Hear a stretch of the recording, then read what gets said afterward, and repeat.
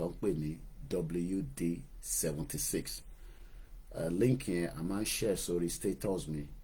Tẹ́ ẹ bá sí lórí Koikimedia WhatsApp group níbi tí a ti ń fi news wá sí àti àwọn awareness wa, then a request for the link is free. You are not paying for that.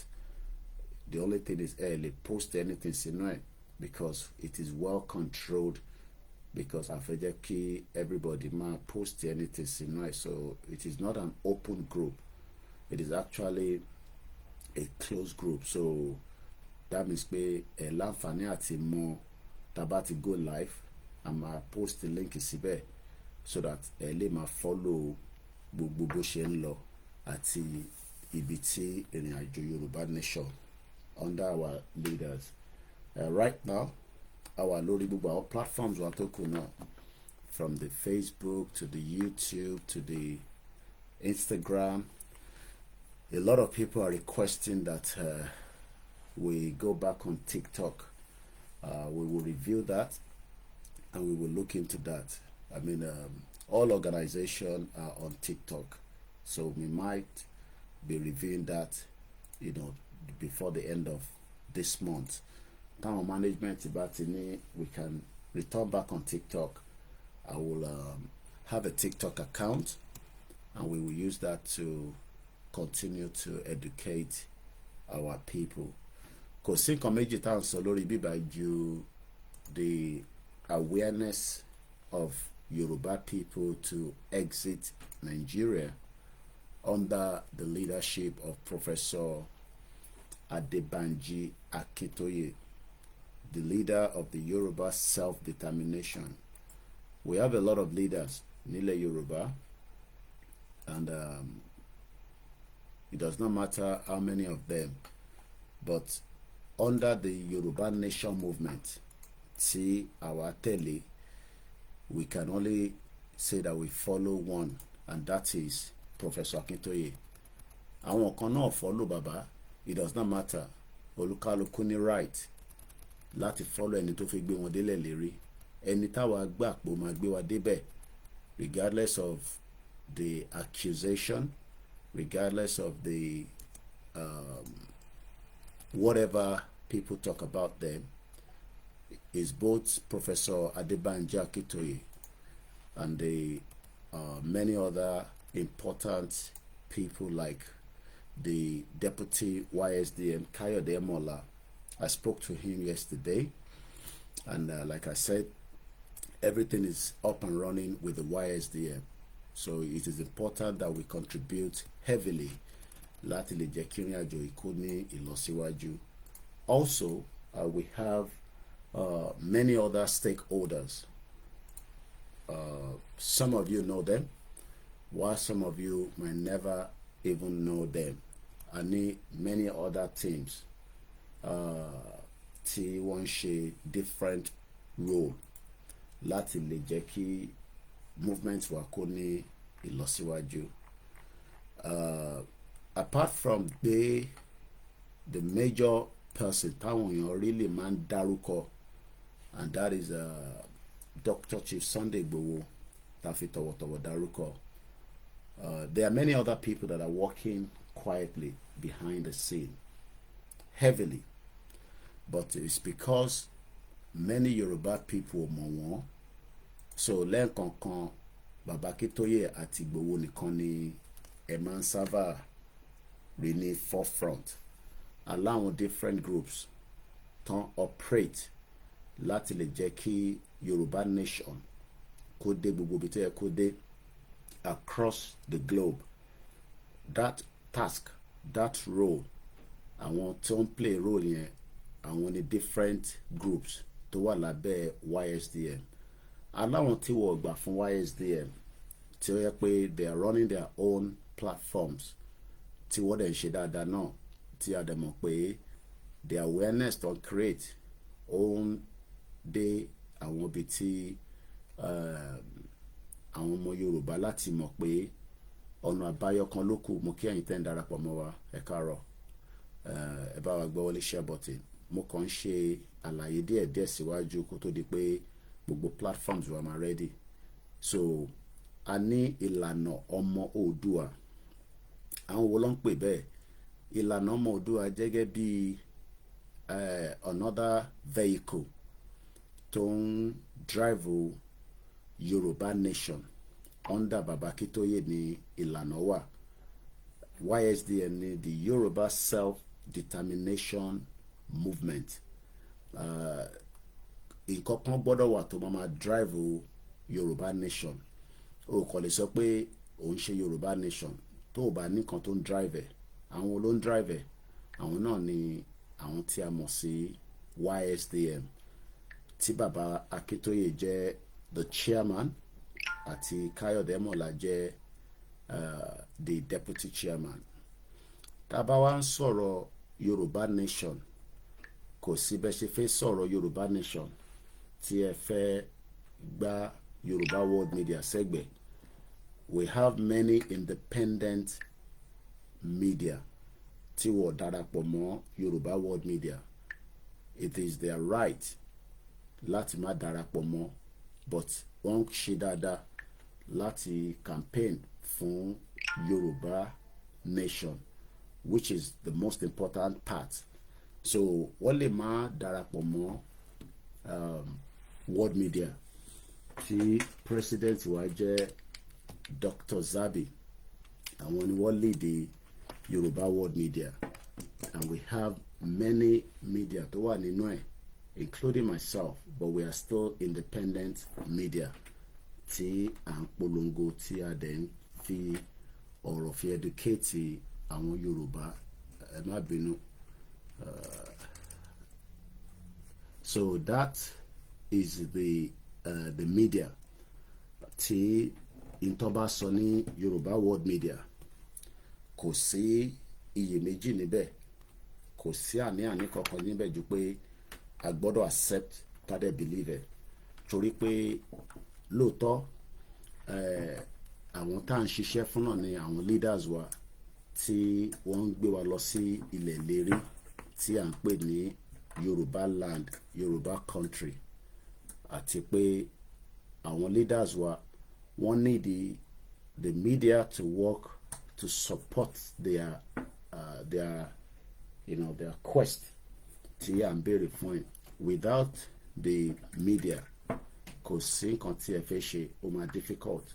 So that's the reason why Yoruba world media is playing a vital role in this particular movement. Tá bá lọ bẹ́ẹ̀, a tún lọ sọ́dọ̀ àwọn tí ó jẹ́ a lot of people call them the warriors. I call them àwọn Biafran pé tí wọ́n ní àwọn angel, àwọn tí wọ́n ń gbìyànjú, but torí àìtí ní government, bí wọ́n bá pèèyàn ní warrior, ó gbọ́dọ̀ wà well equipped láti lè defend ilẹ̀ wa. At the present, Nigeria ni most of these expectation pé ó yẹ kí wọ́n protect wa, kó fún wa ní ààbò, kó make sure pé our lives are well secured and we are not in danger. But unfortunately, ìyẹn happen nínú Nigeria. So Nigeria, kàkà kó ṣe ààbò fún wa, àwọn governors ń gba security vote, but they are not doing much láti fi ran ilẹ̀ Yorùbá lọ́wọ́ tá ń pè ní Southwest. So in between pé Yorùbá nation bẹ̀rẹ̀, aláwọn tó jẹ́ pé wọ́n ní àwọn ò mọ̀ nípa media, àwọn ò mọ̀ nípa publicity, but àwọn ready láti defend ilẹ̀ bàbá wọn tí a bá ṣe gbogbo ohun tó yẹ kó ṣe fún wọn gẹ́gẹ́ bí ìtọ́jú àti preparation. In the eventuality pé tí Yorùbá nation bá dé, púpọ̀ náà àwọn tó wà nínú ọlọ́pàá, sójà and all other security apparatus, there would be Yoruba. As long as tó bá jẹ́ ọmọ Yorùbá tó ń ṣọmọ Igbo, tó dẹ̀ ń ṣọmọ Hausa, tó dẹ̀ ń ṣọmọ Fúlàní, wọ́n ṣe lẹ́tọ̀ọ́ láti sọ pé àwọn náà fẹ́ darapọ̀ mọ́ security institution tó bá set up nígbà tá a bá ti dé final destination, because Nigeria is still a sovereign country as it stands right now. Ìyẹn lè ṣe ní military, lè ní all the security apparatus. But Yoruba country, Yoruba nation, Oduduwa kingdom, or nǹkan kíkan tá a bá decide àfi nígbà tó bá dé, a máa ṣèlò nínú àwọn tí wọ́n jẹ́ ọmọ Yorùbá tó ń bẹ nínú military tẹ́lẹ̀. But the difference is wọ́n ní swear allegiance mọ́ sí ibi tá à ń pè ní Nàìjíríà. Loyalty wọn ó gbọ́dọ̀ wà lórí orílẹ̀-èdè tí a máa pè ní country tiwa níjọ́ náà lọ́hùn. So èyí tí ọmọ ẹ̀ wá rẹ̀ náà.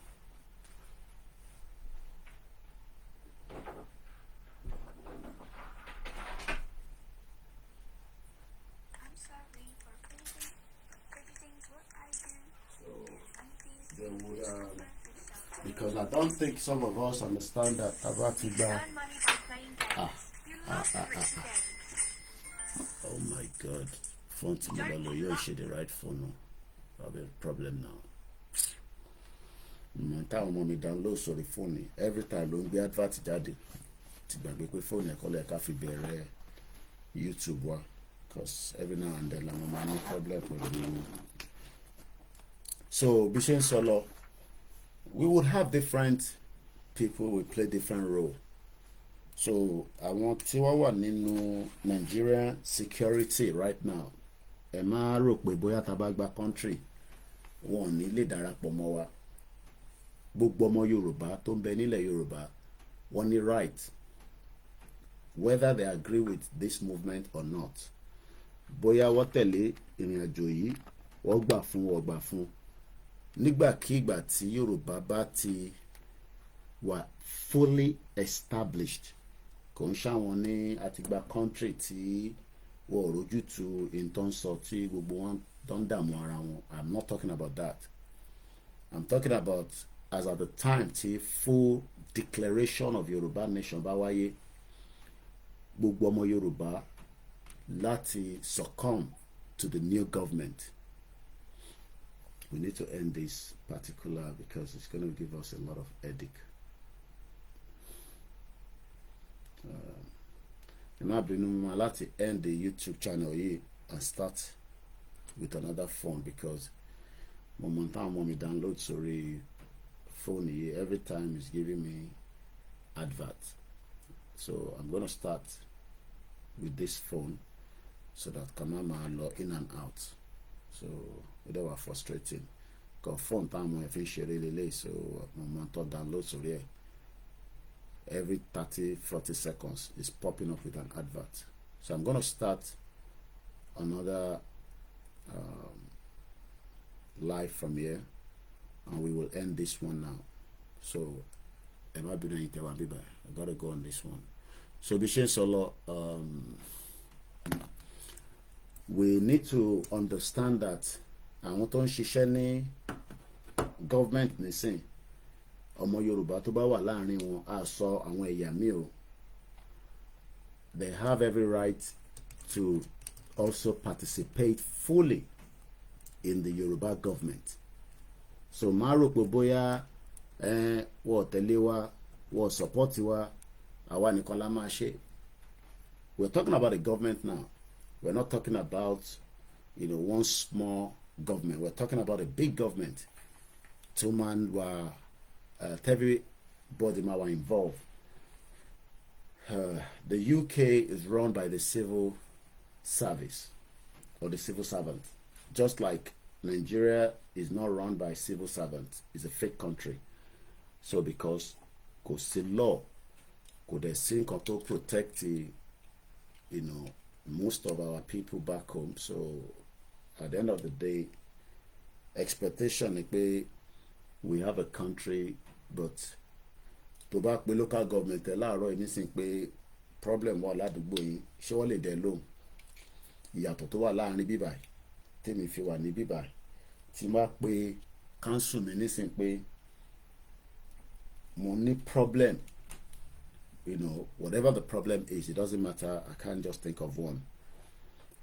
Council ní hotline number tí mo lè pè, and the same thing is in America, Canada, and most of the European countries.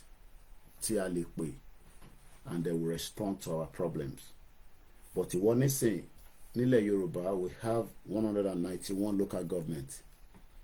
Ǹjẹ́ tó bá pe local government ẹ ní ibi tó ń gbé ní present day Nigeria nílẹ̀ Yorùbá ní ìpínlẹ̀ tó wà nísìn, ǹjẹ́ local government lè dẹ lóhùn? So this means that there's a lot of role. So máa rò pé torí ìwọ tó wá comment àbí tẹ̀ ń wo Yorùbá nation, no, government will be run by the people for the people. So that is, the fact. Èní lọ́jọ́ karùn-ún nínú oṣù àkọ́kọ́ ọdún 2025, and it's also the first Sunday in the month of January. So mo fi tọ́lọ́ mo fi kí gbogbo wa. I just want to refresh on that because ọ̀pọ̀lọpọ̀ mọ̀ the importance of government. For some of us that ti gbé ní outside the country, we tend to know the importance of government. Holding the government accountable and the responsibility. Àwọn governors yìí across gbogbo ìpínlẹ̀ Yorùbá lẹ́ni, they are demons. They ought to sọ̀rọ̀ wọn di demons tí a lè bá sọ̀rọ̀. Tẹ́ bá dẹ̀ gbìyànjú pé fẹ́ engage wọn, tí ẹ bá sọ̀rọ̀ sí wọn, gbogbo ilẹ̀ mọ́ tó máa ṣe fún yín. That is not a government. Government tó bá dẹ̀ ti láàánú mẹ̀kúnnù, tó jẹ́ pé wọ́n believe pé ẹ̀tọ́ tó jẹ́ ti yín ẹ gbọ́dọ̀ bẹ̀ wọ́n kó tó fún yín, bẹ́ẹ̀ ni they are monsters. Ó ṣe brother mi Abdullahi, màá pè ẹ́ ní make sure pé o ní iná lórí fóònù ẹ̀. Tó bá pọ̀ Lákúnlé ó lè fún ẹ ní hint, bó má pè, màá pè ẹ́ later lọ́sàn yìí. So bí ṣe ń sọ lọ, kò sí government. Ẹ mọ̀ pé mo sọ pé nínú ọdún yìí a fẹ́ wo kí la our advantage pé a fẹ́ gba country. A ti mọ problem tó wà ní Nàìjíríà. Bó wọ anybody kó sọ̀rọ̀ láti ìsìn dọ́là, problem tó wà ní Nàìjíríà ò lè wà resolved because it's a multiple problem. Problem yẹn kẹrẹ kò ń ṣe èyí tí Yorùbá lè yanjú nínú Nàìjíríà. Mo rí Tinubu tó lọ sí Enugu lánàá. I would prefer pé kí Tinubu lọ sí Biafra land in the future, tó bá jẹ́ pé èyí tí àrò lọ́kàn tóun náà dẹ̀ fẹ́, but in táwa fẹ́ kọ́ ló fẹ́. So kí ni mo ń try láti ní pé he can still visit countries and help them to open their project.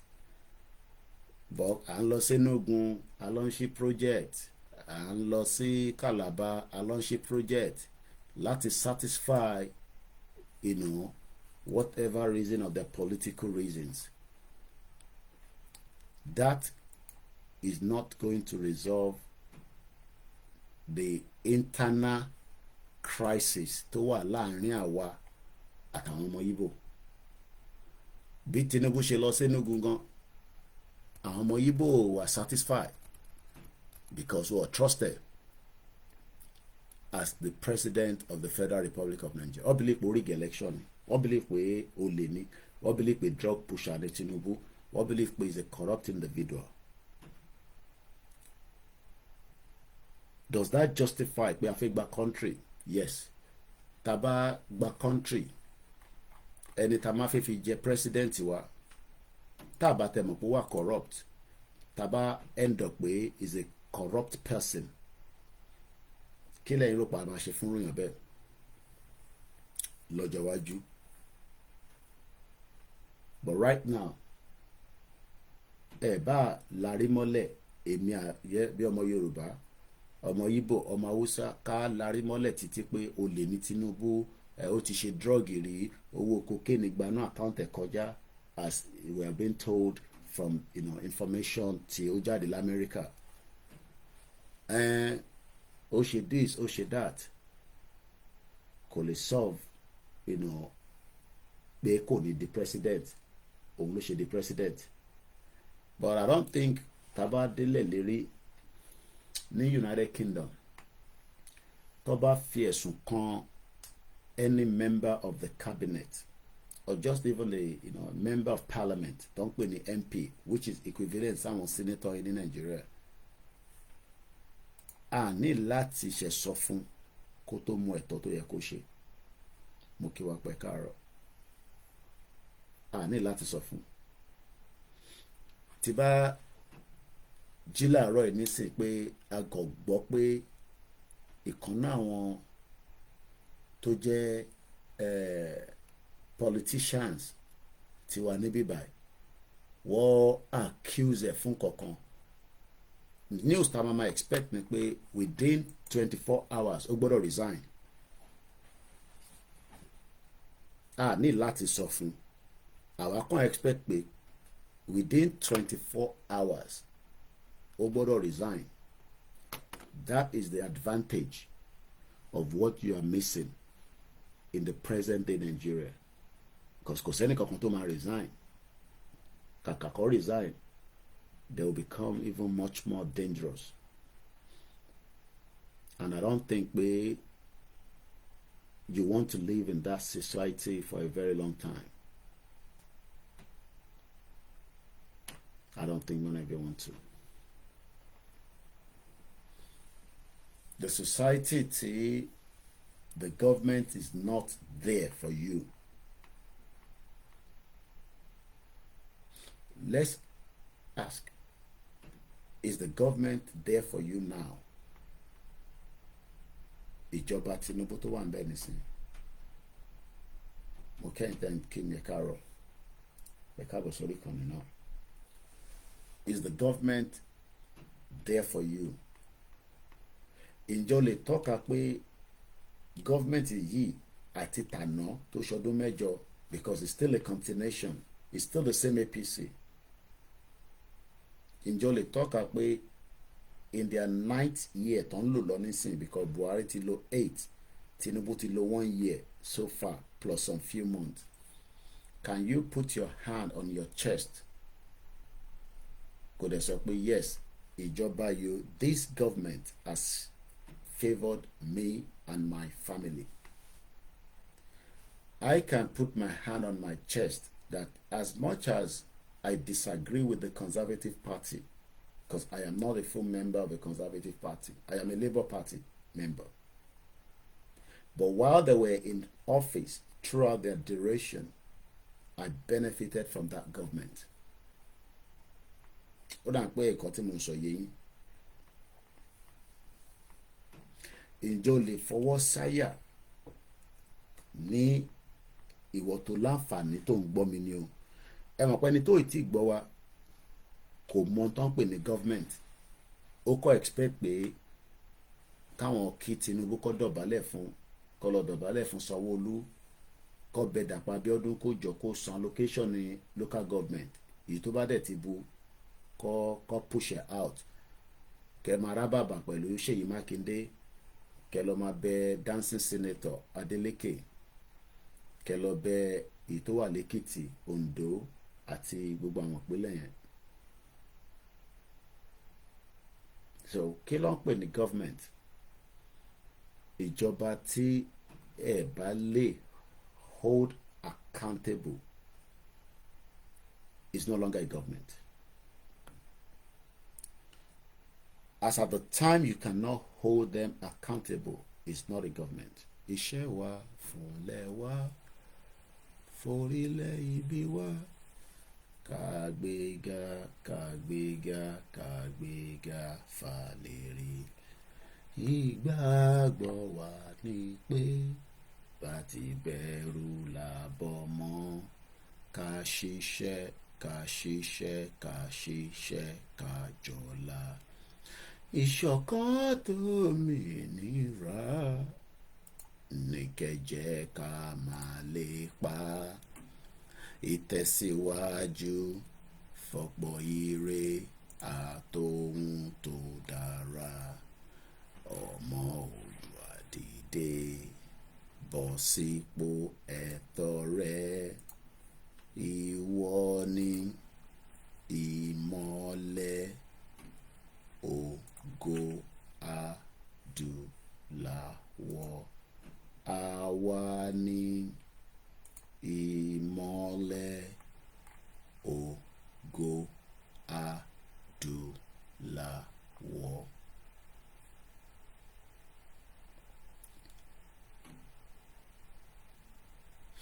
I don't think some of us knows how powerful Nigeria is right now in terms of Tibani, how powerful. It's powerful enough to destroy anyone. And it has done so in the past. And it is still capable to destroy. Ẹ jẹ́ n kẹ́yìn tẹ́ wà lórí ètò kí n má fojú pa yín rẹ́. Torí pé tó bá sẹ́yìn kò sáwà. Ẹ̀yin lẹ ní káwa máa sọ̀rọ̀ lọ. Kẹ́yìn náà lè mú ẹ̀kọ́ jáde nínú ọ̀rọ̀ tá à ń sọ. Ẹlòmíì ní ọ̀rọ̀ tẹ́ ń sọ ti pọ̀ jù. Ẹlòmíì tẹ̀ náà òun tẹ̀ ṣe mọ́. Mo ṣe pàdé èèyàn kan lánàá tọ́nà wọn ní UK bíbá ni ọ wọ́n ní interest àwọn ó lọ́lẹ̀ díẹ̀ lórí ọ̀rọ̀ Yorùbá Nation movement but wọ́n ti gbàgbé pé bí interest yín bá lọ́lẹ̀ ǹjẹ́ country tí à ń push pàfẹ́ lọ kúrò nínú ẹ̀ ǹjẹ́ ẹ ṣì lè ní interest nínú country yẹn. It's two way around it. Ẹ̀yin tẹ́ bá ń sọ pé ó ti rẹ̀ yín lórí ìrìn àjò yìí nítorí pé ó pẹ́ ju bó ṣe yẹ lọ. Ǹjẹ́ Nàìjíríà tí àwa wò níwájú lójoojúmọ́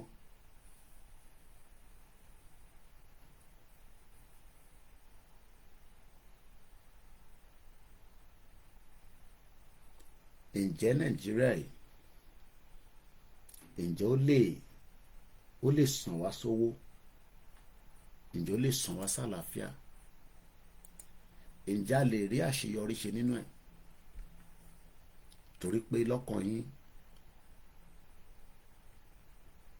Nàìjíríà tí a fẹ́ exit àwa Yorùbá tá à ń gbìyànjú pa fẹ́ exit under leadership Baba Akintoye ó ti pẹ́ ju bó ṣe yẹ lọ fẹ́yìn kan. Ṣó wá dáa kí ẹ máa nírẹ̀yìn pẹ̀lú Yorùbá Nation campaign tí kò tí ì dé ìdajì ìgbà tí Nàìjíríà ti ń exist because Nàìjíríà ti exist nísìn from independent kátẹ̀ mú láti bẹ̀. That's 64 years. So, a fẹ́ pull out kúrò nínú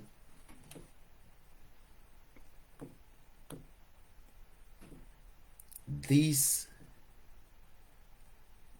creation. A fẹ́ jáde nínú ìlú tí ó exist with a lot of internal and external support láti suppress àwọn tó wà nínú ẹ̀ for 64 years. Àwa gbé campaign dání ṣé ẹ mọ̀ pé nínú campaign tá à ń ṣe lọ ìjọba kan ti lo 8 years but láàárín 8 years yẹn làwa bẹ̀rẹ̀ campaign torí kàn ṣe 2015 ní Yorùbá Nation bẹ̀rẹ̀ under Baba Akintoye. Mo sọ àwọn tó ti ń pariwo tó ti ń sọ prior before that èyí tèmi mọ̀ tí mo rí pé yes ó confirm pé wọ́n náà ń ṣe Yorùbá Nation.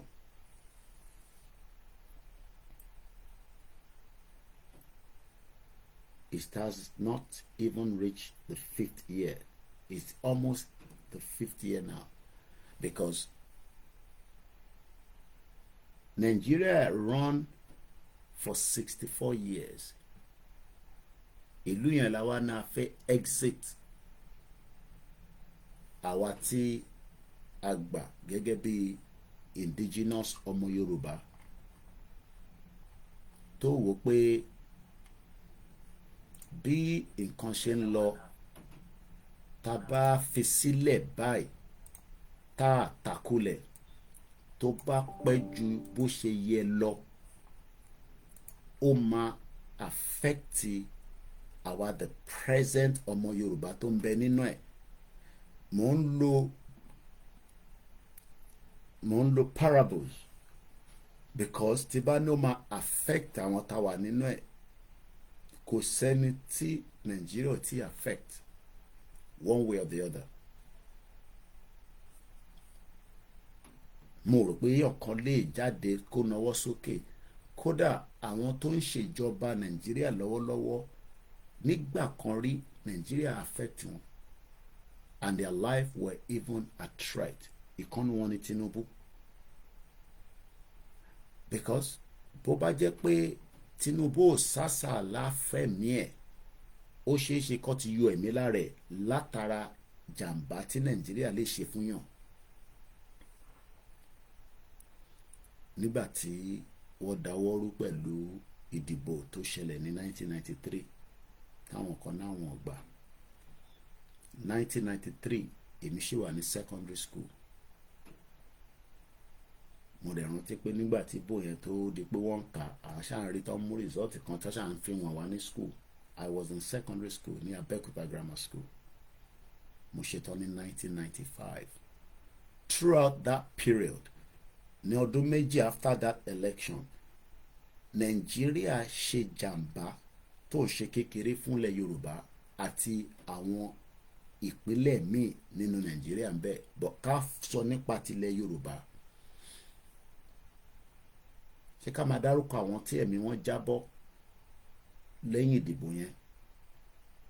So in tó mú àwọn kan sá lọ bíi Délé Mọ̀mọ́dù àtàwọn nàdẹ́kò tó pọ̀ tó jẹ́ pé wọ́n di ẹni tó ń pè ní asylum seeker lọ́sàn kan ọ̀rọ̀ kan, lọ́sàn kan ọ̀sán kan àárọ̀ kan, because àwọn sá kúrò ní Nàìjíríà kò ṣe pé wọ́n jápa pé ìyà ń jẹ wá, ebi ń pa wá. Wọ́n sá nítorí pé Abacha ready láti yọ ẹ̀mí kúrò lára wọn tó bá mú wọn.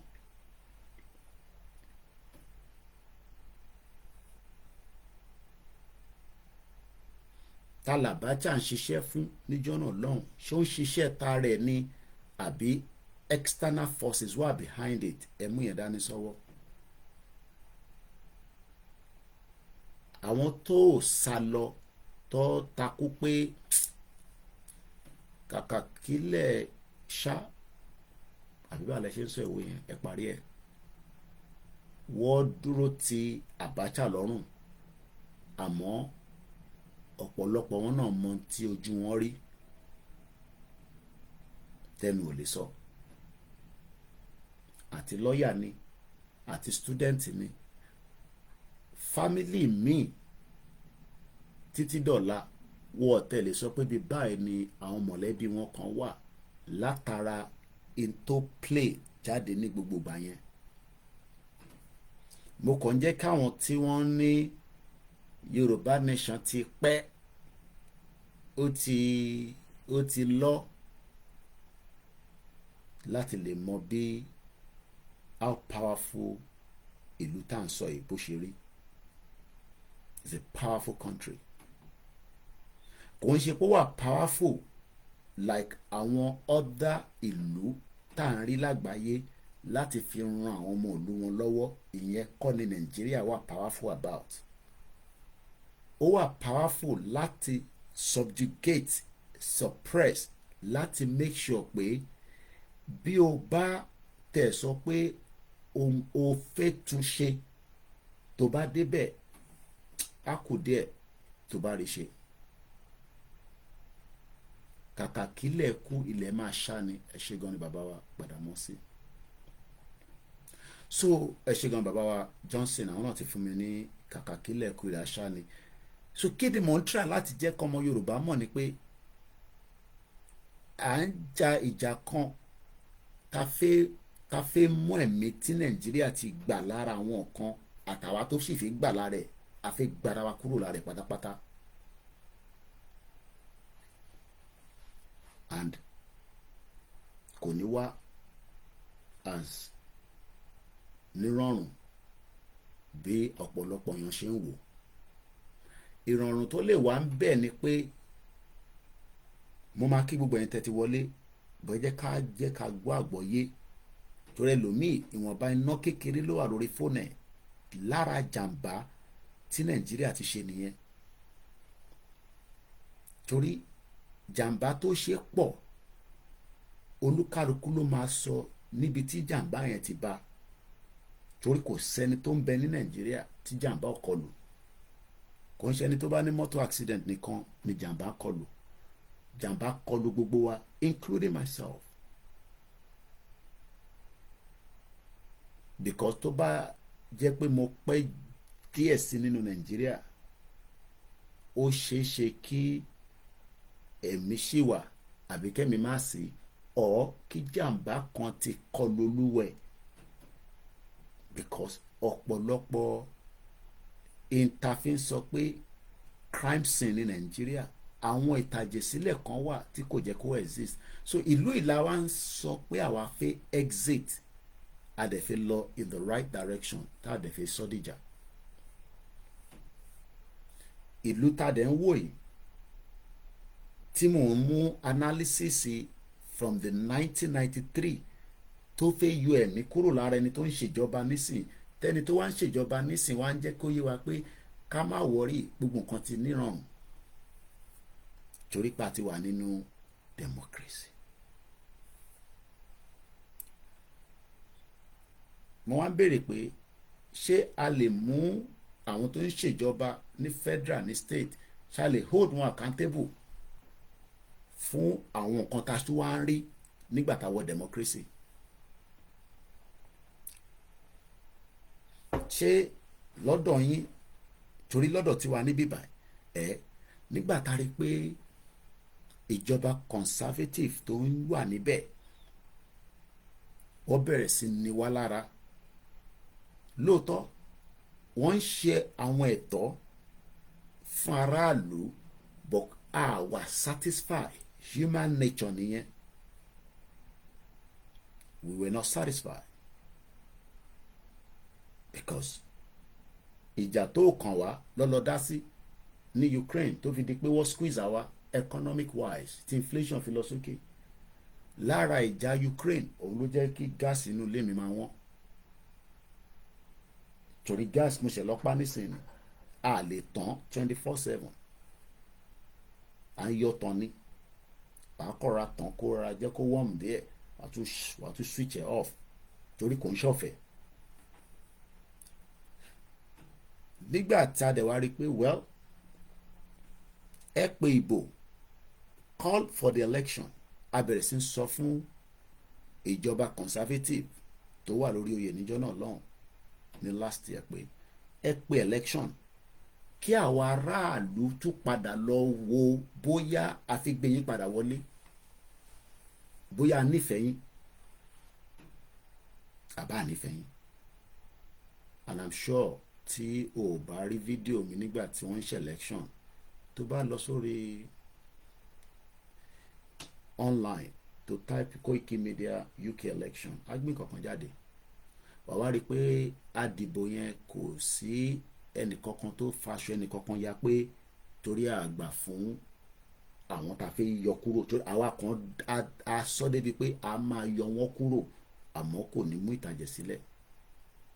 Ṣé irú society bẹ́ẹ̀ o like ẹ̀ bọ̀ kó tó lè rí irú society bẹ́ẹ̀ yẹn tí o máa make a decision fún wọ àti family ẹ fún ìjọba because ẹ̀yin tẹ́ dìbò fún APC nísìn mo ń bọ̀ níbẹ̀ yẹn ǹjẹ́ ẹ ti ń rí advantage ẹ̀.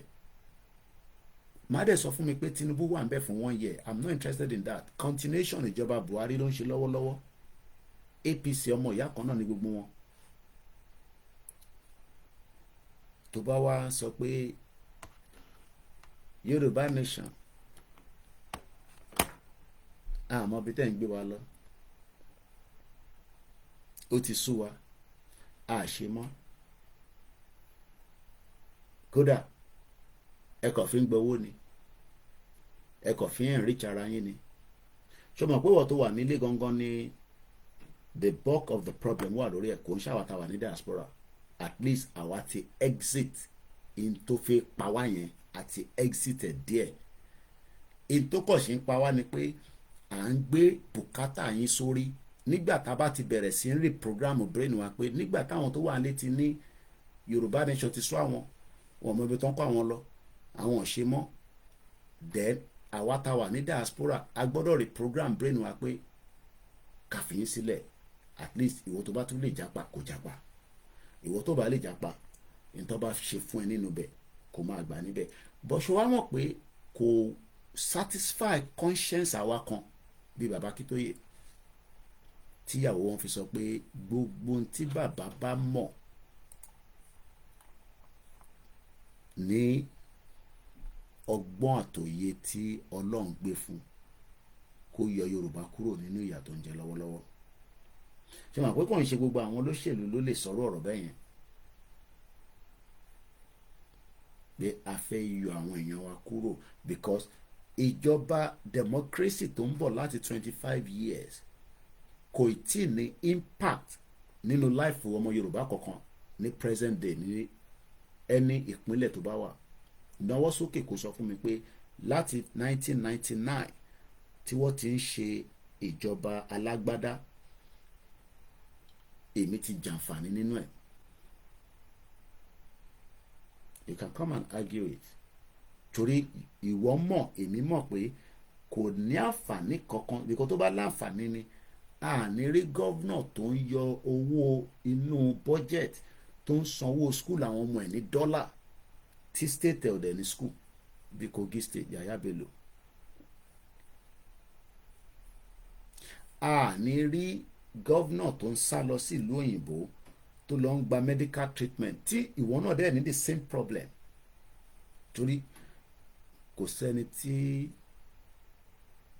illness ò lè wá bá àbẹ̀ Ọlọ́run kó fún alálàáfíà ni but in tó wá mú aráàlú tó sick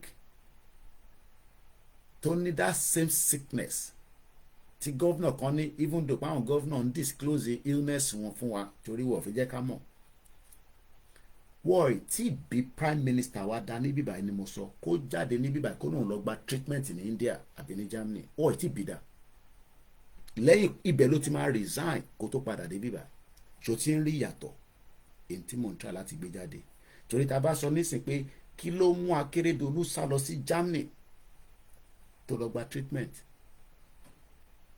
because àìsàn tó bá máa ṣàkérédolú as at the time tó ló sick yẹn ó ń ṣe ọ̀pọ̀lọpọ̀ ọmọ Yorùbá náà ṣàkérédolú nìkan ló wá ń ṣe ni ṣé Akérédolú wá jẹ́ni tó wà special ju ọmọ Yorùbá kan lọ torí àwọn prime minister wa níbí báyìí púpọ̀ nù wọn àwọn ọmọ wọn the same hospital táwa bímọ sí nílùú yìí tó ń pè ní general hospital tá ń pè ní tó bá ń gbọ́ NHS yẹn National Health Service ló ń pè bẹ́ẹ̀ National Health Service and it was set up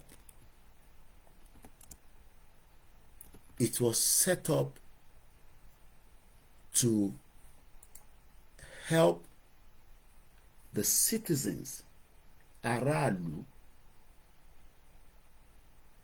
mẹ̀kúnnù so àwọn táwa ń pè ní MP wa àtàwọn tó jẹ́ bíi cabinet officers in every government látìgbà tó ti dá NHS sílẹ̀ ní 5 July 1948 lèmi náà jàǹfààní látara àǹfààní tí mo lè jẹ nínú Nàìjíríà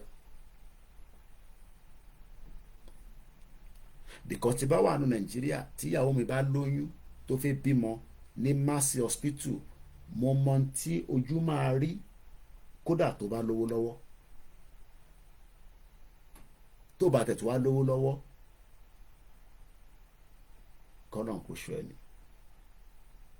These are the advantage ìwúlò tá a ṣe ń sọ pé ìjọba Nàìjíríà tí à ń sọ gan láti 1999 till date kò láǹfààní kankan tó ṣe fẹ́ni kankan. Torí the record prove that láti 1999 a ṣì ń rí ẹni tó lóyún tó fẹ́ bímọ tó lówó tó dẹ̀ dọ́spítù tí wọ́n dẹ̀ tọ́jú ẹ̀. Alẹ́ ni tí ó ní malaria tó rówó ra malaria tablet tó dẹ̀ kú. Ìlú yẹn dẹ̀ làwa dẹ̀ ń sọ pé ó ní wealth, ó ní this, ó ní that. Àwọn wo ni wealth ìlú yẹn wá ń ṣiṣẹ́ fún? Ìdí tá a ṣe ń sọ pé ọ̀nà àbáyọ kan tó ṣì kù kò ń ṣe on the politics side anymore. Because in tó bá mú àwọn tó establish NHS tá a fi ń pè ní National Health Service was founded on the 5th of July 1948. It was established in the United Kingdom. Britain was the first Western country to offer free at point of use medical care to the whole population. Tí ẹ̀ ń kálé dé Yorùbá fún ẹ. Nígbà tí wọ́n dá sílẹ̀ ní 1948 ní gbogbo ibi tí wọ́n pè ní aláwọ̀ funfun, ìlú yìí ló kọ́kọ́ ṣe ìtànpè ní máa lọ gba ìwòsàn láì lówó lọ́wọ́. Gbogbo tí bàbá wó lọ́wọ́ tóun náà gbé kalẹ̀ nígbà tó fi ń pè ní Western region táwọn tí wọ́n ń ṣèjọba lé wa lórí nísìn tó ṣàǹfààní lórí ẹ̀ tó jẹ nínú ẹ̀. Torí púpọ̀ nínú wọn they came from a very wretched poor family. Gbogbo àwọn tẹ̀yìn wò lé ní tẹ̀yìn rò pé torí wọ́n ti yọkùn, wọ́n ti tóbi lọ́rùn, wọ́n ti dí gẹ̀gẹ̀, wọ́n ti nílé ńlá. They were poor as at the time tí bàbá wó lọ́wọ́ ń ṣèjọba. Tó bá jẹ́ pé bàbá wó lọ́wọ́ ò gbé ètò ààbò sílẹ̀ pé káwọn òbí tó lóyún wọn tó fi wá bí wọn kó lè jàǹfààní, ọ̀pọ̀lọpọ̀ àwọn tá à ń pè lólóṣèlú lénìí púpọ̀ nínú wọn wọ́n ní wà láyé. That is the country we are fighting.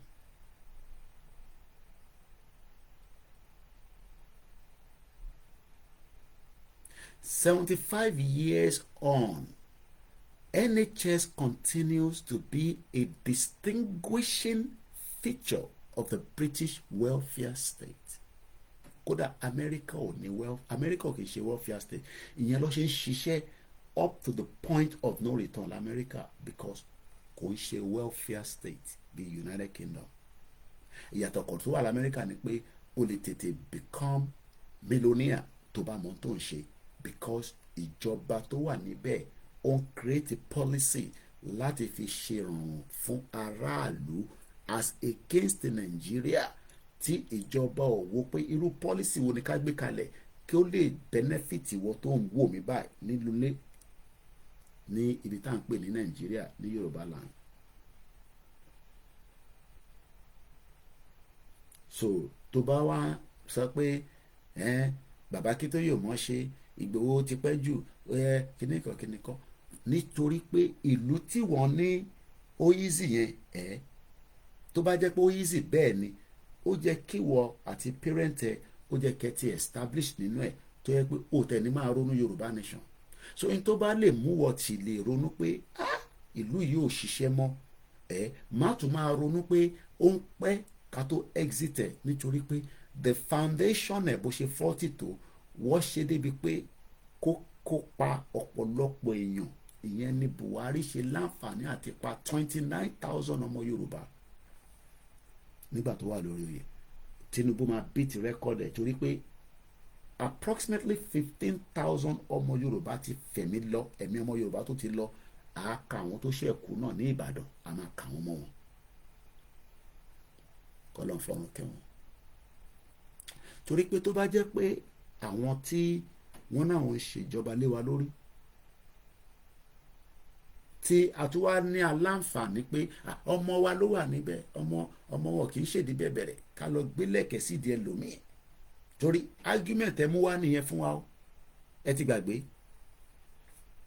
bí Koiki ṣe wà very antagonist pẹ̀lú ọmọ wa Tinubu, ọmọ yín ló wà níbẹ̀ tó fi stampede àwọn èèyàn pa sí ìlú Ìbàdàn. Ẹ wá ń blame àwọn ìyá tó ń ju ọmọ, àbí bẹ́ẹ̀ kọ́?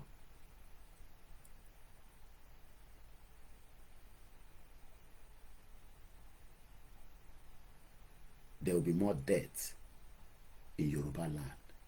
Ikú sì ń bọ̀ tó máa pa mẹ́wàá, 200, 500, 1 million. 1 million ni mo estimate sí ló máa kú ká tó délẹ̀ lérí tí a bá tètè gbé bírèkì lé Nàìjíríà.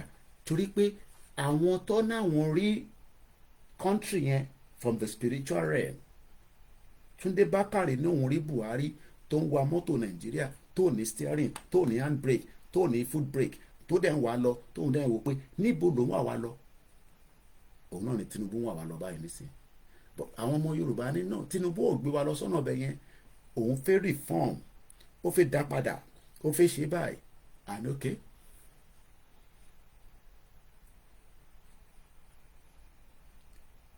it is easier said than done. Torí àwọn tí wọ́n wo Tinubu náà wọ́n mọ ibi tó fi lọ. Àwọn the northern part tó jẹ́ Fúlàní ò dẹ̀ tí ṣetán láti jẹ́ kí Nàìjíríà kó exit. Tó bá rò pé wọ́n ready pé kó exit, gbogbo ìtàwọn Haúsá ń sọ yẹn, tó bá follow gbogbo yẹn, ọ ti gbé gbogbo anímúgùn. Kí wàá ní solution? Ọ̀pọ̀lọpọ̀ ọmọ mú different solution wá. A ní ṣe máa rojọ́ ni, ṣẹ́jọ́ iná la máa fi gba Yorùbá nation. A ní jọjọ ẹjọ́ máa ń kọ́kọ́ ro rẹ̀, torí pé tá bá ṣe ń rojọ́ yìí à ń fi ẹ̀sùn kan in tó ń ṣe wá sílẹ̀ torí pé ká lè rí ẹ̀rí mú dání. Nígbà tá a dẹ̀ ti sọ pé a kì í ṣe jàgídíjàgò. Orí brain orí wa yìí, máa rò pé mi tí mo wà nílùú òyìnbó ni mo gbọ́n jù, má dẹ̀ rò pé àwa la wà intelligent. Mo máa ń sọ fún yín, sórí ìwọ tó wà ń lé, torí pé o ò tí ì lè láǹfààní àti rí díẹ̀ jẹ nínú nǹkan tèmi ti jàǹfààní ẹ̀ nílùú yìí. Tó bá rí half of it jẹ, wàá rí pé brain power tiẹ̀ gan ó wà very structured. Ìdí tí kò ṣe wà structured ní sí ni pé àwọn ọ̀pọ̀lọpọ̀ nǹkan tó jẹ́ kó wà structured tó ń pè ní welfareism wọ́n ti yọ kúrò nínú ilé ayé yín. And the advantage tó kù ní sí ni pé kí gbogbo wa ká rẹ́dì pé interfaith gbà yà máa gbà tán. Àwọn kan wá náà wọ́n ti gbà á, kí lẹ tún fẹ́ gbà? Màmá rẹ́rìn, ẹ̀rín á dẹ̀ máa pa mí. Ẹ ti gbà, ẹ tẹ bá ti gbẹ prove ẹ̀ fáwọn apẹ ti gbà náà, because àwa ta náà ti gbà, ẹ ní láti wà upset pẹ̀lú àwa. Ẹ̀yin tẹ́lẹ̀ ẹ ti gbà yẹn, ẹ̀yin ní kẹ́ prove beyond pẹ̀ ti gbà, torí pé àwa tá ẹ̀ ti gbà tá ṣe fẹ́ gbà, a máa prove ẹ̀ pé a máa gbà. But the obstacle is not a child's play. So tó bá kọ̀ rò pé ẹnu pé a ti gba country a máa gbà, kò ń ṣe eré ọmọdé. Because ìlú yìí wà lára àwọn tó fẹ́ pa Tinubu as far back as 90s, tó fi sọ fún wa pé nígbà tó wà ní UK tóun náà wà ní exile tí ẹ̀rí dẹ̀ wà tí kò dẹ̀ tí jáde láti deny ẹ̀ pé gbogbo náà sọ pé mo sọ báyìí kò sí níbẹ̀. Tinubu has not yet come out to deny it pé I don't believe in one Nigeria. So at what point ni ó believe in one Nigeria? Is it at the point tábàchà kú tó ti wá rí pé okay, ilé tó lọ káwa náà lọ bẹ̀rẹ̀ interface ṣe pé ká darapọ̀ mọ́ olóṣèlú? Because gbogbo wa pátá, àtẹni tí a mọ̀ lẹ́ni àtẹni tá ti mọ̀ tẹ́lẹ̀, gbogbo wa la ní footprint. Tinubu has a footprint, and his record will speak for himself. Because footprint ẹ̀ òun la fi hàn pé okay bọ́ bàbá yìí nígbà tó ń ṣe báyìí la mọ̀ fún ẹ. Ó dà kò sẹ́ni tó l'ambition, ó l'ambition ni, and his ambition has been fulfilled. But is the ambition tó wọ́n níyẹn ǹjẹ́ ó ní impact fún wọn, or do you think it will? Ó máa fún wa ní state police. Ẹ má worry, tí state police bá ti dé nísìnyí wọ́n á máa ṣàbò fún wa. Are you sure? Ǹjẹ́ o lè mú ẹ̀rí kodoro pé ó máa fún yín ní state police? Ó máa restructure Nigeria débi pé ó máa gé ìyá àwọn Haúsá yẹn àti Fúlàní. Ǹjẹ́ o ní ẹ̀rí ẹ̀? Àbí ntí ó ń sọ fún yín tó dẹ̀ sọ tẹ́lẹ̀ rí pé òun ò gbàgbọ́? What is the way forward? The way forward is kí ni advantage ibi tá fẹ́ lọ, because that is the way forward. Because the advantage is the way forward. The disadvantage is because you are in Nigeria and you can live in denial. Aago mẹ́fà ṣẹ̀fẹ̀ lù lọ́dọ̀ tiwa 11 minutes to 6 a.m. What is the way forward? Kí ni ọ̀nà àbáyọ ní advantages?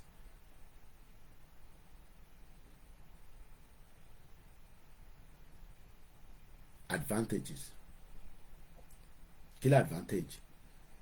Kí gbogbo wa ká sowọ́pọ̀ ká exit, but kò ń ṣe pé ká wá ní àwa tá ti accept pé sí lára Bàbá Akíntóyè. Ẹ̀yin ní kẹ́yìn máa lọ prove beyond reasonable doubt. Ẹ má sọ fáwa tá fẹ́ jáde fún rally pé ní right láti jáde, because àwọn accept pé ẹ ti gba country. So the argument ẹ̀ ń jáde pé ṣé rally ló kàn, ṣé rally la fi ṣe tá máa fi gba, àwa tá accept lábẹ́ Bàbá Akíntóyè nìyẹn. Àwọn believe pé ẹ̀yin ti gba country, because we cannot see any evidence to back it. Ọ̀rọ̀ ọpọlọ lélẹ̀ bó bá tẹ̀ díjú gan ṣe tó fọ́jú tójò bá ń rọ̀ wá ṣàmọ̀ pé kankan kan lára. So why do we need to accept that you have become an independent country tí kò sí any evidence to prove it beyond doubt, from the local to international? Èlé òun ṣe pàgbà country ta kàn sọ lórí social media kọ́ là ń sọ. We are talking about the fact and figures. Ẹ wá fún wa níbi tẹ́tí gba country. Ẹ lè prove ẹ̀. Ẹ lè prove ẹ̀. So tẹ́ bá wá argue pé Ìgbòho Bàbá Akíntóyè wọ́n tún ti bẹ̀rẹ̀ o rally lọ́ fi ṣe o, because we have not yet declared the country. Because it's two different things entirely. Àgbà pé a ti declare country, so the movement is still an ongoing movement, and until tí Bàbá Akíntóyè bá put the final foot stop pé ìjọba yo lẹ́ni báyo lásìkò báyo lọ́dún méjì ní sẹ́yìn senior ọdún mẹ́ta ni I don't know pé a ti gba country, then we will be now working towards that country. So ẹ̀yin tí wọ́n sọ pé ẹ ti gba country, ẹ̀yin ni kẹ́ prove beyond reasonable doubt where is the country. Lórúkọ Jésù kí ni kan Jésù pẹ̀lú àti gba country?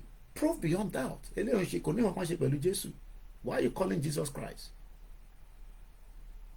Why kí ni lórúkọ Jésù lórí Inshallah kí ni ẹni ṣe pẹ̀lú ẹ ti gba country? What does that got to do with pé ti gba country? Ọlọ́run jọ kí ni kan Ọlọ́run pé ti gba country? Prove beyond the doubt that ẹ ti gba country. ẹ prove beyond doubt pé country wa yìí o kò tó lè wọnú border wa o wà á kọ́kọ́ sanwó wọlé o tí bá fi lọ ìlú tí mo ní ìlú tí mo fi pé okay let's use Turkey tí bá fi lọ Turkey láàárọ̀ yìí gbogbo process tí ma fi lọ sí Turkey based on pé mo ní right nínú ìlú yìí ni o cause right oríṣiríṣi wà ẹlòmíì wà nílùú yìí nísìn ìlú yìí ò tí fún ẹ ní the full right through immigration so ẹ̀yin náà gba country nísìn many of them tó ń wọ̀lú ní right against them to stop them tí bá lọ Turkey nísìn pé mo fẹ́ lọ Turkey nísìn online ni ma ti apply fún gbogbo ohun tí mo ní láti ṣe màá dé ra ticket màá dé fly out tí bá wá dọ̀hún ṣé lórúkọ Jésù ní country ẹ̀ máa sọ fún mi pé kí n fi wọlé number one airline hotel ní gbé mi láti bíbá tó bá ní the right requirement ẹ̀yin tí ẹ ń sọ pé ti gba country ni mo ń sọ fún yìí kò ń ṣàwà tí because they mix us together we are two different groups and we don't believe in what you're doing they believe in what we are doing that's fine because I read any evidence to back gbogbo n tẹ́ sọ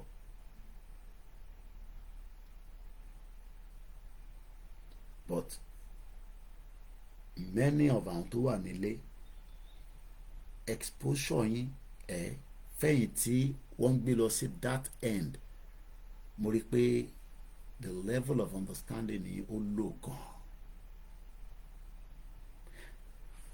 kí n tó ní mo fi lọ Turkey yẹn o ní British passport ni o ní British passport ni o kò lè dé airport nísìn kò ní mo ti ra ticket ó yá wá dé orí counter níbi desk the first thing they will always ask you is can I have your passport passport tó bá nà sí wọn ló máa determine the next question ẹ gbọ́ mi dáadáa I want to travel to Turkey mo fẹ́ lọ sí Turkey mo ń lọ ṣeré lọ ni mo ń bá business lọ ni mo ń bá tourist lọ ni mo ń lọ sọ̀rọ̀ níbẹ̀ ni mo ń lọ fún religion pilgrimage ni whatever I'm going to do o lè gbéra láti airport Heathrow àbí Gatwick àbí Stansted tó o bá ní the right requirement kí ni requirement tẹ̀yìn ní tẹ̀fín sọ pé ti gba country lórúkọ Jésù kí ni Jésù ní ṣe pẹ̀lú ọ̀rọ̀ tó wà nílẹ̀ kí ni ànábì ní ṣe so why then are you worried about àwa tana àti gba country àwa ò tí gba country náà so àwa ní right láti push towards our quest our demand our right ọ̀rọ̀ ọpọlọ ilé ń ṣọ̀rọ̀ ọ̀rọ̀ àǹbára wájà ẹ̀yin náà ti gba country àwa dẹ̀ náà ti gba country and for us not to have a country yet means that we are still making all the effort to make our quest our demand our right ẹ̀tọ́ wa kó ṣe wà accepted ìjọba máa wá gbà ní alágídí ni wọ́n máa gbà peacefully ni but àwọn ọmọ Yorùbá wọ́n ní ẹ lọ máa múra sílẹ̀ a máa jáde fún rally ẹni wọ́n fẹ́ fi kówó jẹ wọ́n fẹ́ fi raise owó kí nìyẹn ní ṣe pẹ̀lẹ́ yín ẹ̀yin ni kẹ́yìn sọ fún wa pé ṣé ti bá fẹ́ lọ Nàìjíríà nísìn ṣé ilẹ̀ Yorùbá ni mò ń lọ as an independent established country àbí mo ṣe lọ sínú Nàìjíríà because gbogbo àwọn tó ń lọ Nàìjíríà ti mọ look I am in UK but on a mo lẹ́nu tó yẹ pé tọ́ba ti ń lọ máa ń pè mí pé ṣé mo ní anything tí mo need láti Nàìjíríà màá dín kọ́ máa wọrí mo mọ̀ èèyàn tó ṣẹ̀dá Amẹ́ríkà padà within the last 48 hours mo mọ̀ àwọn tó ń padà bọ̀ ní London láàárọ̀ ọ̀la mo mọ̀ ẹni tó máa lọ lọ́la I am privileged because people contact me and say look Mr. Koiki èmi ń lọ Ọlọ́run bá ń ṣan yín o tẹ́ bá dán ẹ̀ṣin jẹ́jẹ́ o Nàìjíríà tẹ́ fi sílẹ̀ lánàá kò ń ṣe Nàìjíríà tẹ́ ní o so when you are now attacking Baba Akintoye kò mọ̀ ṣe ó mọ̀ ṣe kí ni Baba Akintoye tún ní ṣe pẹ̀lẹ́ yín mọ́ ẹ̀yin ni kẹ́yìn prove beyond doubt pé country tẹ́tí ẹ̀ ti establish yẹn níbo ló ti ń exist nílẹ̀ Yorùbá, ṣé ìpínlẹ̀ Ọ̀yọ́ ni, ṣé ìpínlẹ̀ Oǹdó ni, ṣé ìpínlẹ̀ Kwara ni, ìpínlẹ̀ wo ló ti ń exist, àti pé àwọn wo ló operate, because àwọn ọmọ Yorùbá fẹ́ lọ sí local government láti lọ bẹ̀rẹ̀ sí bẹ̀rẹ̀ questions. I don't think some of you know what we're talking about. Ó dà pé orí yín ọpọlọ yín ó ti jọba. Born bastard. Kí ni mo pè yín? Born bastard. Orí yín ó pè.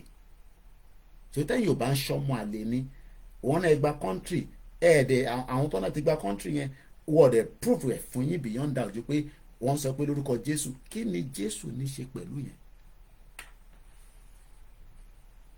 So fẹ́yìn tí ẹ ní reasonable doubt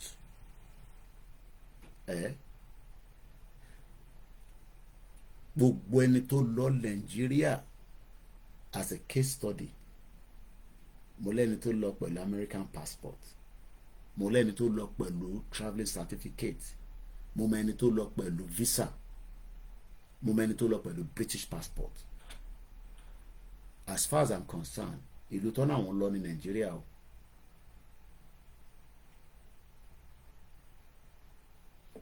Because nígbà tí wọ́n dé airport, and this is fẹ́yìn tí níjọ́ tí Bàbá Akíntóyè bá declare Yorùbá nation ní next year ní 2 years from now ní 3 years from now ní I don't know. From that day, airline gbọ́dọ̀ mọ̀ pé a ti gba Yorùbá country.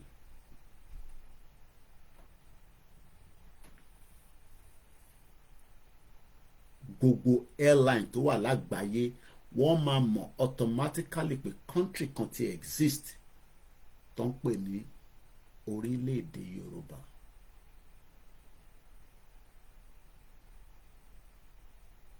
Mo kẹ́ brother mi, I'm not going to mention his name but I've just cited him.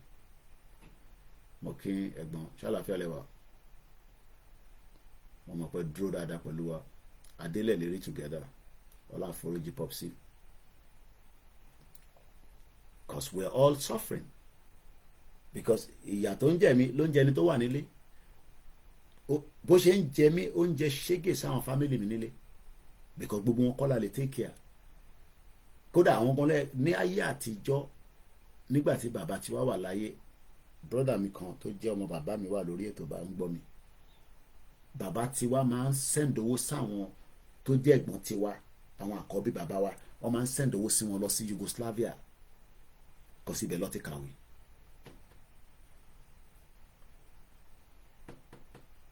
Àwa di ibi tí within the last 20, ká tẹ̀ sọ pé within 25 years, ṣé 25 years ò tí tó láti structure state under Nigeria Federation nílẹ̀ Yorùbá kó work fún wa? Okay, how long lẹ expect pé kó ṣì exist?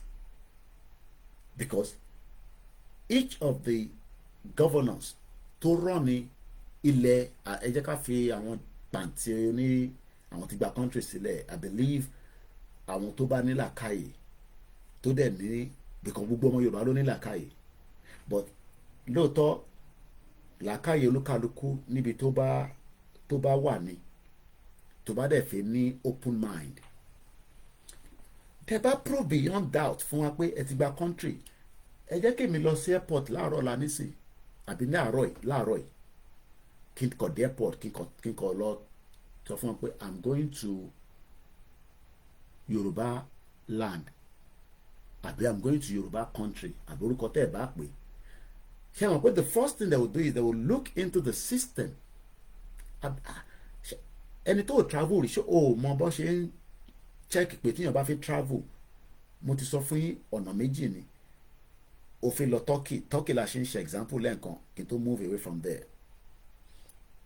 O wá dé airport, tó bá ná Nigerian passport sí wọn,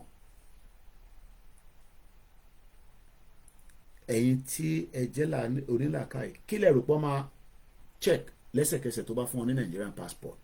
Even from the UK ni mo ń sọ, kò ń ṣe láti Nigeria o, from the United Kingdom òun lọ Turkey, ó wá ná Nigerian passport ó ná sí wọn pé this is my market omo ẹ̀tẹ̀ wà lórí ètò ẹ fún mi ní time ká fi get message here across.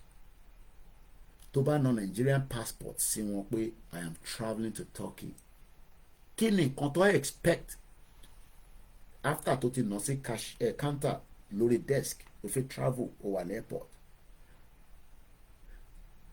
What is the next line of action that the counter will check? Wọ́n ní sọ pé ẹ jẹ́ ká serious Mr. Waris. Wọ́n ní 419. No, that's not what they will say. Ṣé mo pẹ́ nìyẹn kò mọ àfi tó bá jẹ́ pé gbogbo àwọn tó wà lórí counter wọ́n mọ passport kankan ká tẹ̀ sọ pé novice pé kò mọ̀.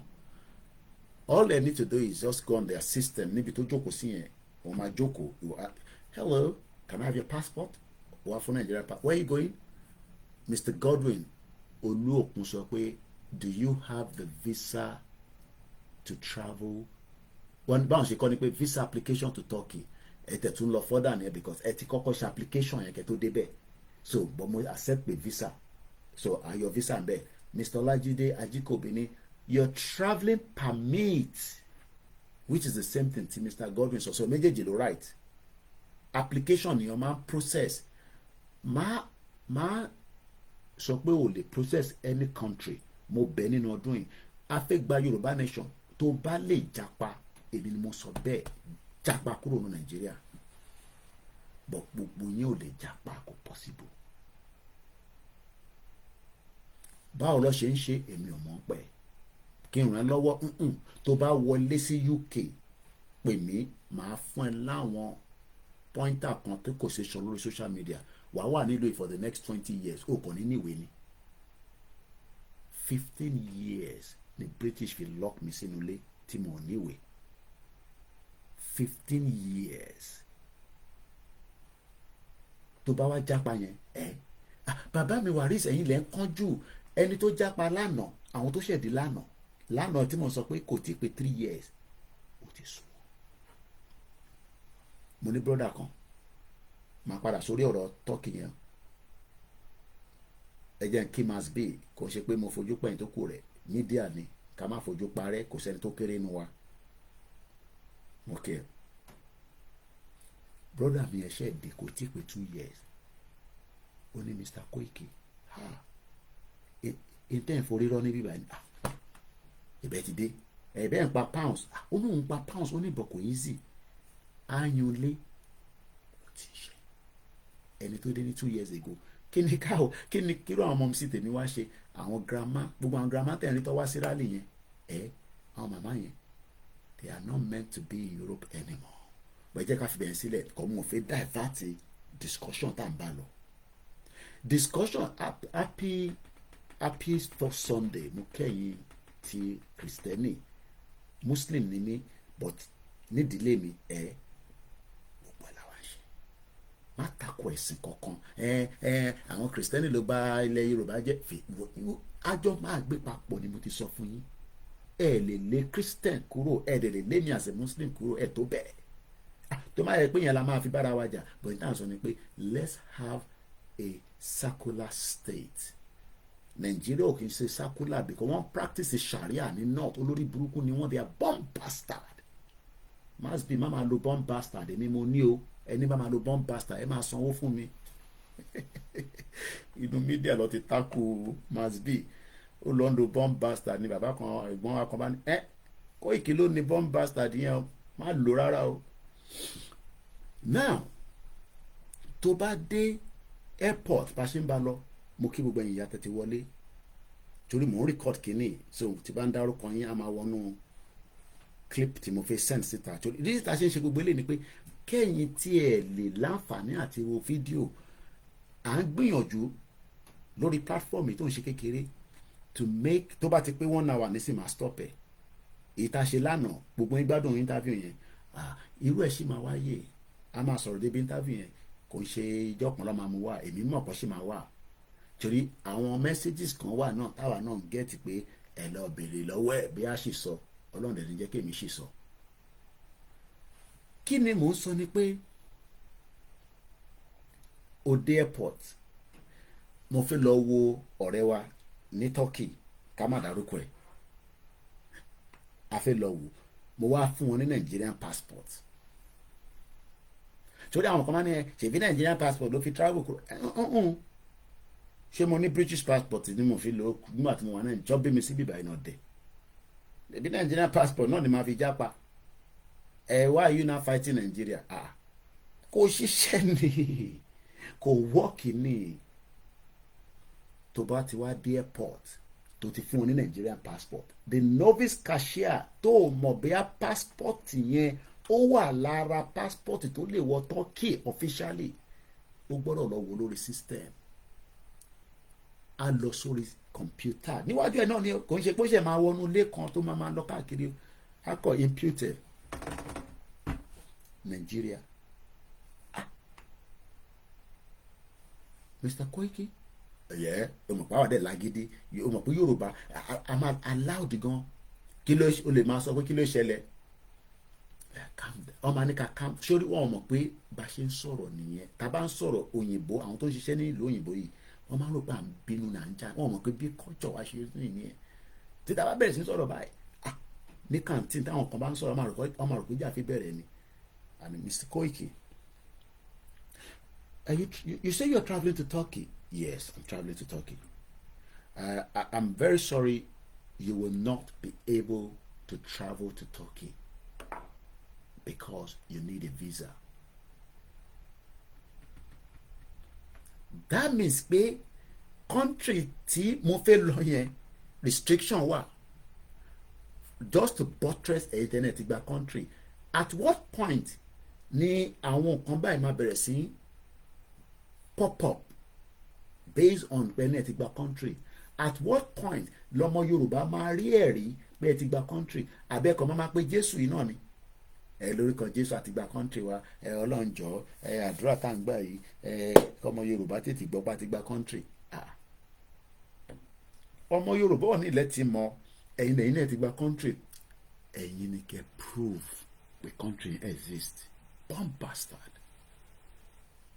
orí yóò pè ní mo sọ fún gbogbo yín mo ní mi ní last man standing orí gbogbo yín ó pè. I don't have to mention all your names. I'm not scared of every one of you anymore, but I need láti fún yín ní more than in 30 soy. Sori ìwọ tó wà Nàìjíríà ìwọ gangan lànà ẹ ṣe jù.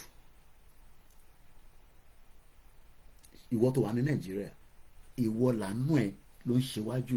Sori pé ó tó bẹ́ẹ̀ láti jáde láti tẹ̀gbé bánà pé àti wà nù country wa tọ́lọ́pàá Nàìjíríà bá mú ẹ bẹ́ẹ̀ kò ní lè gbà ilẹ̀ Ìgbòho àgbẹ̀lẹ̀ bẹ́ẹ̀ ni mo sọ kò tí sẹ́ni tó bá mú nínú Nàìjíríà tí Ìgbòho bá dá sí ọmọ àfilẹ̀ ọmọ wa ìbẹ̀rù ni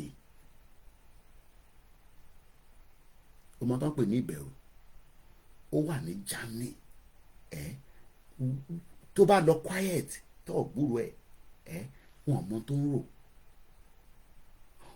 tó bá tó wá sọ̀rọ̀ pé coordinator lọ sọ fún wọn pé rally ń bọ̀ ọmọ àwọn northerners àwọn náà yà tètè jáde nísìnyí pé eré tí Ìgbòho ń bọ̀ nísìnyí bóyá kí gbogbo ẹ̀ náà káwọn náà tètè mo kí brother mi náà mo kí yín bẹ́ẹ̀ n fi fọkàn fóònù kó má lọ switch sẹ́yìn kẹ má lọ máa rí background gbogbo nu ilé mi jọ ẹlòmíì nísìnyí bó ṣe fẹ́ mọ nǹkan tó wà nu ilé mi gbogbo ẹ̀ lọ bíbá tó ń rí nìkan kò tẹ́ lọ́rùn tó bomb bastard ètò ẹ̀ kó focus kó focus mo kí brother mi ẹ̀gbọ́n mi Òkìkíọlá kò ní bàjẹ́ fún yín so ẹ̀yin ọmọ Yorùbá kó tó di pé audio tí wọ́n rìkọ́dì náà máa pé 1 hour ó ti wà ní 50 minutes less mo dẹ̀ fẹ́ kí Yorùbá pọ̀ nínú ẹ̀rí pé mò ń yọ òyìnbó yẹn sọ tí bá ṣe pé òyìnbó ti fẹ́ wọlé máa dá padà sẹ́yìn torí mo fẹ́ kẹ́yìn tí ẹ wà nílé tẹ bá ń gbọ́ mi Koiki kò sẹ́ni kankan tó ń push ẹni kankan ẹ ní every right láti sọ pé ẹ tẹ̀lé Ìgbòho ẹ gbọ́ mi dáadáa ẹ ní every right láti sọ pé ẹ tẹ̀lé bàbá Akíntóyè kódà ẹ ní every right láti sọ pé Tinubu nìkan lẹ fi tẹ̀lé kódà ẹ ní every right láti sọ pé ẹ gbà fún Yorùbá nation kò sẹ́ni kankan tó máa mú yín sí kò dẹ̀ sẹ́ni kankan tó máa nà yín lẹ́gbàá ẹ má bínú bọ̀ fẹ́yìn tí ẹ̀ ń ní a ti gba ìlú, a dẹ̀ ti ní adelé, a dẹ̀ ti ní olórí adelé wọ́n bíbà bẹ́ẹ̀ dá adelé yín.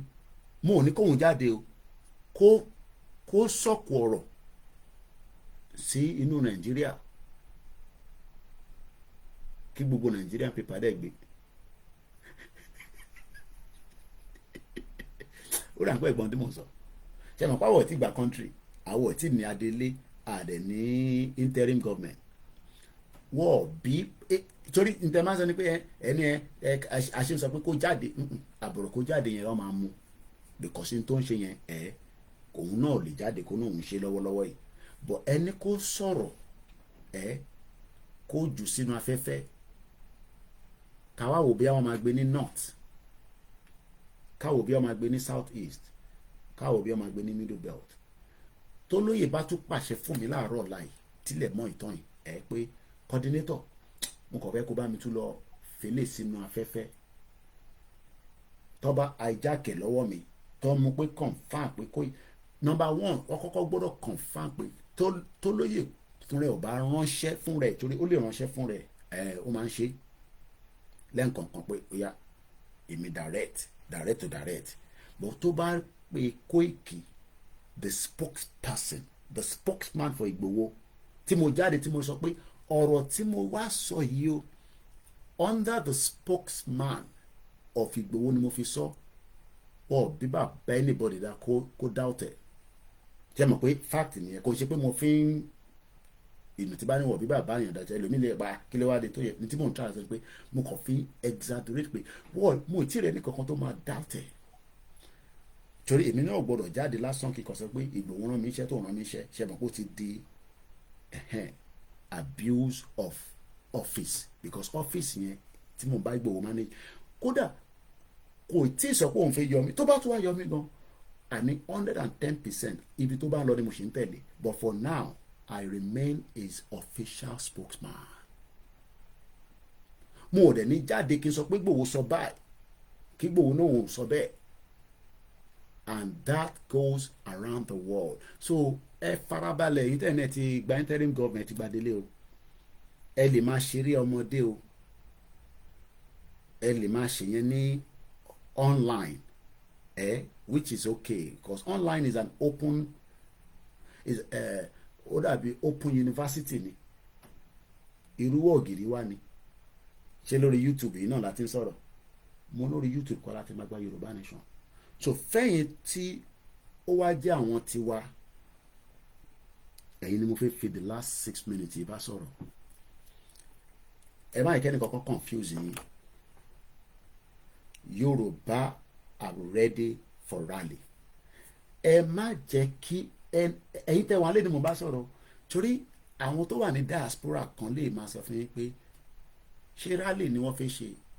Ọmọ Yorùbá tó ń bẹ ní diaspora tó bá ń sọ yẹn pé ṣé rally ló kàn, they are still part of àwọn the other group àbáwọn tó mọ̀ tó fẹ́ ṣe.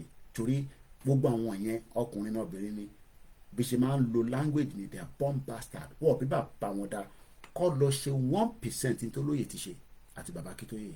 So ẹ̀yin tẹ́ wà nílé ẹ lọ múra sílẹ̀ dáadáa. Tí bá ní ká lọ múra sílẹ̀ dáadáa kò ń ṣe bí ti já o. Ẹ gbọ́ mi dáadáa, mo sọ pé bí ti já o, torí a lọ já o, a lọ bèrè ẹ̀tọ́ wa. Mo tún sọ lẹ́ǹkan sí ẹ tí ṣe bánà ẹ lọ ṣe bánà. Ibi táwa bá ti lè support project tó wà lórí èmi, torí nígbà tó ti ṣe total announcement yẹn ti wà, èmi ti ń ro kí la lè ṣe láti fi enhance rally yẹn, èhun lèmi ń rò from my media perspective, and you need money to be do it. So but fẹ́yìn tẹ́ wà nílé o ní every right láti ṣètọ́jú ara ẹ̀. Ó ti yé yín, ọmọ Yorùbá ni wá, kò wá ń ṣe gbogbo ala máa lè ṣètọ́jú ara wa, but o ní every right láti lọ ṣètọ́jú ara ẹ̀. Koiki ó mọ̀ pé nígbà yẹn náà bá ṣe lọ tọ́jú ara wa náà nìyẹn, àwọn kinní yẹn tá a bá dẹ̀ ti lò sára ìmí àtúmọ̀ láti padìyẹ kó tó kúrò lára gbogbo ẹni mo understand. I feel your pain, especially nǹkan tí wọ́n gan nísìn. Ìjìnlẹ̀ ọmọ Yorùbá mo bá sọ̀rọ̀ nísìnyí o, I'm not talking proverb or parables. Ìjìnlẹ̀ ọmọ Yorùbá lọ tọ́jú rẹ̀ dáadáa. We don't need everybody, but we need the millions of people. This time around, ó gbọ́dọ̀ ju tèkìtì lọ. Tí a bá fẹ́ sọ fún international community pé intaṣe ń bá lọ à ń bá lọ. À ń ṣọmọ Ìgbò, à ń ṣọmọ Haúsá, ọmọ Yorùbá ni wá. A ní every ẹ̀tọ́ láti jáde. Mo ní sọ̀rọ̀ kó má rí bẹ́ẹ̀ o. Ó ti sọ bẹ́ẹ̀ rí. Mo rántí brọ́dà wa kọ́lọ́ fọ́run kẹ́. Mo kọ̀ mọ́ ní kọ́lọ́ fọ́run kẹ́ kí n má dàbí ẹni tó dáa.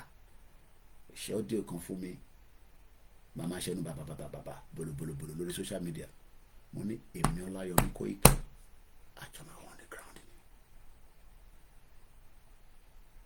Nígbà tásìkò bá tó àwa máa báṣẹ́ lọ nílùú òyìnbó, but mo sọ fún yín pé you will not be left alone. Olóyè ò ní láti bá wa dá sí. Àwa tí a jọmọ Yorùbá ní ká prove beyond doubt but this time around a fẹ́ finally jáde ní Nàìjíríà. If our demands are not met, we are not going home. Àákọ̀ máa lọ́lé lọ wẹ̀ àjáde padà. And it will remain peaceful. You might think it's a joke. I'm not talking on behalf of any media. Tó bá wọn gbogbo media tó kú kọ́ sọ̀rọ̀ rally, I pray they do so. But I am telling you, in tẹ́lẹ̀ sọ lórí platform mi, ẹ lọ múra dáadáa fún rally. I will not say more than that. I will not say more than that. Our right must be given to us peacefully. And we are not looking back. A lot of expectation ọmọ Yorùbá has been down. There's no doubt about it. In talking with the movement nìyẹn. Oríṣiríṣi ní Nàìjíríà dẹ̀ náà ní lọ́wọ́. They will prepare for us. And we will prepare ourselves to say, look, àwa ní ilẹ̀ wa.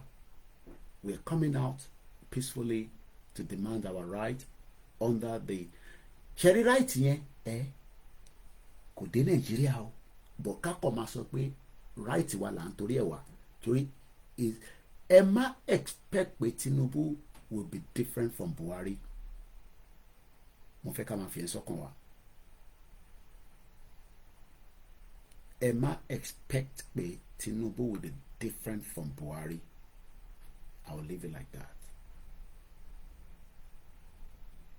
Kò sílùú tí push fún kankan demands yẹn ó máa ń wà lórí títì ni until their demands are met from the state to state, ìpínlẹ̀ kankan lọ sí local government kankan. Tó bá ti lè sọ pé mo mọ date but a ti wà ní 2025 eléyìí ṣe ṣe àti nígbà tá a bá ti a ti wà ní 2025 ó máa happen before the end of March. I'll give it like that. Koikimedia bringing the work closer to your doorsteps. That is an audio that is going out. Tó bá ti bá àwọn audio yẹn pàdé ẹ máa bá mi pín. We are already 1 hour 15 minutes. Ṣé kí n padà lọ sùn ká padà jáde later. Kí lẹ rò? Ẹ má ti jẹ́ ká lọ sùn. Ẹ jẹ́ ká tún ṣe refresher. Ẹ jẹ́ ń jù yẹn síta. Ó máa lọ sí orí afẹ́fẹ́ èyí tí mo record. Ó máa kọ́kọ́ lọ sọ́dọ̀ àwọn media team mi so that wàá lè bá mi máa push ẹ̀ síta. Màá wá ka àwọn kọ̀ọ̀kan jáde again. Àwọn lẹ́tà tá a sẹ́ndì sí Tinubu ní gbogbo àwọn kinní yẹn because eléyìí tá à ń ṣe nísìnyí ṣẹ́rí gbogbo àwọn fídíò tá à ń jù síta tẹ́ ẹ̀ ń rí lẹ́nu ọjọ́ mẹ́ta yìí. A fi ń refresh ẹ̀yin tí ẹ gbà fún lóyè Ìgbòho.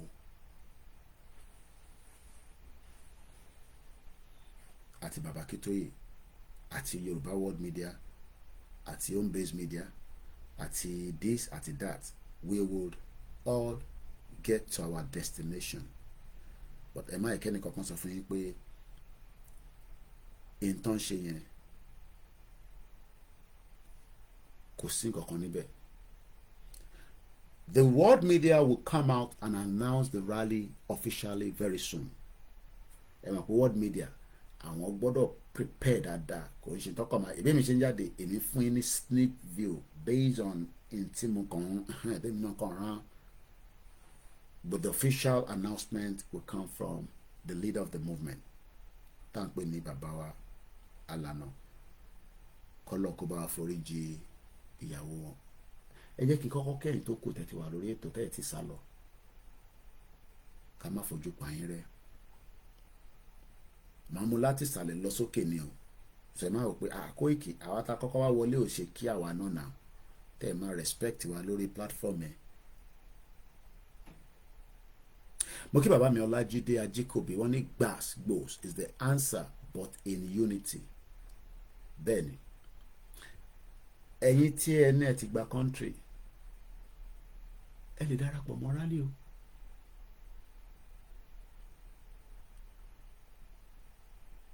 As long as they bá ti go in accordance with the rules tó fi síta. Béèyàn 1 million bá wà níta, èèyàn lè detect ẹni tó fi wá dà nǹkan rú, àbí bẹ́ẹ̀ kọ́. Kódà tó bá fi DSS sáàrin èèyàn, tó fi ọlọ́pàá sáàrin wa, tó fi àwọn spy ìlú tí rally bá pọ̀ níta, iṣẹ́ táwọn kan máa ń ṣe ni pé wọ́n máa ń wo ẹni tó wọ́n máa observe. Àwọn máa observe àwọn tí wọ́n feel pé àwọn ilé yìí tí ẹ ṣe wá pọ̀ tó yìí, mo mọ bó ṣe psychology náà ni ilé yìí gọ́ọ̀mẹ̀ntì lè ṣiṣẹ́ fún. Kò sí rally tí gọ́ọ̀mẹ̀ntì ń lo àwọn èèyàn sínú ẹ̀wọ̀n ní UK. Ẹ̀yin tẹ́ ń gbé lamẹ́ríkà àti UK bá mi confam kéde lórí comment section. Mo kí ẹ just reason bẹ́ẹ̀ ṣe ń wọlé. Mo lọ bẹ́ẹ̀ mo kí bàbá Bòbóyè Tèmídáyọ̀, wọ́n ní the birds of the same feathers. Wọ́n tún ní no retreat no surrender. Brother mi Òkìkí Ọlámilékan, wọ́n ní the optimist. Àwọn tó máa ní rántí brother mi yẹn mo bí ṣe nífẹ̀ẹ́ tó ní 2019-2020 ó tó di pé ó decide pé òun tẹ̀lé wa lọ́mọ́. Ẹni tó ń jẹ nínú ilé tó ń mu nínú ilé tó wá náà wọ́n gbà fún Ìgbòho mọ́, ṣe pọ́rọ̀ yẹn kù díẹ̀. So mo kàn lo the word kọ́lọ́n foríjì, ìyẹn kò sóhun àtẹlẹ́dùmarè òun ti lọ nìyẹn. Ó yẹ kó ṣì wà láàyè. Tó bá nínú movement yìí pé ẹni tó invest lé lórí jù tí mo mọ̀, mo fẹ́ dárúkọ ni o, ẹni tí mo sọ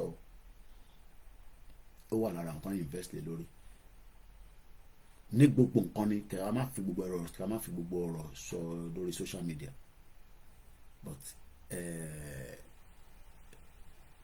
mo ti sọ fún yín pé àwọn fíìmù kan wà tí máa ń wò èèyàn 12 tó bá dúró dáadáa. A kàn ní ìdá àwọn jọmọ́ kó tẹ̀lé wa. Irú àwa ní ṣe jọmọ́ làwa. Èmi ò mọ bó ṣe ń lò bọ́n, mo mọ bó ṣe ń lò kùmọ̀. But tá bá láwọn tó dúró tó jọmọ Yorùbá tó dì lára dáadáa torí gbogbo wa ni olóyè Ìgbòho. But àwa kan tá bá gbọ́ pàpọ̀ nísìn bí rèmi báyìí eré pápá pópó mo kàn ṣẹ̀fẹ̀ ni o. But at the end of the day, I need àwọn tó yẹ pé yes mo dẹ̀ mọ̀ pé wà lóòótọ́. But within the last 4 years there were a lot of abuses by the fact that pé àwọn kan náà lè kò sí nǹkan tí everybody ò tí gbìyànjú, irọ́ ti pọ̀ jù.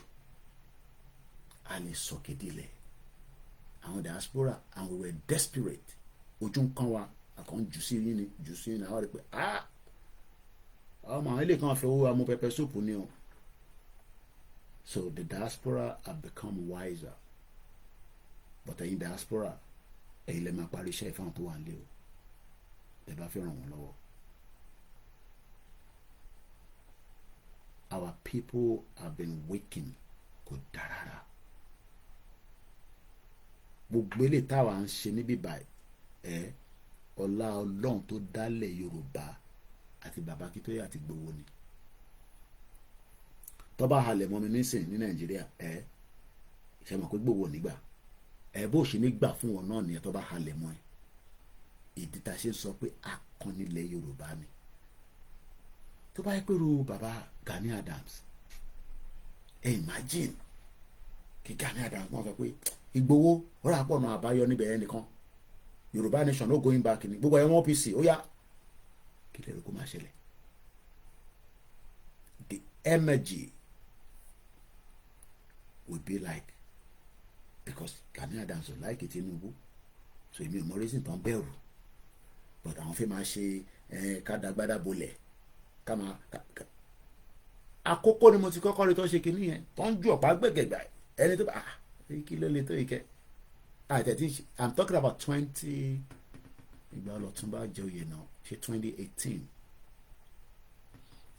backup team mi ti sùn ní òun ló lè fún mi ní timeline kó àjọ lọ sákòókò ni that was the first time tí màá kọ́kọ́ dákòókò ni mo bẹ́ẹ̀ ni mo ti kọ́kọ́ rí bàbá Gani Adams tó ń ju ọ̀pá yẹn mọ́lẹ̀ ẹ̀mọ̀ wà diaspora ilé ń ṣàlàyé ní bàbá ìkẹ́ ilé àpá tó ń sọ̀rọ̀ yẹn tí à ń ju ọ̀pá yẹn mọ́lẹ̀ jọ̀pá mọ́ a ní ká jáde gbogbo wa àtẹ̀yìn àti OPC àtàwọn ọmọ Yorùbá ní gbogbo wa but he doesn't want to go that line and we cannot rely on him.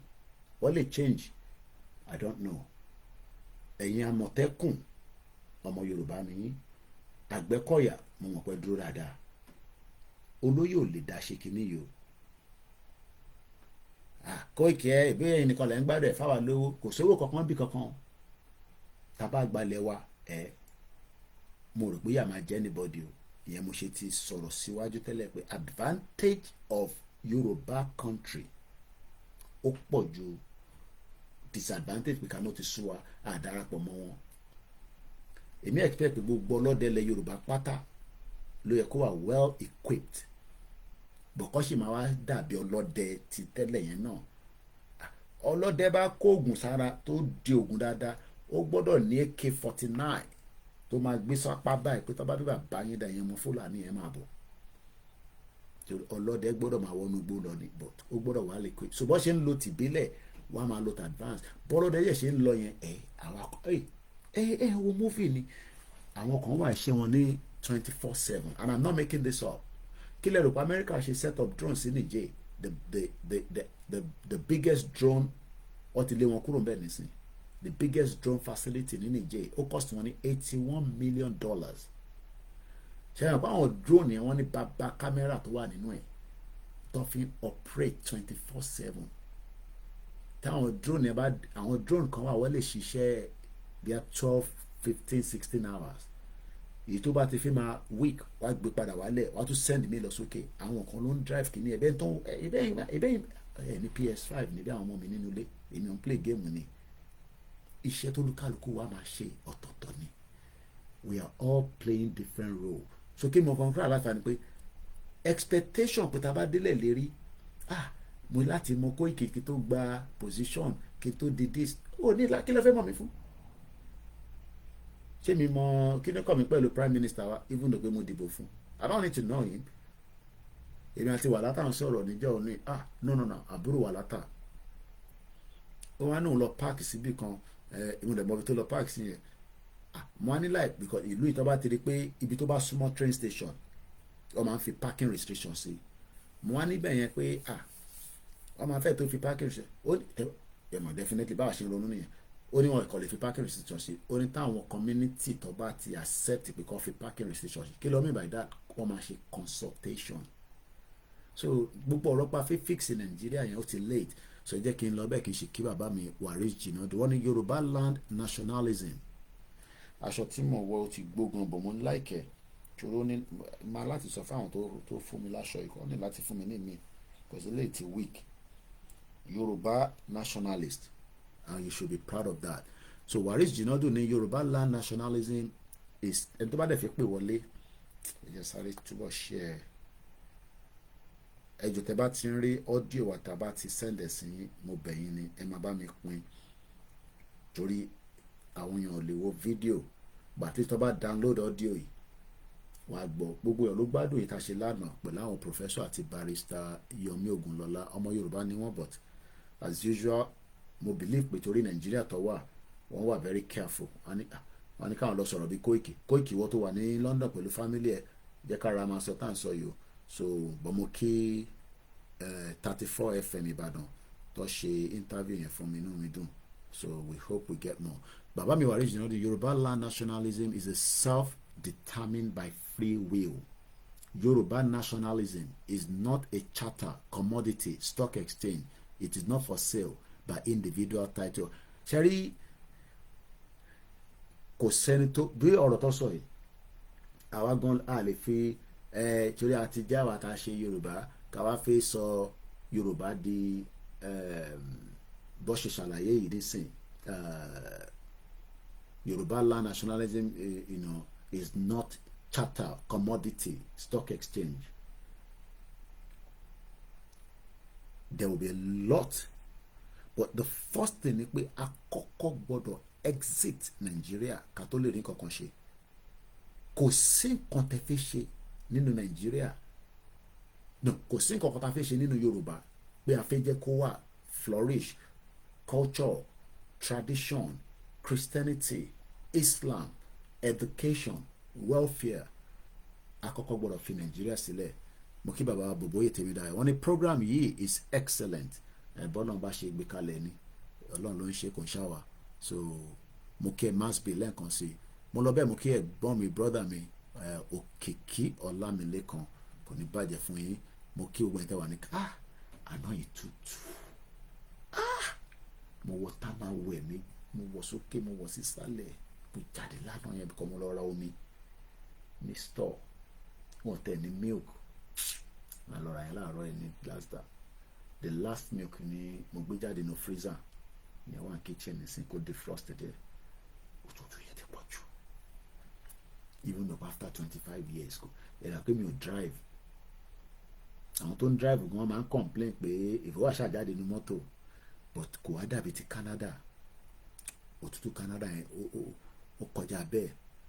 Ẹ jọ̀ọ́ 25 years ẹ jẹ́ ká padà sílé. Another 25 years a máa gbádùn. Tá bá ṣe gbàgbó tá ṣe gbogbo ẹ̀ tá kúrò ní Nàìjíríà nísìn. Tó bá tẹ̀ fi jápa wá jápa pẹ̀lú passport tó dáa tó máa respect ẹ̀. Tó bá ṣe lè jápa nísìn tí nǹkan lọ lọ́wọ́lọ́wọ́ jápa. Bọ̀yàn mélòó ló lè jápa? Mo kí bàbá mi lẹ́ǹkan Sọlá Jídé Ajíkọ̀bí wọ́n ní the host of yesterday program èyí tá a ṣe lánàá is still living in denial. Ṣẹ́rí bí ṣe sọ àwọn tó ń host àwọn èèyàn ní Nàìjíríà wọ́n gbọ́dọ̀ wà careful. Lókè dáhùn pé èèyàn kan pè wá ẹ jẹ́ ká gbé kọ́lẹ̀ tó ń pè wá ẹ ká gbọ́n tó fi bá wa sọ. Ẹ jẹ́ ká gbọ́n tó fi bá wa sọ. Hello sir. Hello, ẹ káàárọ̀ ká o. Ẹ káàbọ̀ sórí ìkànnì náà, ẹ káàárọ̀ àlùkò ọdún tuntun náà. Ẹ kú ètò Ọlọ́run náà wà pẹ̀lú yín o. Pẹ̀lú ògo Ọlọ́run. In fact, àrílè dúpẹ́ lọ́wọ́ yín, dúpẹ́ lọ́wọ́ ìyàwó yín àtàwọn ọmọ pẹ̀lú tí stọ́ọ̀pù tẹ máa ń fún wọn ní gbogbo ìgbà. Wọ́n ti gbà ká mú. In fact, àtàṣe gan ni. Àdẹ dúpẹ́ lọ́wọ́ bàbá Sunday Igboho náà. Àti bàbá Akíntóyè Ọlọ́run mú adélẹ̀ rírí. Àmín Jésù Kristi. Mo kàn fẹ́ pàṣẹ information díẹ̀ fún ẹni tó jó lórí wa Nàìjíríà ni. Wọ́n gbọ́ yín. Mo fẹ́ ká mọ̀ pé plan táwọn ará nọ́ọ̀tì ká ní fún Igboho tí wọ́n rò pé ó yẹ kí bàbá kí Tinubu ṣe. The same plan náà ní fún wọn o, ká má rò pé àwọn fè lọ́wọ́ wọn. Ẹgbọ́n ti gbọ́ sí àwọn ará nọ́ọ̀tánà lẹ́nu láti ṣe tán fẹ́ fún Igboho. The same plan yẹn wọ́n fẹ́ fáwọn náà, wọ́n fẹ́ kó ṣẹlẹ̀ sí wọn, but wọ́n bàbá yẹn ò fi rẹ̀ sílẹ̀. So ká máa jẹ́ kó máa sáwùndé nínú ọkàn wọn pé ọmọ ìyá àwọn ni Sunday Igboho, ká dẹ̀ tètè ṣe ní ìfò, ká tètè wá sílé. Irú ẹni tó jẹ́ ọ̀gá àwọn army ẹ̀wọ̀n tó ṣẹlẹ̀ sí lọ. Ó dùn wá tó ń ṣe kékeré even though pé ọmọ Nàìjíríà ni bọ̀ Yorùbá ni, ọmọ Ọ̀ṣun state ni ìyẹn lágbájá Yorùbá ni. Èmi mo mọ ilé wọn, mo bá bàbá ẹ̀, mo ṣiṣẹ́ ní bàbá ẹ̀, mo ṣe grave bàbá ẹ̀ kí ẹ tó kó Naija. gbọ́ ní sà. mo ṣiṣẹ́ mi gírèbù bàbá ẹ̀. Àṣà. so ẹni tó wà níbẹ̀ náà sìn kó jọ nítorí tọ́lọ́run kó má fi rẹ̀ sílẹ̀ ká kọ́kọ́ ro ilé náà ká ro bá jẹ́ ká padà sílé náà ká mú tọmọ ìyá wọn lọ́kùnkúndùn Sunday Igboho ṣe ọ̀tá wọn ẹ wo bí gbogbo àwọn mídíà ẹ wo bá ṣe ń gbárata lórí ọ̀rọ̀ bàbá Tinubu torí àbẹ́ lórí wọn a mọ̀ pé kókó náà jẹ́ tó a lè mọ̀ pé sílẹ̀ yẹn dábàrí gbà yóò ní táwọn fúnra wọn gbé ṣe ń bẹ̀ tó kájọ ká tètè dé ká padà sílé lásìkò yìí àwọn pípì yẹn ti sọ jáde sìn wọn ní kò sí àlèdè president mọ́ ẹjọ́ tó wà náà fẹ́ ká máa ṣe kí ni ìwúlò wa nù Nàìjíríà ẹ jẹ́ ká lọ develop nǹkan wa sẹ́jọ́ nítorí tọ́lọ́ ká join ní bàbá Akíntóyè ká gbé kínní yìí wọ́n mọ ọgbọ́n tó lè dá sí lábẹ́lẹ̀ tí ó fi tètè bọ́ sí so ẹ ṣe gan ni o ẹ ṣe gan ni àti gbogbo mídíà pàrọ̀tà. ẹ ṣe gan ni bàbá mi thank you so much. bí bàbá ẹ ṣe gan ni bá kẹ́hìn ọmọ àti family let me state clearly mo ṣe máa kẹ́yìn tó kù náà mo kí Azeez Shakiru ẹ̀jẹ̀ ń lọ sókè kí túbọ̀ kí the host of bàbá Ọlájídé Ajíkòbí, the host of yesterday program, is still living in denial. He tried to measure the state of your intelligence. You measure up to standard. Ẹ ṣé gan ni agbìyànjú ẹ̀yin náà yan wa náà ni ẹ̀yin náà lẹ ti kó gbogbo ẹ̀ sí brain wa. Must be ní online open ground. Whatever you mention, sir, I have support of the Yoruba. Godwin Olókun tọwọ́tọwọ́ mo fi ń dárúkọ yín o, mo kẹ́yìn tàwa lórí Twitter, Instagram, mo kí àmì ìwúrà talk, mo kí tàwa lórí Facebook, mo bọ̀ wá kí Godwin. They needed diaspora support to come out of Nigeria. Bondage based on inter-tribe bondage. We will not be an hostile country. We will still engage. Look at it like you are going to Benin Republic. You know, each time, each time you go to Benin Republic, you're going into a new country. Each time you go to Ghana, you're going to a new country. Each time you go to Togo, Sierra Leone, each time you will then go to Biafra land, it will be a new country. And we don't need Tinubu and the rest in the future to go and be opening project in the southeast. Moki must be like say they have told their people to withdraw all their children from Nigerian school for Ominira school people who struggle to gain admission. Send strong calls to them. Ojuwantin Lassa. Well, like I said, there's no way you can prove beyond doubt that you have a country. It's in the country. Live in denial. Kema below social media. Look, continually on social media. But the reality is that where is the evidence? Where is the evidence? Tí bá sọ fún pé mo ní lè bàn lẹ́yìn bíbá. Ta ló mọ̀ pé mo ní lè bàn lẹ́yìn bíbá? Lè bàn mo wà lẹ́yìn mi ní ẹ̀yìn àwọn fóònù yìí. Èèyàn mélòó ló mọ̀ pé mo ní lè bàn, yes or no? Ṣé mo ní lóòótọ́? Rí now. Lè bàn tí mo ní ti àwọn ọmọ mi ni mo dẹ̀ fẹ́ lò. Mo lè lò, èmi ni bàbá wọn, bọ̀ mo ní tọ̀dọ̀ tèmi. Kẹ̀rí pé yàtọ̀ sí ti máa ń lò yẹn. But tí n bá fi wọ̀nyí nísìnyí tí mo sọ pé mo ní Liban Koiki Omugboyo ni fi wọ́n wá náà evidence dà. So ọ̀rọ̀ tó wà nílẹ̀ is about evidence based. Scientists ò need láti máa sọ pé òun máa ṣe nǹkan kan, ó gbọ́dọ̀ fún wa ní evidence. A ti kọjá stage pé a máa parọ́ pé ẹ àti gba country ẹ wá fẹ́ káwa endorse yẹn. Where is the evidence? So mo kí gbogbo èèyàn wa. Ẹ ṣé gan bàbá Bọ̀bọ́yè Tèmídayọ̀. Mo kí bàbá mi Rẹ̀mí Abbas. Mo lọ síbẹ̀ lẹ́ẹ̀kan sí mo kí ẹ̀gbọ́n mi Òkìkí Ọlámilékan. Wọ́n ní good morning, well done with the good work. I really enjoy your yesterday program. Àwa náà gbélé fún wọn tán. And I believe that they came to test us for something, but I still don't know. Because wọ́n kọ́ pè mí out of the blues. Kódà, I was just lying down on the bed. Miguel kan kọ́ pè, it was a just ordinary number. Wọ́n ní, are you Mr. Koiki? Mo ní yes. Mo ní ṣe kó o tẹ̀ fi máa sọ English ìgbà tó ti sọ pé mo ti Yorùbá nìyẹn lẹ́yìn kankan yẹ ká máa ṣe ò gbọ́ Yorùbá ni. Wọ́n ní àfẹ́gbẹ́yìn wá kẹ́ wá bá wa sọ̀rọ̀ lórí 34 FM. Mo ní àwọn ló ń jẹ́ bẹ́ẹ̀. Oníbàdàn làwọn wà okay. Ká sọ̀rọ̀ lórí èmi tẹ̀rọ pé bí my understanding yesterday was that it's like báwọn mẹ́tẹ̀ẹ̀ta ló wà èmi nìkan ni ó dà pé àwọn méjì tó kú àti host ó dà pé gbogbo wọn jọ máa anchor program kan tẹ́lẹ̀, but it looks like pé mi gangan ni the topic of the discussion, but agbìyànjú ìta àbádẹ́ sọ next time tabatula opportunity. I think we tried, but I think I can always do better because kò sẹ́ni tó mọ̀ tán. Mo kí Mr. Lani Jamiu must be even gan Joe Biden gan máa ń lo ọ̀rọ̀ mi bomb bastard. Bishop Adesina ti jí ẹ ti pẹ́ wọlé, bishop tó pẹ́ wọlé sínú lecture níjọ́ Sunday àkọ́kọ́ ẹ máa san táì. Bàbá mi Ọlájídé ni ó lè travel without having ẹ ṣe gan bàbá mi Gbàdámọ́sí wọ́n ní please send me the program of yesterday. Okay, màá send ẹ̀ sí ẹ ká lọ gbọ́ ohun tí bàbá bishop máa fi bá wa sọ̀rọ̀ láàárọ̀. Ẹ bá mi ti background àti wọlé bishop. Ẹ káàárọ̀. Ẹ káàbọ̀. Ètò náà nìyẹn. Màá send ẹ̀ sí ní sinmi ká Gbàdámọ́sí. Mo kí gbogbo ẹni tó kù náà mo sì máa dárúkọ yín o. Ẹ jẹ́ ká gbọ́n tí bishop fi sọ. Yesterday, those people wanted from their questions for what they are asking. They want to know what next in Yoruba nation. What is the next step we want to take? Okay. That's what they want to bring out. And they asked 2 times. No, you just rig my role. I was trying to type. I was typing, saying, Koiki, don't say that.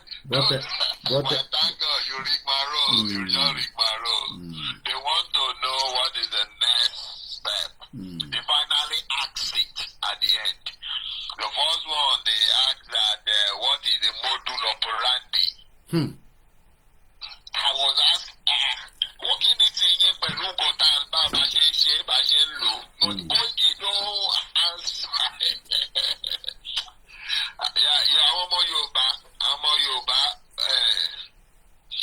Aláti ṣọ́ra o, Yorùbá ni wọ́n ń dẹ sí Yorùbá o. Ẹ rí lọ́ọ̀yà tó pé rẹ̀ lọ́ọ̀yà yẹn tó sọ̀rọ̀ bí ẹni tó rí ẹ̀ ti kú. Tó ní mo láì bó ṣe tètè ẹ́ta ó kọ̀ tiẹ̀, ó dá lẹ́nu ó kọ̀ tiẹ̀ short. Ó put the narrative as if Yorùbá nation self-determination agitation gbọ̀ngàn ló dá wàhálà lẹ̀. Ó fẹ́ máa sọ̀rọ̀ Yorùbá dẹ̀lẹ́ ni tó ń sọ̀rọ̀ ṣólóṣì irú èèyàn bẹ́ẹ̀ ó dẹ̀ gbé nìbàdàn. Ṣé ojú wọn fọwọ́ rí wọ́n ní pé gbogbo kan tó sọ pé Fúlàní kan ló ń dárúkọ ṣé ọmọ ìyá Fúlàní làwọn? Ìyá mi lẹ́nu. Wọ́n rí bí Fúlàní ṣe ń pa àwọn èèyàn kiri nìbàdàn bẹ́ẹ̀ yẹn ká má ti sọ ti gangan. Wọ́n tún send fídíò kan sí mi lánàá bishop mo mọjọ́ tí fídíò ẹ̀ tó jáde but I'm sure pé kò ṣe kó ṣe pẹ́ kan lọ títí. Àwọn mẹ́ta lọ mú wọ́n nà wọ́n lẹ́gba wọ́n ti pa kan. Ẹ̀yin tẹ́ bá wà lórí Koiki group ẹ ti rí fídíò ẹ̀ a lè post ẹ̀ síta. Wọ́n pa kan nù. Àwọn wèrè tó ń rí tarugẹ nítorí kò tí kàn wọ́n òun ni mo sọ wípé àwọn tó wà comfortable yìí àwọn elite tó wà òkè wọ̀nyí àwọn gọ́gọ́ ní kí Fúlàní wọlé tì lágbára Ọlọ́run àwọn gọ́gọ́. Ẹ̀rí nígbà tí Fúlàní wọlé tí àwọn bábí mẹ́ta within one week. Ẹgbẹ́ àwọn bá dìde wọ́n sọ̀rọ̀ immediately. So irú àwọn wèrè wọ̀nyí tó ń sọ̀rọ̀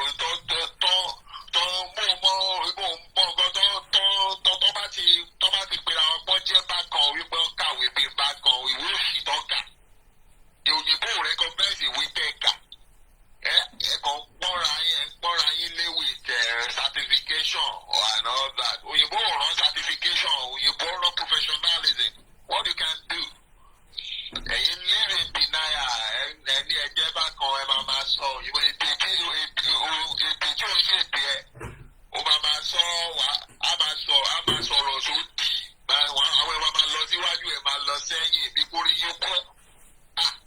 Mo ń gbọ́ kíní yẹn inú run mí lánàá ẹ̀. Ó dàbí pé kí n wà lára àwọn tó interview máa láṣẹ máa talk down gbogbo credential ẹ̀.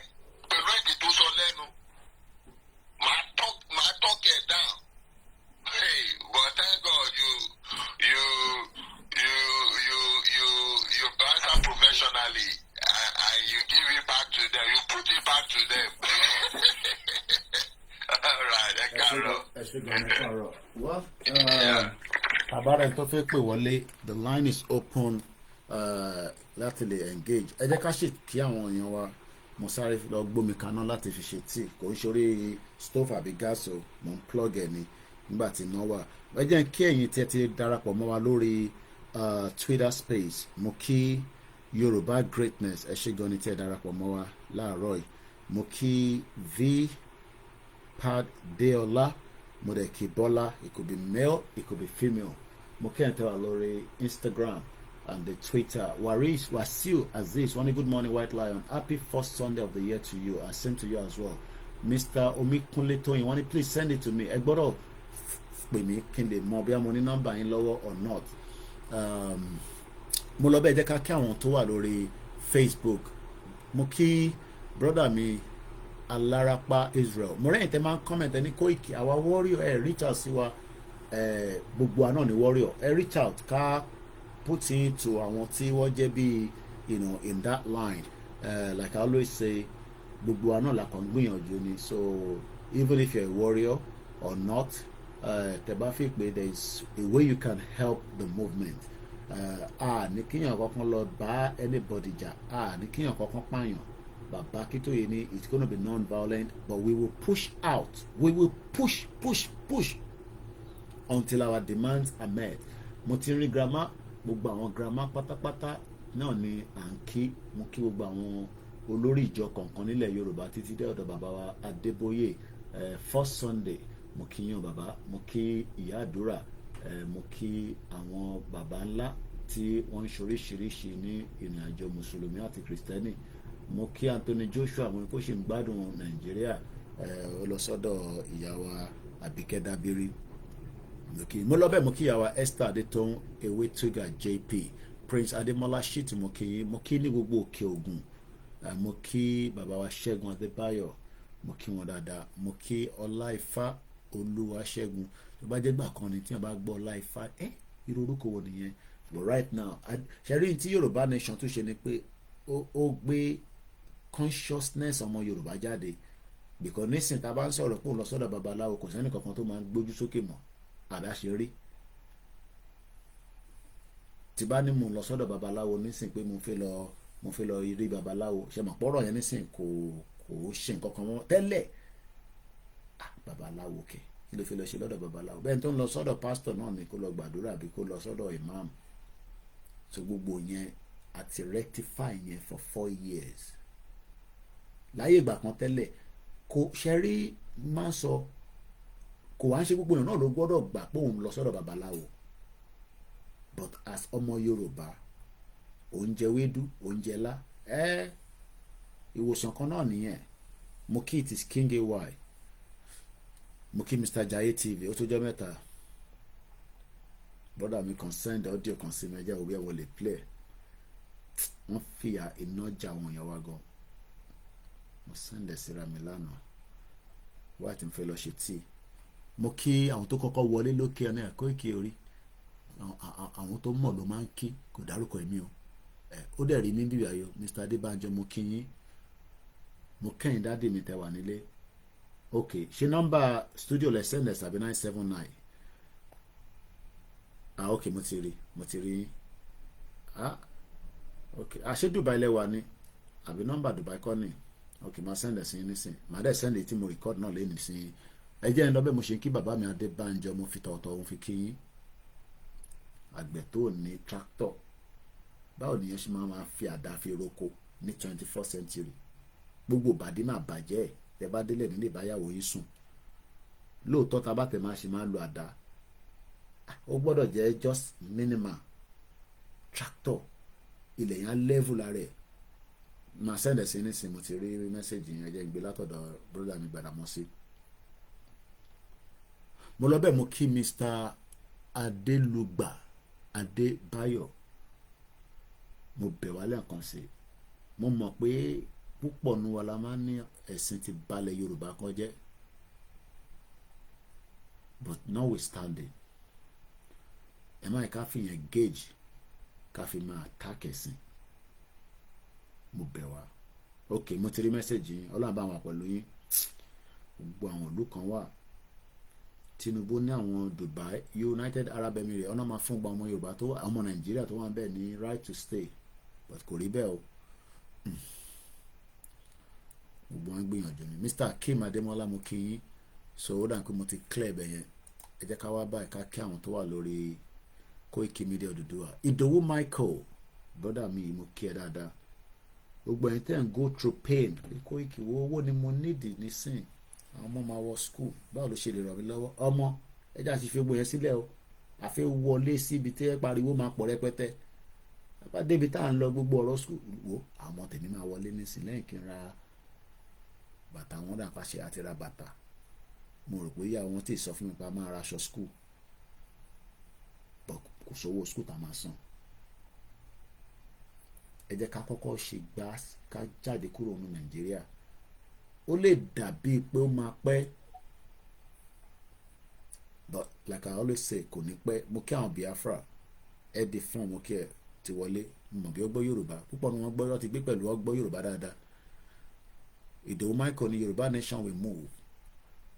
Mo kí brother mi akíkanjú kò sówó ní irú àwọn ilé nísìn tí yàn bá rí bíi 200,000 tí bá gbé fún nísìn oríṣiríṣi program ló máa bá wa design. Wọ́n ní United Arab Emirates with right to stay with money and account disclosed. Àti maybe àwọn náà gbọ́n ni bí kílẹ̀ ń ṣe as a Nigeria what are you doing here? Wọ́n dẹ̀ allow káwọn Indian wọlé sọ́dọ̀ wọn gan-an so I don't know why we don't have a relationship with them. Mo kí brother mi lẹ́ẹ̀kan sí Abiodun George ọlábàdúró tiẹ̀ mo kí gbogbo àwọn medias wa tó fẹ́ sọ̀rọ̀ náà báwa náà ṣe ń ṣe mo kí àwọn brother wa kan tó ṣe orin kan tó ṣe láìpẹ́ I'm sure some of you have seen it. Ẹ bá wa pín àwọn programs wa ẹ dẹ̀ bá wa share ọ̀rọ̀ tá à ń sọ léraléra tura kó lè dé àwa ní àwa rí ẹ̀sìn àwa rí ẹ̀sìn ìrànmọ́ aládé mo kí yẹ káàárọ̀ ẹ ti rí mo kí yín mo lọ bẹ́ẹ̀ mo kí Mr. Olúwaṣẹ́gun Ayọ̀mídé bẹ́ẹ̀mi náà bá wà ní Nàìjíríà òkè Dubai lẹ́wà mo ti rí nọ́mbà yín mo rí pé Dubai lẹ́wà ọlọ́ọ̀bá ń dúró tì yín níbẹ̀ ajú wa ṣe bẹ́ẹ̀mi náà bá wà Nàìjíríà ó lè jẹ́ pé ẹ̀yin ọmọ ẹ̀sọ́ olú ọmọ ní máa wà àbí kí n wà lẹ́yìn ẹ̀yìn Òṣùpá gbogbo yẹn ò mátà ní tó mátà ni pé kílẹ̀ Yorùbá kó dúró ká má wọ ọwọ́ ká tó jẹun a lè yọ síra wa lọ́rùn bọ́lá mi Òṣùpá fún mi ní 5 million owó Yorùbá bẹ́ẹ̀ yẹn kí ló fẹ́ fi ṣe ẹ bọ̀ pé owó tí mo fẹ́ gbà lọ́wọ́ iléeṣẹ́ yẹn kò tí ì jáde kò ṣe Nàìjíríà tó bá mọ̀yàn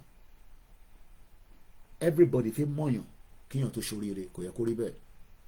Bishop ní Ọbásanjọ́ is one who caused the bad relationship between Nigeria and Dubai.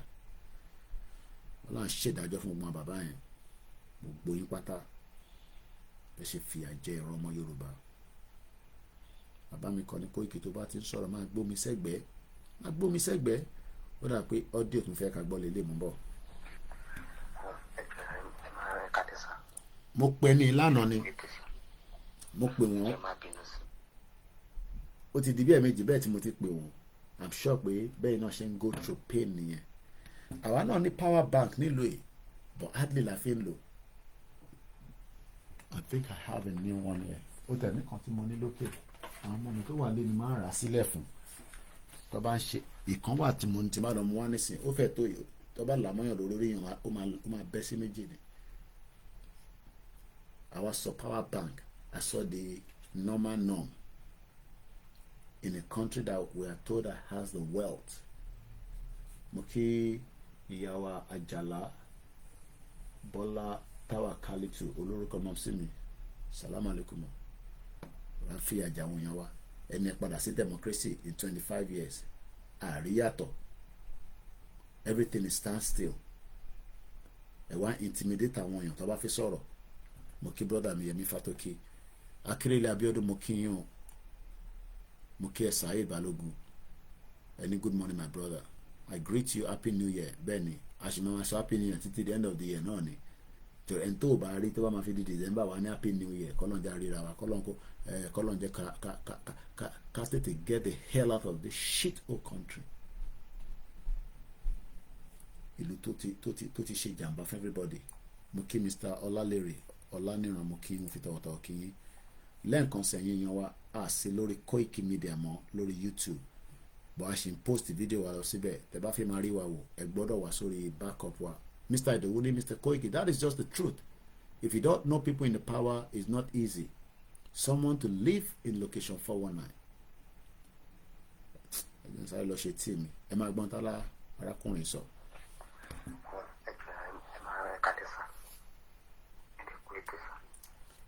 Ìfẹ́ jẹ́ àwọn ọmọ sílẹ̀ àti ìyàwó ni ọ̀tẹ̀ jẹ́ ká ra wo ìlú òfò kò síná fi àjà wọn yẹn wá ṣẹ́ni tó ní nọ́mbà ló ṣe fẹ́ ronú.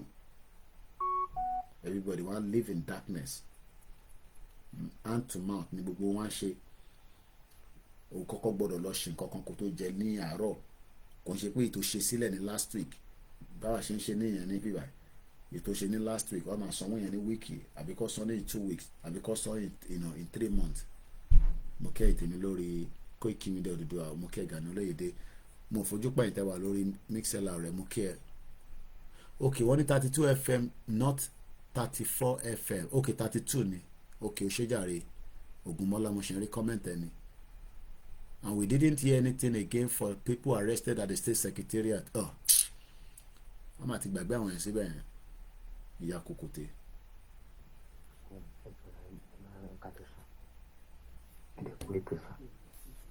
Ìjọba máa bínú sí mi. Wo ìlú ìyẹn wo ilé àná bá dìgan. Kò sí alákọ̀ọ́kọ́ iná wo stable bẹ́ẹ̀ yẹn. Ẹlẹ́ẹ̀kejì nẹ́tíwọ́ọ̀kì òde kò sí bẹ́ẹ̀. Mo ṣe ń ṣáàjì fún mi lélẹ̀. Ẹ̀dẹ̀ má bí mo ti rí ní score yín. Ẹjọ́ ẹ má bínú sí mi gidi gan. Ifá tó ká mi lára gan. Bóyá tó bá dọ̀la màá wá bí nẹ́tíwọ́ọ̀kì wà lọ. Àlọ́ ẹ̀yìn àti ìyá lè sọ̀rọ̀ dáadáa. Ẹjọ́ ẹ má bínú. Eré àyẹn po nẹ́tíwọ́ọ̀kì eré àyẹn ti pọ̀ jù. Ẹlẹ́ẹ̀kejì kò tún sí iná.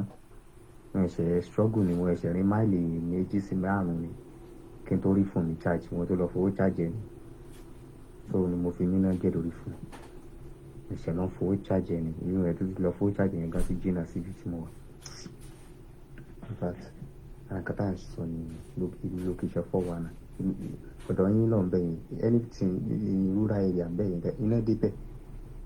Ṣé ìlú wa lè pé yẹn gbé yìí? Ẹ̀jẹ̀ ẹ̀yin ni màá bẹ̀rẹ̀ kẹ́ má bínú ẹ̀jọ̀.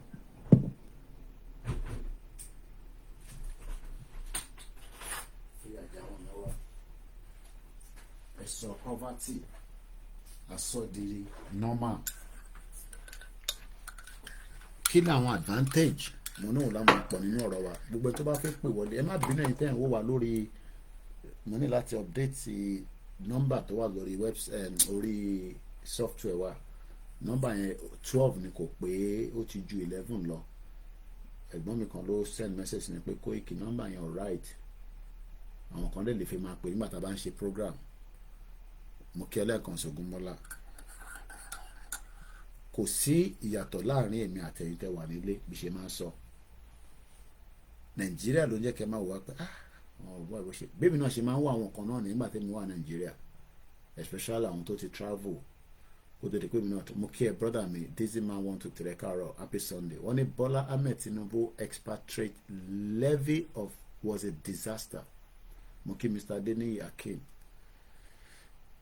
3-1 ní coffee bọ́ mo sì máa ń fi milk sí bọ́ mo ń fi sugar sí 3-1 kí ló mean coffee sugar díẹ̀ ti wà nú ẹ̀. Bàbá rẹ̀ tó bá fi ẹ̀jẹ̀ yọ kọ́ ní speaker má lọ jí àwọn aráalé sílẹ̀. Bàbá rẹ̀ tó bá fi pè wọlé kẹ́ bishop fi bá wa sọ̀rọ̀ again. Ẹ wá darapọ̀ mọ́ mi wá mu coffee o ẹgbọ́n sókè bishop. Yeah.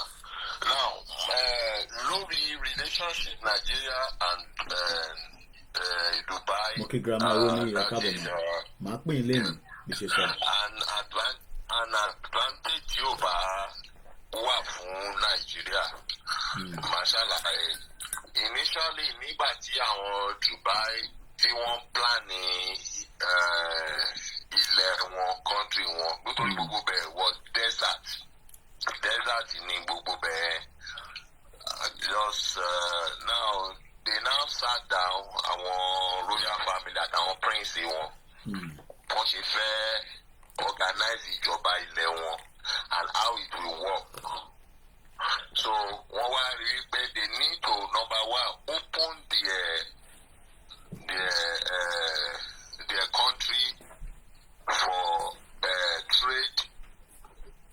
trade market. Number two, they need to also open their country for free visa.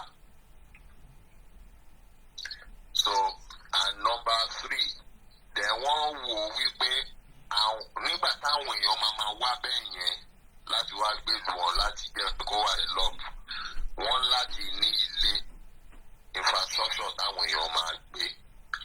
So wọ́n wá wò ó pé lára àwọn ìlú táwọn mọ̀ pé àwọn fẹ́ fún ní free trade tán ní àwọn ọrọ̀ ajé tán lè máa ní free trade. Àwọn àǹfààní tí Nàìjíríà ọba máa jẹ yẹn free trade to Dubai trade.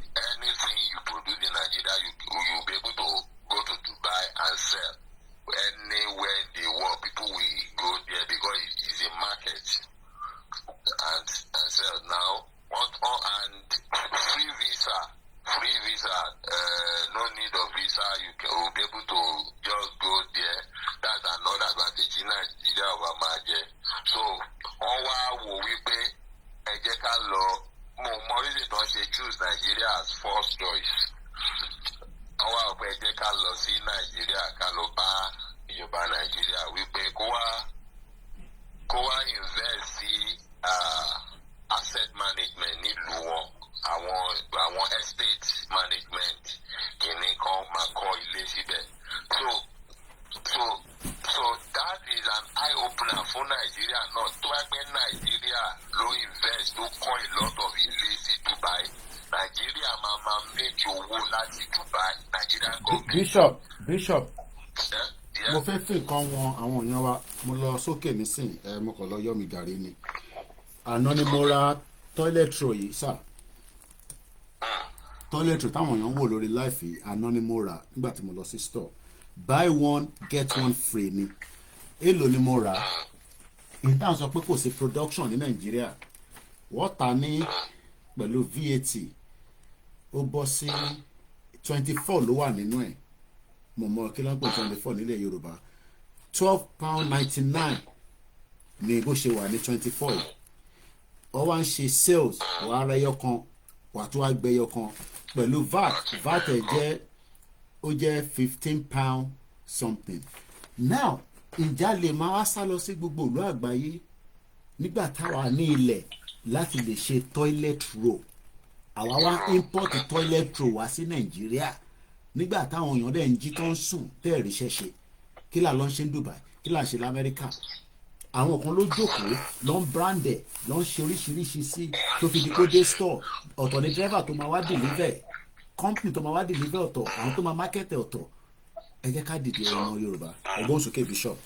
Ẹ ṣe púpọ̀ so àǹfààní tí ó bá wà fún ọmọ Nàìjíríà is to have dozen méje ẹ ṣe gan ni wọ́n ní dozen méje ní 24. Yeah, is to have a market in Middle East, which is Dubai. Abani free open market.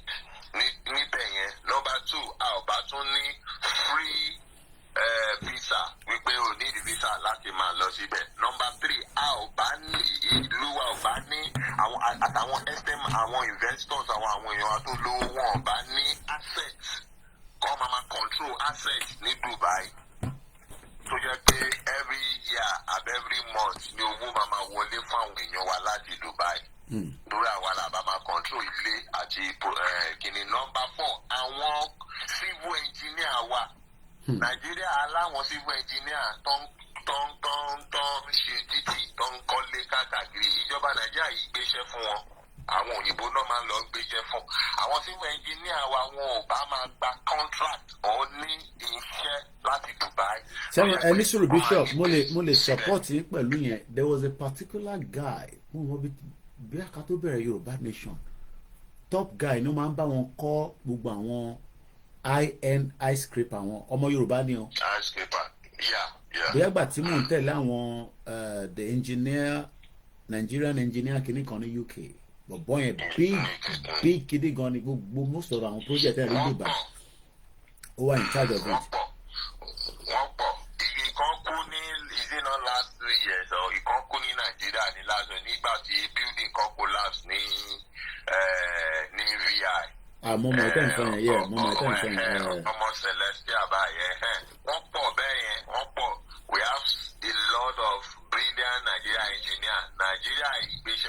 so ará ìlú mi níta ló máa ń gbéṣẹ́ fún wọn. So that's it. Now kí ni Ọbásanjọ́ fi destroy opportunity nígbà tó wá bá Ọbásanjọ́ when he was president àwọn Dubai Emirates kìíní wọ́n wá ṣàlàyé project yẹn fún wọn pé kí Nàìjíríà kó wá support kó wá invest into the asset management and co kan open pé Nàìjíríà máa ní free visa wọ̀lú wọn Nàìjíríà máa ní free trade anything tí Nàìjíríà máa produce ọba táwọn lè wá sí Dubai wọlé sí ìbáwá bàtà àwọn engineer Nàìjíríà tó ń kọ́lé tó ń ṣọ̀nà wọ́n lè ní asset ní Dubai wọ́n lè máa bá wọn kọ́lé kọ́ gbogbo wọ́n fẹ́ develop gbogbo desert yẹn kó dilé kó dibi tí torí àwọn èèyàn máa yà wọ̀lú wọn kọ́ lè máa gbé bẹ́ẹ̀. Then Nàìjíríà máa rí owó ìjọba Nàìjíríà máa rówó àwọn ọmọ Nàìjíríà máa rí owó àwọn tó ní ìlú lọ́hùn náà wọ́n á dẹ̀ máa rí owó because business is partnership. Ẹnìkan yìí dájẹ́ everything nínú business tó bá fẹ́ kí business yẹ kó survive kó dẹ̀ last long. You share it kó dẹ̀ máa lọ bẹ́ẹ̀.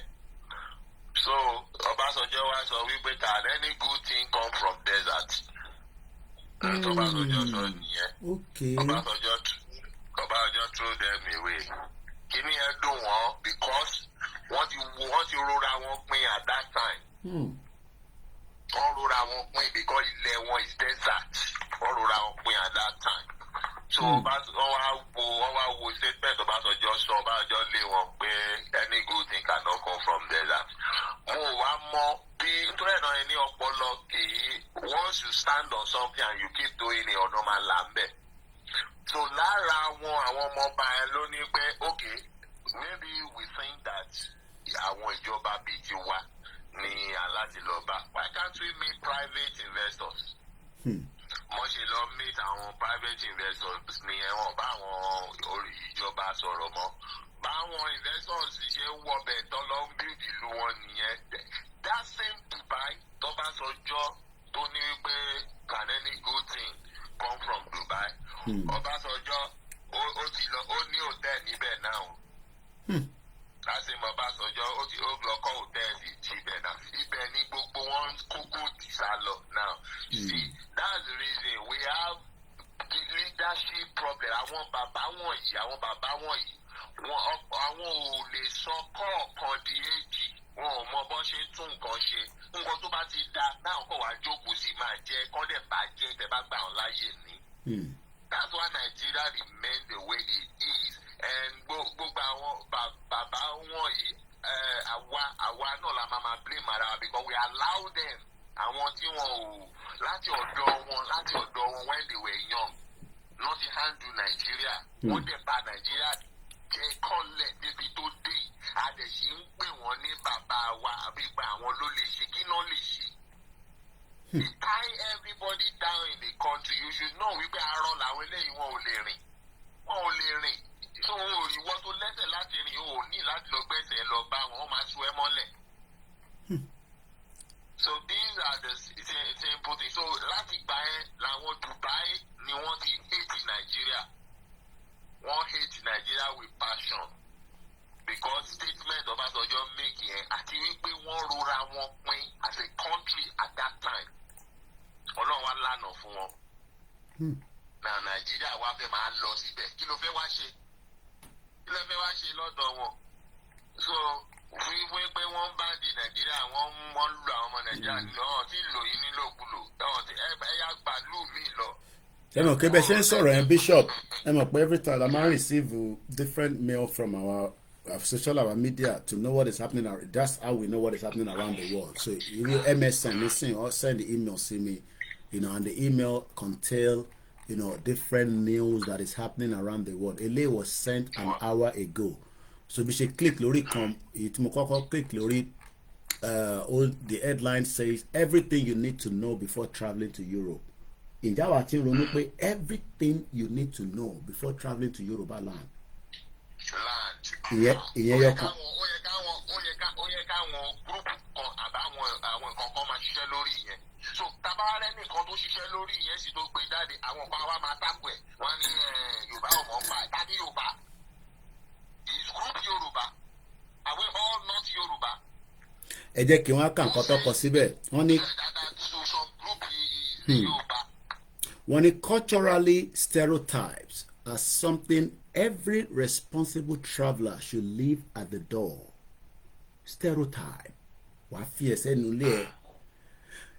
They breed ideal assumptions that when left unchecked can grow into harmful prejudice and unconscious bias. Common stereotypes like binge drinking Brits, grumpy Eastern Europeans, lazy Spaniards are not only massive generalizations, but they are also completely unfair. So come without preconceptions and just talk to the people you meet along the way before forming an opinion. Travel is one of the life's most effective expanders of the mind, after all. Mo kí Sheikh Razak Abulore ẹ káàbọ̀ sà. Mo tún wá tó rí nǹkan kan Bishop. Eléyìí tí mo tún wá rí the world ilé máàpù mi ti fọ́nì máàpù ti máa ń lò yẹn ó jábọ́ a gbọ́dọ̀ rà mí ìgbà ẹ̀kọ́ náà kó irú ẹ̀dẹ́kọ̀ mo ti rà màá yí máa ra UK ní sin pantale ni. The world longest underwater tunnel that is barely ever used. Japan boasts the world ilé ayé ló ń pè bẹ́ẹ̀ longest underwater abẹ́ omi tunnel which stretches for more than miles under the seabed of the Tsuguru Strait, but it is now barely being used. Work on the sinking tunnel was completed in 1988. Àwa ṣì wà níbi tá a ti ń ra kóòrò ìlú òfò. Ẹ jẹ́ sáré ka bẹ̀rẹ̀ tán Bishop kẹ́ tó respond. Wọ́n náà completed in 1988, providing citizens ẹgbọ́ aráàlú with a direct route between the popular main island of Honshu and Okadio as per the travel.com. Underwater train tó ń lọ wọ́n ló connect àwọn ìlú kan together bóyá pé kọ́ má bàa jìnnà síra wọn. Bishop ẹ gbóhùn sókè. ẹ ti sọ right even àwọn waterways tí Awólọ́wọ̀ tó part nílẹ̀ Yorùbá kákàkiri tó fẹ́ fi ṣe waterways tí Keno àti flying boat máa gbà tó máa fi gbé àwọn èèyàn kákàkiri ilẹ̀ Èkó and Yorùbá là gbogbo ẹ̀ náà ti rec gbogbo ẹ̀ lẹ́sìn à ń rí wọn as gully ni they were not gully they were just waterways tó fẹ́ develop tó mi máa flow gbàbẹ̀ tẹ máa gbé flying boat fi rìn kákàkiri kò ní jẹ́ mọ́tò nìkan lẹ fi rìn àti train. Ẹ jẹ́ kí n tún call for that Bishop kúmúdẹ̀rẹ̀ kúmú ti kàtọ́ lẹ́ẹ̀kan ni ó ní the tunnel was designed exclusively for trains and is about 33.46 miles èmi mọ bí yẹn ṣe sọ ní ilẹ̀ máa lè bá breaking it down Bishop 33.46 miles long of which around half of it is under the water. It was a remarkably feature of engineering tá a ṣe ń sọ̀rọ̀ lọ́rọ̀ Dubai náà ní sí o. It was a remarkably feature of engineering which was also designed to withstand tsunami and earthquake. Aneka kúrò ní Nàìjíríà ọmọ Yorùbá ẹ jáde tó bá ti lo aago kíyà má bàa jẹ wá Bishop ẹgbọn sókè. Now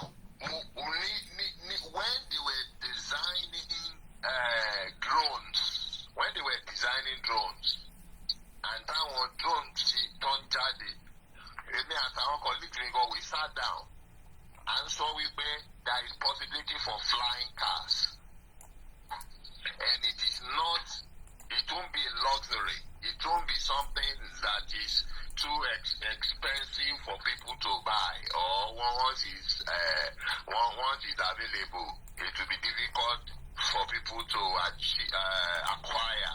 And we don't need too much professionalism tó jẹ́ pé àwọn èèyàn wa máa build it. And we are still talking about that kò pẹ́ bí oṣù méjì I saw in Dubai the first graduate ní Dubai àwọn produce flying cars ọba ilẹ̀ Dubai ló ń gbé owó sílẹ̀ fún wọn kó fi parí gbogbo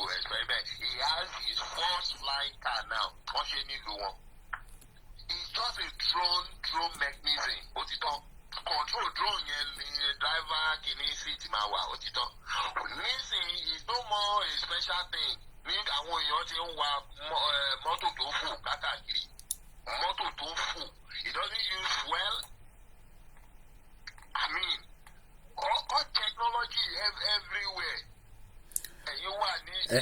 Mọ̀ pé àwọn èèyàn wọ́n lè ní àyè sọ ní ibi báyìí ò ṣe ibi tá a máa sọ̀rọ̀ tí kò ní sí fact. World first flying cars get ready to take Dubai residents from door to door. Aviation company Avitara signs deal with a Dutch firm Parville to purchase more than 100 Liberty cars. An aviation company in Dubai has signed a deal with a Dutch business to bring the world's first flying car to the Middle East and Africa. Avitara, an aviation and aerospace component manufacturing company, will buy more than 100 of the PAL V Liberty flying cars. I'm having pictures on the Facebook and invest in the European company. They said in a joint statement this week. While Avitara will be the sole agent for the Liberty car in the Middle East and Africa, the companies did not specify a timetable for when the delivery will begin in the region.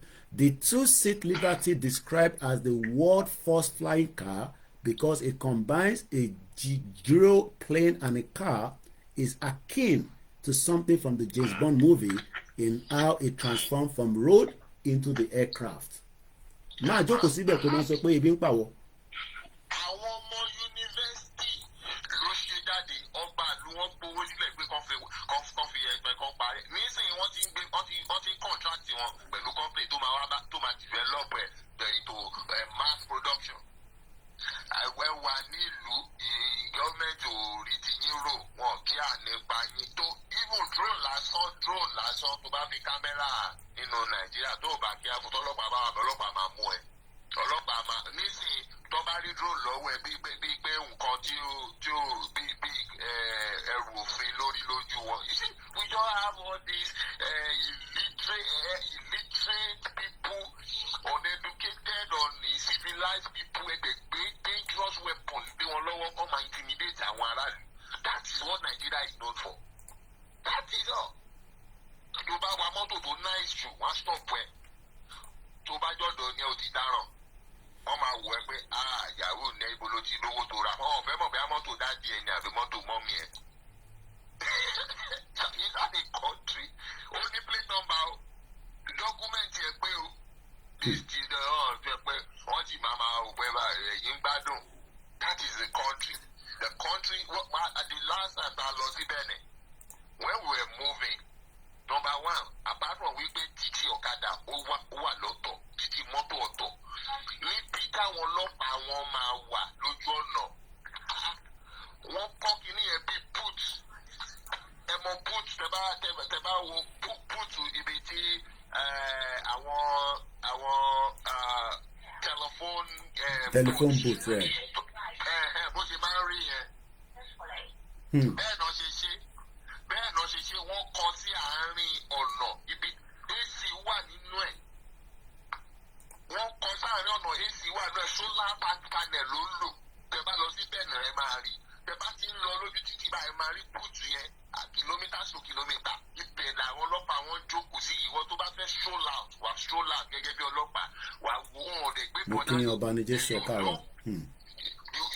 ọlọ́pàá yẹn you will look around, you will look at the traffic, the way it's moving.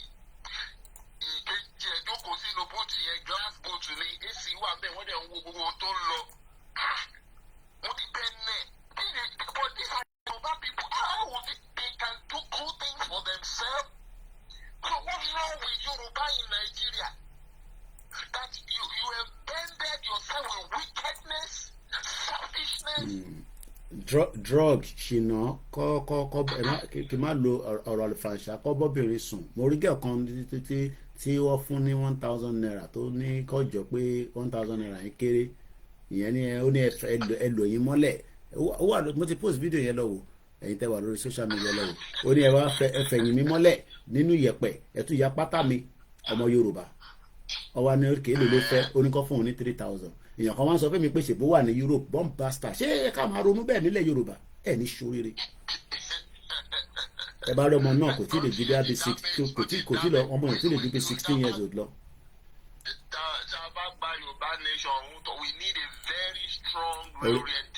ìdí bàbá ti sọ náà ó wà nù tí bàbá sọ òun ní bíṣọ̀pù òun lè léyìí bàbá ní ìbọlọkọ sí ìgbà. àwọn èèyàn ti yá wípé kò ń ṣe bí the mindset of people are completely wrong. Our youth development program will transform our nation. Gbogbo tí bíṣọ̀pù ṣì ń sọ yìí ẹ̀yin ọ̀dọ́ ló ń bá wí kò ń ṣèmi àti bíṣọ̀pù bìkọ́nà àti bíṣọ̀pù à ń ṣọ̀dọ́ mọ́ àti dàgbà ẹ̀yin ọ̀dọ́ tẹ̀sẹ̀ bẹ̀rẹ̀ ayé because èmi ò fẹ́ kó wá jókòó sí UK kó máa wá paper for 15 years kò possible 15 years ẹ̀mí àti fẹ́ bọ́. So our youth development program will transform our nation. Ó máa mú nation wa tẹ̀síwájú but ó tí lè ní nation yẹn tó bá ṣe ń gbàdúrà fún Nàìjíríà àkọ́kọ́ gbọ́dọ̀ kúrò nílùú òfò ìlú àdánù ìlú tó ní any respect for human people. ẹ̀gbọ́n sókè bishop tí bá ti rí ibi tí mo fẹ́ kà ẹ̀ máa jẹ́ kẹgbọ́ mo gbádùn yín.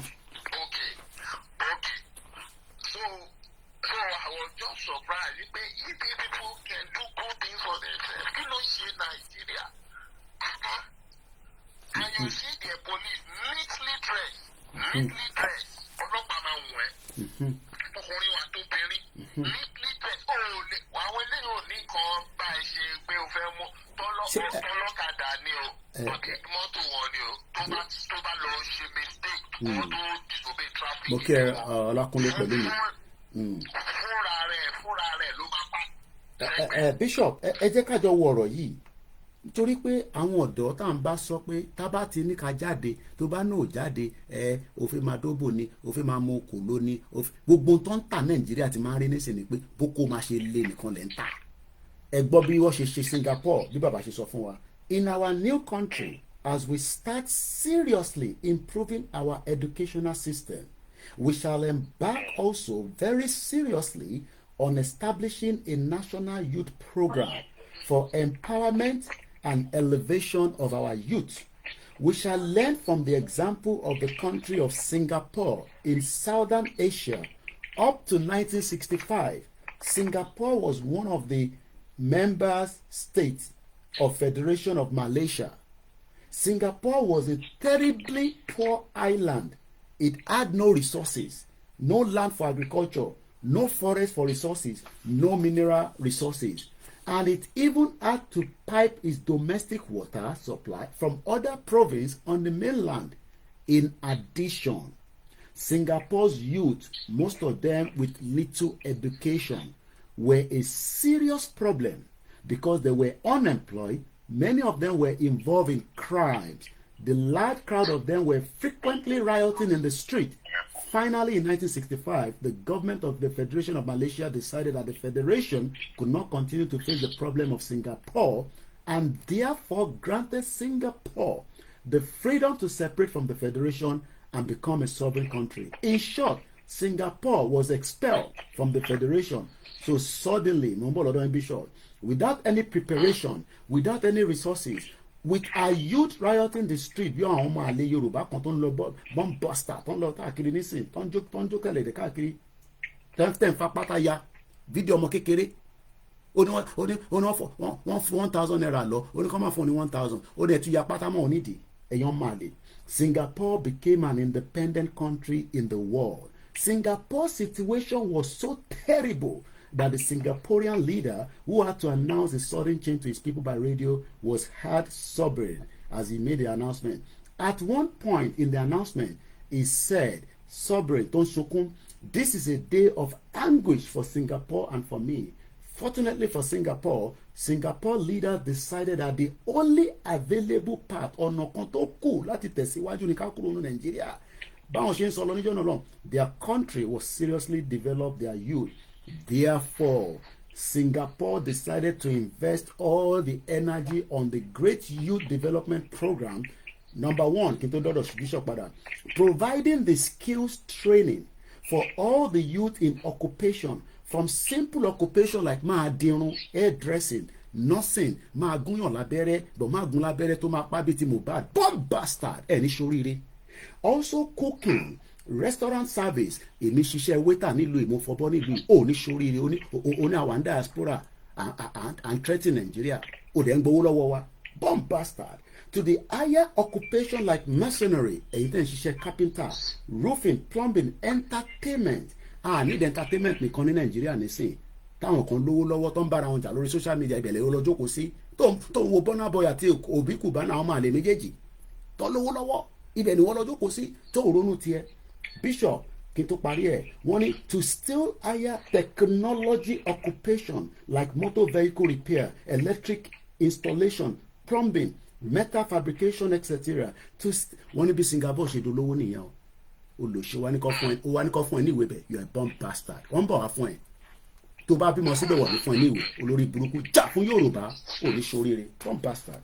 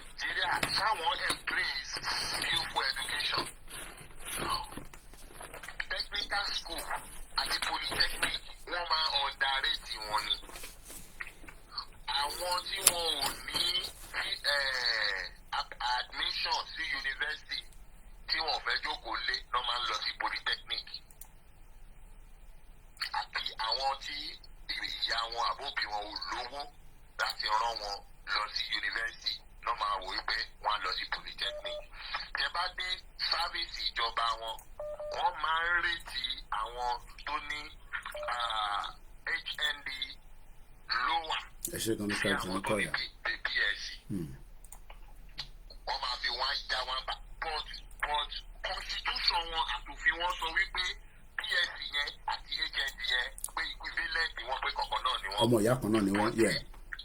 But their attitude towards it, I won't underrate it. How will a country like that develop? Tí o fi ọwọ́ tún gbọ́mọ wọlé o fọwọ́ sí sọ́dánù. That is why Nigeria is built on fraud, lie. Now, gbogbo university wọ̀nyí táwọn tó ń kún àwọn ọmọ lọ kọ́ ẹ̀kọ́ níbẹ̀ yìí, there is nothing they are reading, there is nothing they are learning. They are just learning English, learning. How do you explain when you have more than 1,000 crowd, that is a stadium, in an auditorium, and one man is speaking in front of the board, teaching them. Àwọn ọmọ tó wà lẹ́yìn wọn ò gbọ́ ohun tó sọ. Ó dẹ̀ di lecture. You allow me, eh? Ó dẹ̀ di lecture. Most of our ọmọ wọ̀nyí, most of our ọmọ wọ̀nyí, wọ́n máa ń gba nóòtì ara wọn re-study ni. Èyí tó bá ta sí létí, a máa jẹ́ kó pé mo gbọ́ nígbà tó sọ báyìí, mo gbọ́ eléyìí kan tó mí nìrè. Ṣé mo kí nígbà tí mo dé lùí ní 1998 nígbà tí mo dé ní 98 mo kọ́kọ́ ṣe foundation kan ní London Metropolitan University ní Holloway. You have access to see the lecturer. Ó máa súnmọ́ ẹ a máa wò ó pé n tó ń ṣe yẹn ṣó wà okay. Ntí bishop ń try láti sọ ni pé you have a university lecture room that is so filled up that ẹni tó wà lẹ́yìn ò gbọ́n kankan kò tẹ̀ rí lecturer because lecturer wà níwájú ń sọ̀rọ̀ kò sẹ́ni tó wà lẹ́yìn ò gbọ́ àwọn kan tọwọ́ bọ́ra wọn nídìí a bomb bastard tàbá ti pe aago pé ká jáde ṣòrí wọ́n tó wò mí ní university tó ní kí shut up yẹn ok bí wọ́n wà rí visa náà ti ń le díẹ̀díẹ̀ o dẹ̀ lè ṣògùn láti fi rówó innovation yẹn fi ń lówó wàá lọ ṣe innovation pé Koiki jẹ́ kí n sáré ṣe innovation kan fúnlẹ̀ Yorùbá kò lè dolówó. Elon Musk nìyẹn nísìn innovator ni Starlink tí ń ṣiṣẹ́ Nàìjíríà ó kàn wọ́n bí wèrè ni over 500,000 ní tó bá máa gbé bolo ti fẹ́ rí o fẹ́ ṣe yahoo you are bomb bastard orí òpè ìwọ́dẹ kó máa bá send satellite lọ kí Koikimedia lè wà ní gbogbo ilẹ̀ Yorùbá ojókòó sọ pé I am a university graduate òfin ta pọfupọfu lójú ẹlẹ́gba you are a crazy man tàbá ti pé Yorùbá nation rally tó jáde Bishop gbóhùn sókè. Exactly. Now irú àwọn ọmọ yìí ni lecturer yìí máa fẹ́ set exam fún for pass. Báwo náà ṣe fẹ́ pass? Then àti ìgbìyànjú àwọn ọmọ yìí láti pass o gbogbo character attitude àwọn lecturer yìí náà towards the female student is to molest them sexually. kò sí ẹ lọ bèrè lọ́wọ́ ọmọbìnrin kan kò sí.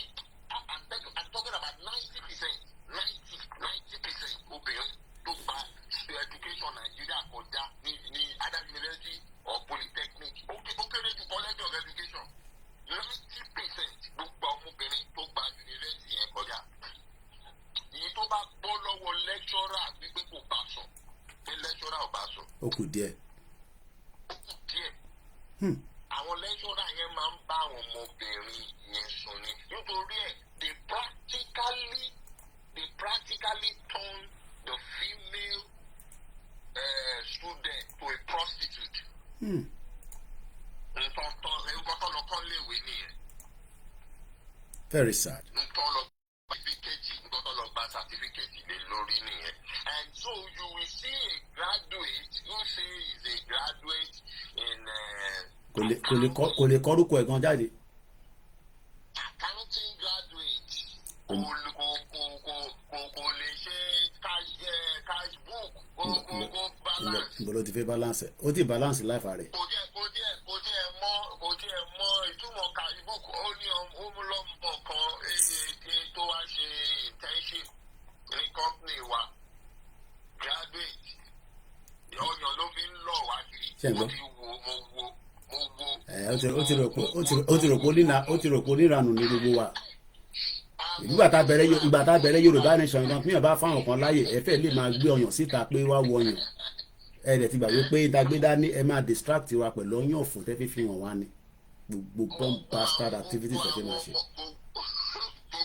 Idiot all over the place. Gbogbo àwọn ọmọ tó ń bá ṣiṣẹ́ ni ó ń wo ṣúra ẹ̀ káàkiri bó ṣe ń ṣe pẹ̀lú wọn káàkiri ni wọ́n ti wò pé eléyìí kò tí ì mọ ibi tó wà. Ilé àkóbá bíṣẹ́ ni ní àbá fi lẹ́yìn bẹ́ẹ̀ kó bá pẹ́ jù. Lọ́jọ́ tí mo pè sọ́fíìsì mi mo sọ̀rọ̀ bá orí ẹ̀ ó sunkún mi ó padà. Now he came to the office BSc graduate accounting ó lóun ọ̀sẹ̀ rí cash book rí lórí ojú ayé o.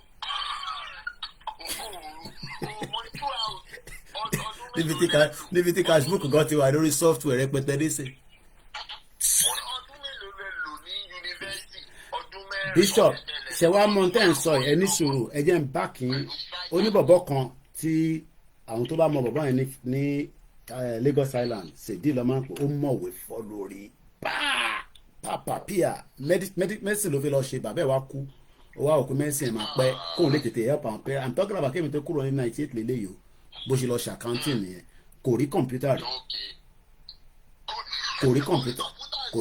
rí as at the time tí mo ń sọ yìí èmi dẹ̀ ti ń lọ sí computer school ní Robertson computer college tó ti bá wá dé tí bá kó àwọn òwe dé àkọ́mọ́ pa tó bá dẹ̀ ti gbé ìwé yẹn síwájú báyìí ó mọ gbogbo tó wà náà lẹ́sẹ̀kẹsẹ̀ ó lè sọ gbogbo pàtì computer bọ̀ kò rí computer rí ó pass ICANN nígbà yẹn ICANN yẹn ó mú lẹ́ǹkan ni ọlọ́run mọ̀lú tó wà ní sínú ọ̀bẹ jù ó gúdù gan ṣèdí la máa ń pè and that is in 1990 mo ṣetán ní 95 èmi ò gbà tí wọ́n sì mi ti ní pé yunifásitì wo ló lọ ní Nàìjíríà yunifásitì ò fowó kí ló máa mú bẹ́ẹ̀ tó bá ṣe tán bẹ́ẹ̀ máa rí tó bá ṣe bẹ́ẹ̀ yìí ló bá ṣe bẹ́ẹ̀ kò kí á lọ ṣe so àwọn ti wọ yunifásitì nígbà yẹn ó lọ ṣe ICANN yẹn ẹ̀ǹkan ló ICANN tó yẹ pé ó gbóná tó yẹ pé ẹlòmíì bàbá mi gan mẹ́ta bí àmà rẹ̀ mi 20 times ó mú lẹ́ǹkan ni the youngest ICANN ní gbọ́nà lọ́hùn ṣèdí ó gbóná gan.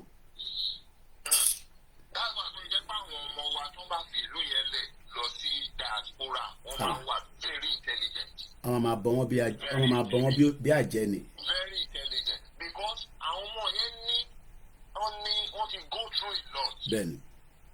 Wọ́n ti go through a lot to study to imbibe into something that are not physically presented to them. tó jẹ́ pé orí pépà nìkan. ṣé tí wàá mọ̀ kan Bishop when I got here mo tún wá realize pé kò sẹ́ni tó ń pass kò sẹ́ni tó ń fail nílùú yìí. kò sí pé mo fail ní no o gbọ́dọ̀ sọ pé o fail o no kí ló jẹ́ pé o fail o lè lọ commit suicide now kò sí pé mo fail o so n tó máa ń ṣe ni pé wọ́n ti graded débi pé everybody has passed Nàìjíríà ló máa ní kí ló mú wálé f ó ti fail ẹni tó ní P7 wọn ló ti fail ẹni àwọn máa wo rẹ̀ pé bíi failure wọ́n á ti kọ́kọ́ demoralize gbogbo ayé ẹ̀ àwọn gbà òun fail kẹ̀. Whereas, listen, you can't even measure intelligence by examination. Because there are factual, facts or conditions that the person that is writing the exam may be at that time that may not be conducive.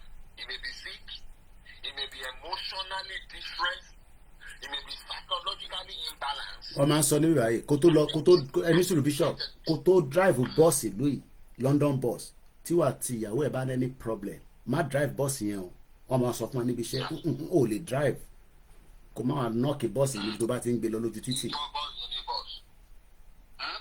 Now, a ní àwọn ọmọ ní yunifásitì yẹn tó jẹ́ pé wọ́n fẹ́ lọ ṣe exam ebi ni wọ́n gbé panú lọ ṣe exam. It is very wrong. Emotionally, mentally they cannot be stable because they been power lọ́wọ́ kókó sóúnjẹ gbogbo oúnjẹ tí mọ́mí ẹ̀ gbé fún bàbá ẹ̀ gbé fún kó fi wá ó ti jẹ́ tán ó ń mánéèjì ni kó fi parí táwọn yẹn kó tó padà lọ́lé tí lọ gbé oúnjẹ míì. And you as an examiner, you think you are measuring a success, and at the end of everything tó bá ti rí bẹ́ẹ̀ni yẹn kò pàṣẹ tó pẹ̀lú gbogbo stress ẹ̀ fún wọn with crowd in the class tó jẹ́ pé nǹkan tó ń kọ́ wọn gan wọn ò gbọ́ nǹkan tó wọn ò rí practical tó ń teach wọn ẹ wo fídíò tí mo sẹ́fẹ̀ẹ́ sí yẹn the lecture in UK that class is in UK obìnrin yẹn teach àwọn ọmọ kékeré ní o elementary school ní o ó dẹ̀ ti fi ẹyin àtomi experiment fún wọn nínú class àwọn ọmọ ẹ̀ respond that you swim you float you have a higher tendency to float in sea water than in fresh water. Bishop àwọn èèyàn máa ń rò pé tá a bá jókòó sí bíbá tá à ń engage báyìí wáyé tẹ́ ń sọ̀rọ̀ mo lọ sórí email mi 2016 October 4 Tuesday 10:05 p.m. Please let's study this article in Corporation of Cooperative in Nigeria. Kí la fi ṣe nígbà yẹn Agriculture International tí mo pè ní ICO farmers mo ní access sí Facebook yẹn mọ́ ni I'm talking about as far back as 2016. So ìwọ tó wá jókòó tẹ́ à ń sọ fún kí la dẹ̀ mú jáde a critical of the legal framework of incorporation of cooperative society in Nigeria. So àwọn tájọ jẹ́ team níjọ́ náà lọ́hùn we were looking into how we can set up agriculture business in 2016. So wọ́n tó rò pé ta ni Koiki email kí n parọ́ gbogbo eléyìí la sì máa fi ṣe kíni nígbà tá a bá máa kọ̀wé wa jáde lọ́jọ́ iwájú. So when we are sitting here tá à ń ṣe analysis báyìí tá à ń gbé yẹ̀wò tá à ń sọ pé Nàìjíríà yìí kò sẹ́ni future fún mọ́ the future is completely dead. Tí bá sọ pé dead kódà mo tún padà lọ sí 2018 letter of appointment as a volunteer fáwọn tó ń bá wa ṣiṣẹ́ ní 2018 ṣé kí n tún padà sẹ́yìn kí n lọ sí 20 further down number bí ṣe má bínú sí mi because when we sit here and we are talking a lot of people think that it's a joke. It is not a joke. We are serious, we are concerned, we are worried, and we have been worried about Nigeria, not because of Yoruba nation. And ẹ̀ta ló mọ̀ nígbà Yoruba nation orí òpè àwa tí ń ṣiṣẹ́ towards helping Nigeria as far back as 2016 to set up an agriculture business. Ilé nísìn Ambode, this was 2018 kí mo kọ sí báyìí Ambode lele because I was the founder and I was also working as a PRO to a foundation, Mamidarko Foundation here ní UK níbà. Agriculture International Cooperative Organization à ń pè ní ICO. Tó bá jẹ́ pé gbogbo ta fẹ́ ṣe níjọ́ náà lọ́hùn wọ́n allow wa ká implement ìwà máa gbádùn èmi àgbà gbádùn because I am the middleman fún wọ tó wà Nàìjíríà. wọ́n lè gbà yẹn wọ́n ti mọ̀ wípé now Koiki. Yes sir. tẹ́lẹ̀ kò yé mi much nígbà tí wọ́n farabalẹ̀ sọ́ọ̀dì Nàìjíríà wọ́n wá rí wọn pátápátá àwọn wà ní kakọ́s tó o bá ti ń ṣe ara kakọ́s wọn yẹn even ní kakọ́s wọn yẹn wọ́n tún máa ń jẹra wọn as per north west or east wọ́n tún máa ń jẹra wọn but tó o bá ẹ̀jẹ̀ sọ ó ní ọmọ kan tó tó sọ nǹkan tó happen sí mi ní that time ní mo ní sọ government tata ẹ ní CNS tí mo wà now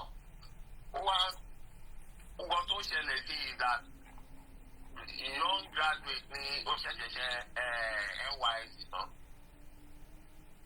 now wọ́n wá sẹ́ndì wọn wá so wọ́n pọ̀ bẹ́ẹ̀ sí ibẹ̀ tó kọ́ wa mú wọn so ẹni tó wà ní head of operation Alhaji ìyẹn ọmọ Fúlàní ni so nígbà tí gbogbo wọn wá ṣàṣe kíní sáfíìsì wọn tó after 1 year so wọ́n máa fẹ́ staff wọn bẹ́ẹ̀ wọ́n máa post wọn lọ sí other branches other àbí state wọn wọ́n máa lọ jẹ́mu lápadà bẹ́ẹ̀ wọ́n ti ríṣẹ́ nìyẹn so ó wá kó ọmọbìnrin yìí so wọ́n máa ń pè wọ́n wọlé sọ́fíìsì head of operation ó máa fún wọn ní kinní wọn certificate kinní wọn wọ́n ti ṣetán pé kán lọ so wá kó ọmọbìnrin yẹn bọ́ọ̀bù obìnrin yẹn ṣe wọlé nìyẹn ó ṣáà kí ó bá sọ̀rọ̀ so ó wá ní pé ó wá ní your daddy ìyẹn wá ní ó dárúkọ ó ṣàdárúkọ Haúsá Fúlà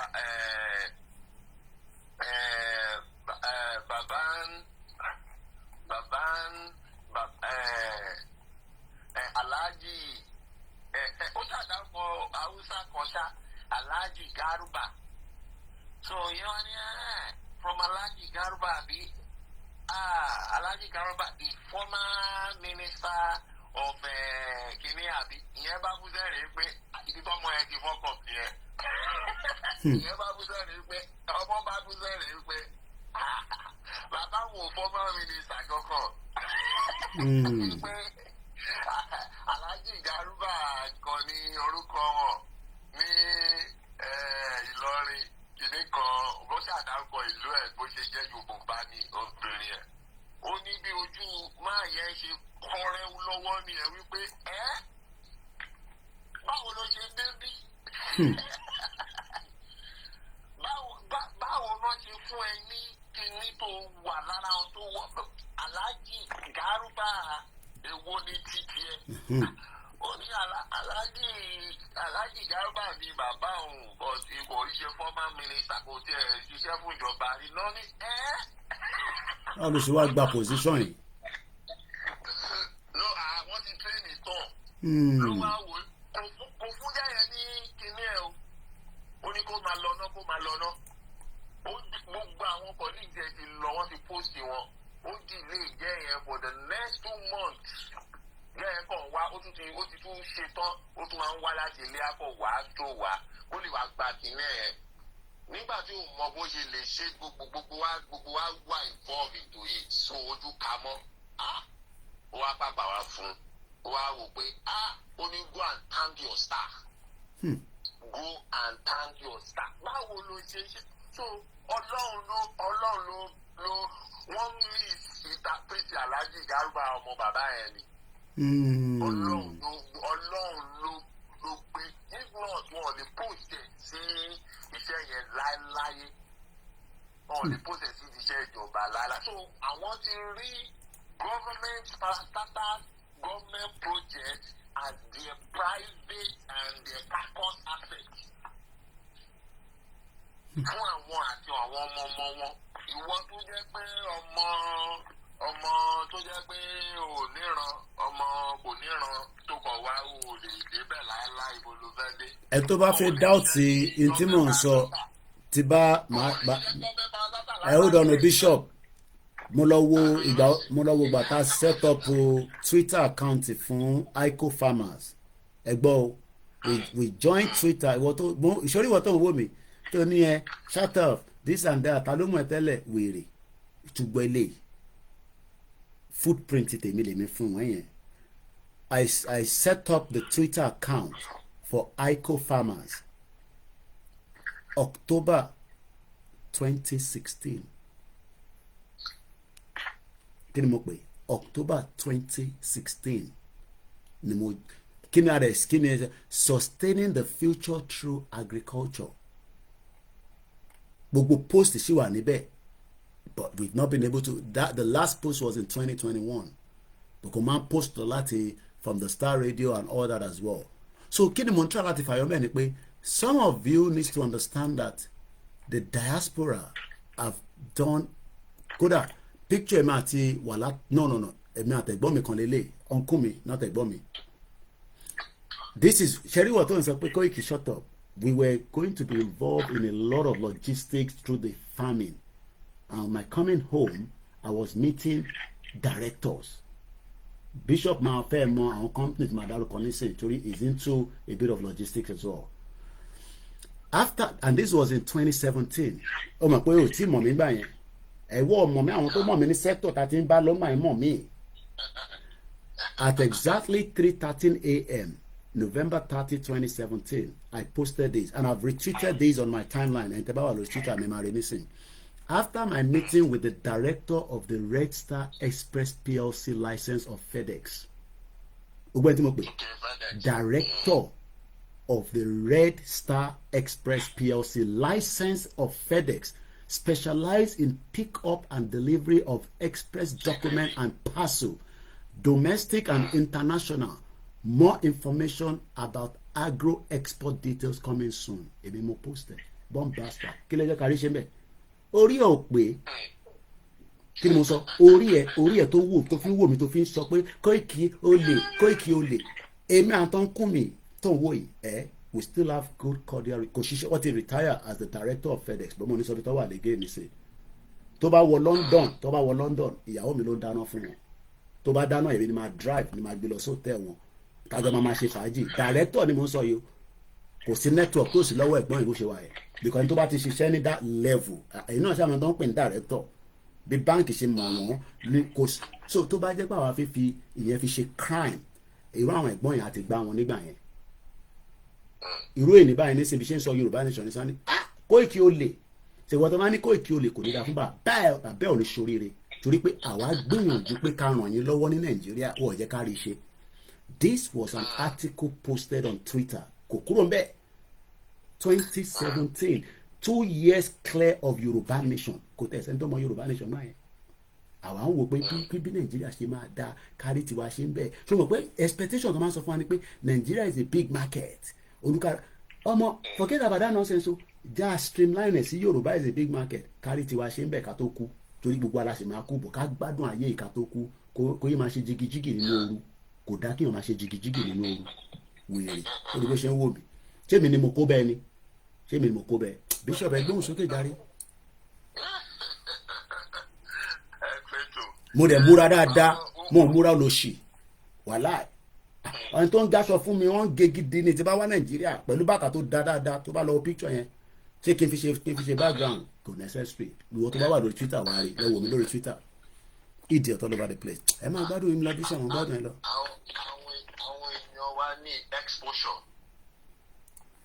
Wọ́n ní exposure and I like the way tó ṣe máa ń jáde fún wọn tẹ́lẹ̀ tó máa show gbogbo àwọn building yẹn show àwọn ọ̀nà show gbogbo àwọn infrastructure UK. Àwọn èèyàn wa ní exposure. Exposure wọ́n ti jẹ wọ́n mọ̀ pé wọ́n ti jẹ wọ́n máa yé. Ẹ jẹ́ kí n tún sọ ilé Bishop younger sister mi ta máa ń pè ní Britico tí mo náà bí sí bíbá èmi lẹ́kọ́ bí sí àwọn ọmọ ọ̀rọ̀ ìsàlẹ̀ bí òun síbà tí mi wá ṣe struggle for immigration another story pé lẹ́nu àti mọ̀ sí mi nìyẹn ó dá restaurant kan sí bíbá òun top notch wọ́n máa ń pè ní Tokunbo's Kitchen master degree holder kí ló mo sọ master psychology lórí kò ní dá fún gbogbo àwọn governors náà ní ṣoríire ó wálé ní 2007 nígbà tí Fáṣọlá wà lórí oyè wọ́n kọ policy pé ká má bàa dó àwọn ọmọ kéékèèké kọ́ má máa mú ọmọ kéékèèké gbogbo ẹ̀ lọ́kọ́ wọ́n ní kọ́ lọ́kọ́ wá nígbà tó gbé fún wọn tó yọ kó sí wọn tó yọ kó sí wọn á jókòó síbẹ̀ pé bomb bastard ọdún méjì ó withdraw ọmọ ẹ̀ kúrò ní school nílùú ó mọ ọmọ ẹ̀ wá sí Nàìjíríà Tokunbo's Kitchen tóun dálẹ̀ yẹn àwọn tó wà ní city ló ń ta sí kò tẹ̀ wọ́n ta sí gbogbo àwa Nàìjíríà báyìí àwa máa ń náà àwa olówó púpọ̀ lọ́wọ́ òyìnbó tó máa ra dinner ticket tó fi wá jẹun ní in a costly environment tó máa lè san £150 lòun ta sí top notch pẹ̀lú pé ó kàwé ó tún ní business structure lórí orí ẹ̀ ò pé you are a bomb bastard Tokunbo's Kitchen ló ń jẹ́ ó dẹ̀ sì ń ṣe dọ̀la bí ṣe bá ń sọ̀rọ̀.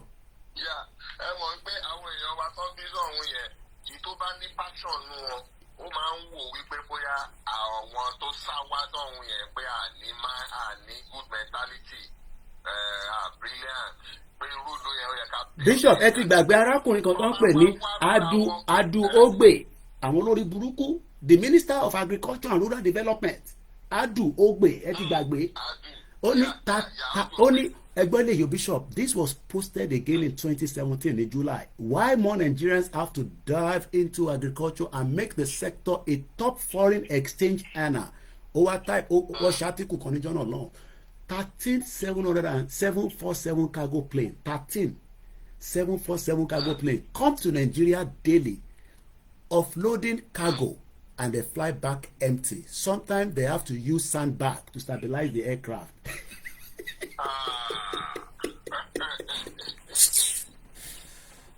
ẹ jẹ́ lọ ṣe tí kan sí gọ́ọ̀bẹ̀ Bishop tẹ́ bá ti fẹ́ lọ kẹjọ́ ìjẹ́ kí n mọ̀ ó ní 13 ló ń wá lójoojúmọ́ sí Nàìjíríà ó ní tó bá ń lọ wọ́n máa ń kó yẹ̀pẹ̀ sínú sandbag kí ló fẹ́ rí gbé lọ èmi dẹ̀ wá pé báwa ṣe máa gbé kan wá láti Nàìjíríà wá sí ibà ìwọ́ṣẹ̀ wá sọ pé Nàìjíríà máa da kò ní da fún bàbá ẹ̀ ò ní ṣoríire ẹ̀ bomb bastard.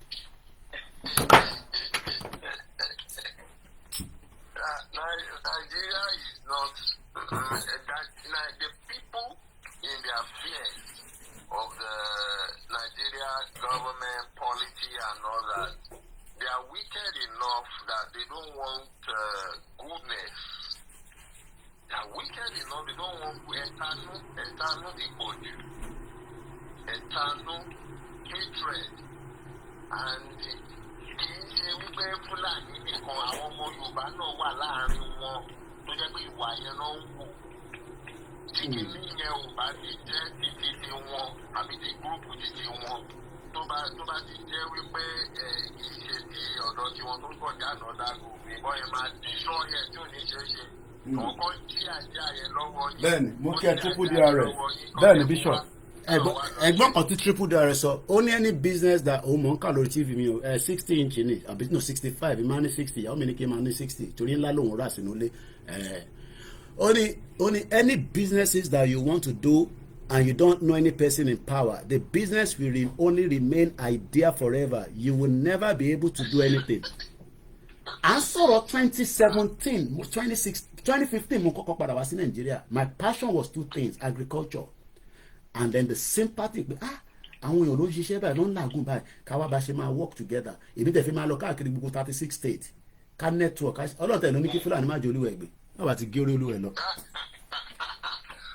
So now there is alternative for àwọn èèyàn wa pending we get our actualization.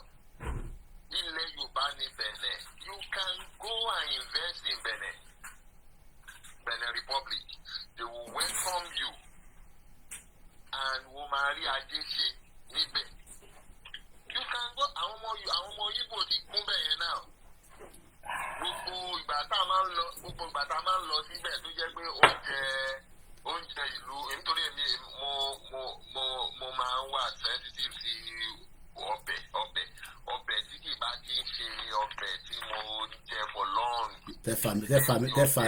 tẹ familiar mọ́ ọbẹ̀ tí wọ́n dẹ̀ yàtọ̀ níbẹ̀ lóòótọ́.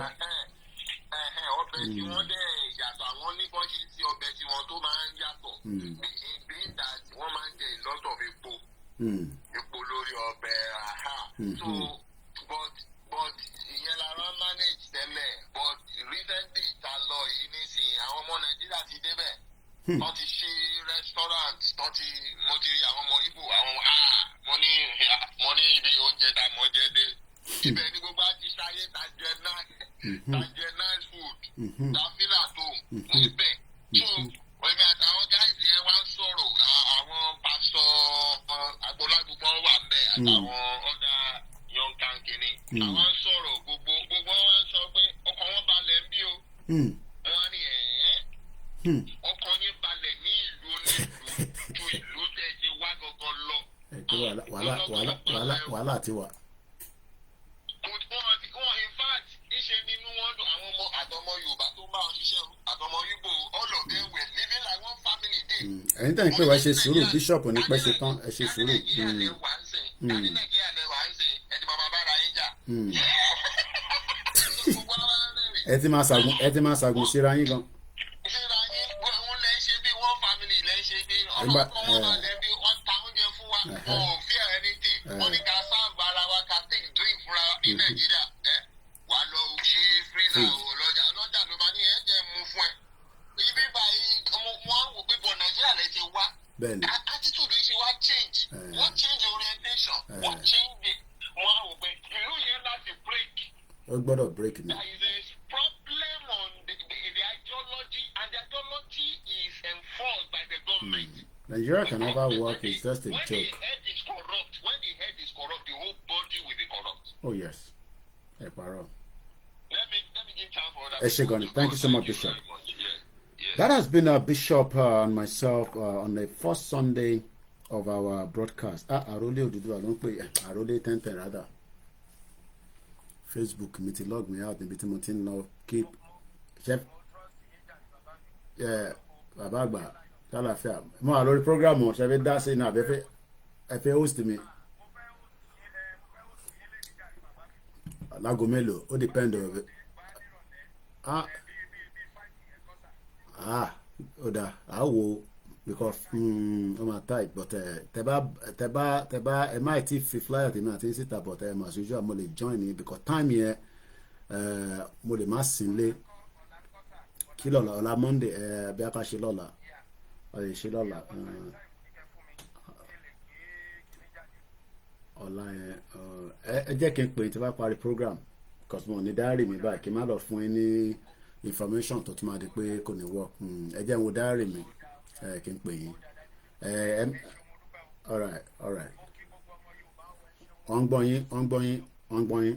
mo kí gbogbo wa o àrólé bàbá tẹ́tẹ́ ló ń sọ̀rọ̀ olúmọ ìkan ọba lọ́la jp ajìjàngbara fún ìdásílẹ̀ orílẹ̀-èdè Yorùbá ìránṣẹ́ Olódùmarè yín náà ni o ẹ̀yin yan wa bàbá wọn Ọláyọmí Kóìkì bàbá ń pariwo lójoojúmọ́ kì í ṣe fún ara wọn nìkan o bí kò ṣe fún generation wa àwọn ọmọ wa tó ń bọ̀ lọ́jọ́ ọ̀la òun ni bàbá lọ ronú rẹ o pẹ̀lú nǹkan tó yẹ Nàìjíríà gbélé wa lọ́wọ́lọ́wọ́ báyìí àti gbogbo nǹkan tí à ń là kọjá ń bẹ̀ òun ni bàbá fi ń pariwo òun náà ni Ọmọlúkà fi ń fọn rere lójoojúmọ́ o òun ni Mass TV fi ń sọ̀rọ̀ òun náà làwa náà fi ń pariwo ní World Media Organization fi ń falantia lójoojúmọ́ o pípé ká kúrò nínú wàhálà àti ìdààmú tí Nàìjíríà gbélé wa lọ́wọ́ yìí gbogbo wa náà láti rí gbogbo nǹkan ṣe ń lọ ọwọ́ tá a wà báyìí àwọn ìjọba kan bísí ń kówó wá jáde ni wọ́n kówó wá jáde because wọ́n ti mọ̀ wípé ọjọ́ kan kàsàlàyé máa burst ṣé bàbá ń pariwo bàbá Kóìkì ń sọ wípé ogun máa ṣẹlẹ̀ àwọn kan ń wò pé báwo ló ṣe fẹ́ wáyé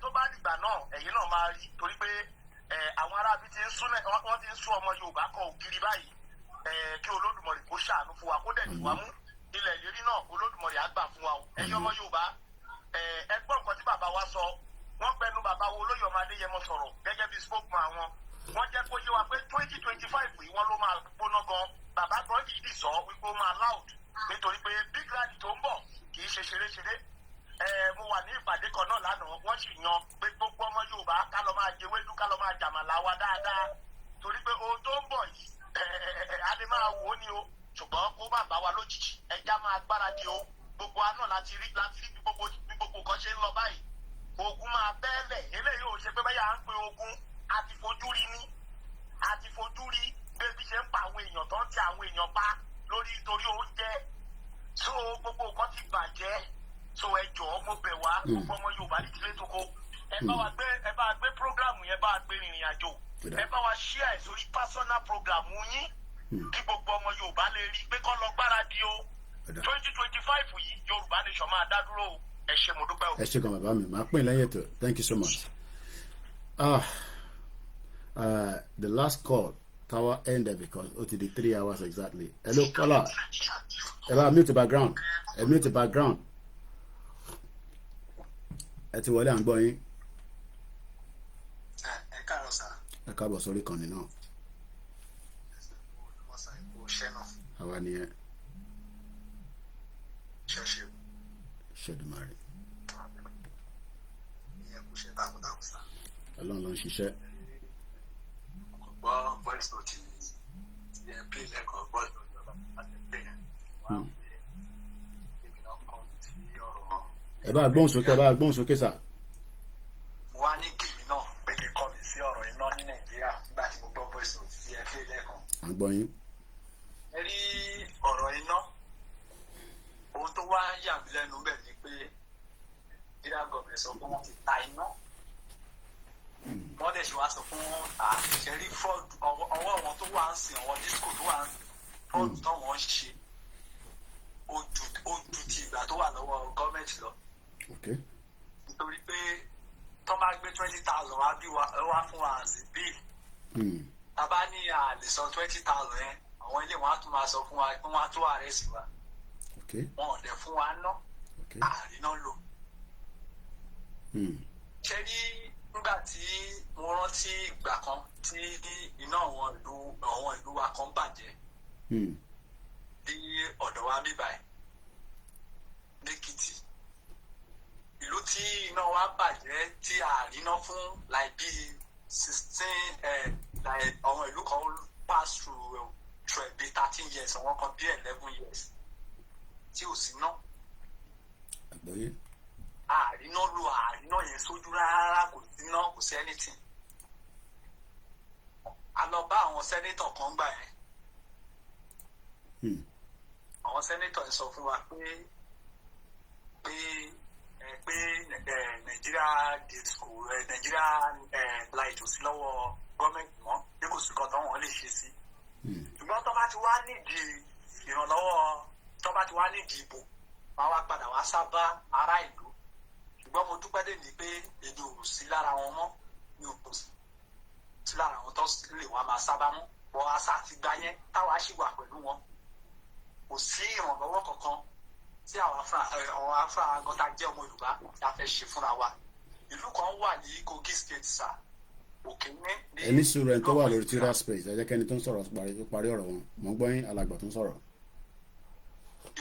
ìlú tí mo sọ yìí ní Kogi state ìlú Yaya Bello ìgbà tí Nàìjíríà NEPA ṣì wà lọ́wọ́ ní iná Nàìjíríà tó ṣì wà lọ́wọ́ tí wọ́n ti ta fọ́wọ́n disco.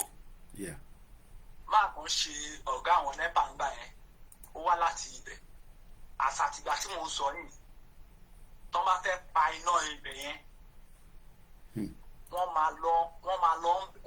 á lọ sí orí radio station wọ́n á nọ announce ẹ̀ wípé kọ́ńdọ̀ wọ́n fẹ́ sáré ṣe àwọn fọ́ọ̀tì kan lára iná.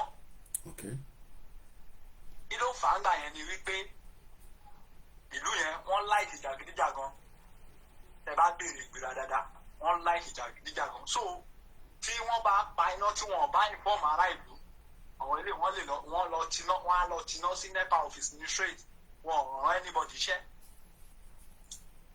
bóyá nǹkan tí àwọn ará ibi bá ń wá ká máa ṣe fún wọn náà nìyẹn àti ìmọ̀ because nígbà yẹn ìlú yẹn lóná débi pé wọn ò múná lọ ńbẹ̀ because mo lọ ṣiṣẹ́ ńbẹ̀ dáadáa wọn ò múná lọ ńbẹ̀ tó bá fẹ́ múná lọ bóyá fọ́ọ̀tì kan wọ́n dictate fọ́ọ̀tì kan wọ́n fẹ́ ṣe wọ́n á lọ sí rédíò wọ́n á lọ bẹ àwọn ará ìlú kan tó pa iná tó má dẹ̀ pa iná yẹn between few minutes wọ́n ti dáná yẹn padà.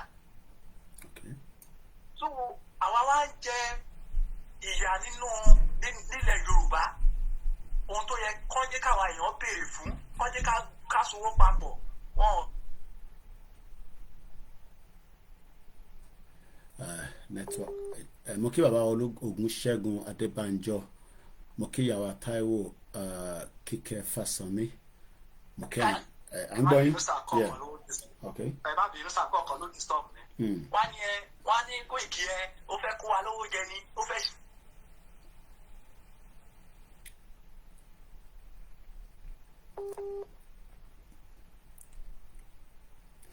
kàjẹ́ kọ́ wọlé padà. Ẹ̀yin tí ẹ bá padà wo fídíò yìí á jẹ́ pé ẹ wo live lórí Koiki backup YouTube channel. À ń gbọ́ yín alàgbà. ẹ má bínú kọ́ ló ń disturb mi. So ṣé kí ọ̀rọ̀ ṣọ́ọ̀bù tó bẹ̀rẹ̀ ṣé Mr. Koiki òun jẹun ni ṣé Mr. Koiki òun bọ́ fámìlì ẹ̀ ni ẹ̀kọ́ wá jáde síta ẹ̀ ló ṣe ló fẹ́ kówó yín jẹ ó fẹ́ ṣe ẹ mọ iye èèyàn tí Mr. Koiki ń fìdí nínú Nàìjíríà ni nínú ilẹ̀ Yorùbá ni ẹ mọ iye èèyàn ni ẹ wá ṣetán ẹ ń sọ tó kú sọ kiri ẹ ṣáà ń wá gbogbo ọ̀nà iṣẹ́ tí olóṣèlú gbé fún yín ẹ ṣáà fẹ́ da ìrìnàjò ìrú ẹ̀ẹ́dẹ̀ lè rí dàrú ẹ ń tọ́ra yín ni. So gẹ́gẹ́ bí ọ̀rọ̀ iná tí mò ń bá lọ tí ò bá jẹ́ gómìnà tó wà ní orí oyè ń sìn ó lóye gómìnà tó ti ṣe sẹ́yìn tí ọmọ ìlú yẹn ò níná for years wọ́n dẹ̀ ń lọ bẹ̀ wọ́n lọ ṣe campaign bọ́ ẹni tó débẹ̀ yẹn ẹni tó jẹ́ báwo ló ṣe wà débẹ̀ ló ṣe wà rò pé báwo lọ́wọ́ ìlú òṣèlú níná ó lóye tí disco ó lóye tí wọ́n bílẹ̀ ó dẹ̀ sán tí wọ́n ṣe wá dá iná padà fún ìlú tí mò ń sọ yìí. àwọn tó ń kọ́ ṣe gómìnà ìlú yìí ṣé àwọn náà ń ṣe ọmọ Yorùbá ni kí ló dé tí wọ́n ò ṣe kí ló dé tó jẹ́ pé ilé tí wọ́n nìkan ni iná ti ń lọ. àdẹ̀wá ń pe àwọn kan aníkọ́jú ká jọ sowọ́ papọ̀ ká gbára wa kúrò lọ́wọ́ àwọn ẹni burúkú yìí. àwọn kan wá jókòó síbi kan wọ́n wá fẹ́ máa da ìrìn àjò ìlú pẹ̀lú ọlá ibi tó ń pa wá nínú ìlú yìí. Ọlọ́run bá máa ṣe ìdájọ́ fún gbogbo yín o tẹ́lẹ̀ máa dá ìrìn àjò Yorùbá nation. Ọlọ́run máa ṣe ìdájọ́ fún gbogbo wọn. Gbogbo wọn tó bá ti sọ pé wọ́n máa dá ìrìn àjò irú tẹ́ẹ̀ bá ní ṣe tẹ́ẹ̀ bá ní darapọ̀ mọ́ wa. Ẹ fi wá sílẹ̀. Ẹ fi wá lẹ̀. Ẹ má dàrú mọ́. Ẹ fi wá lẹ̀. Èwo ni pé kí wọ́n máa jẹ́ kékeré wọn sọ pé darapọ̀ mọ́ wa àjọ ń ṣe ìrìn àjò ń ṣe sọ́ọ̀tù. Irọ́ ló wà ń bẹ̀. Ìdísílẹ̀ kan náà ni wọ́n dẹ̀ ń lò láti máa dàrú. Irọ́ ló wà ń bẹ̀.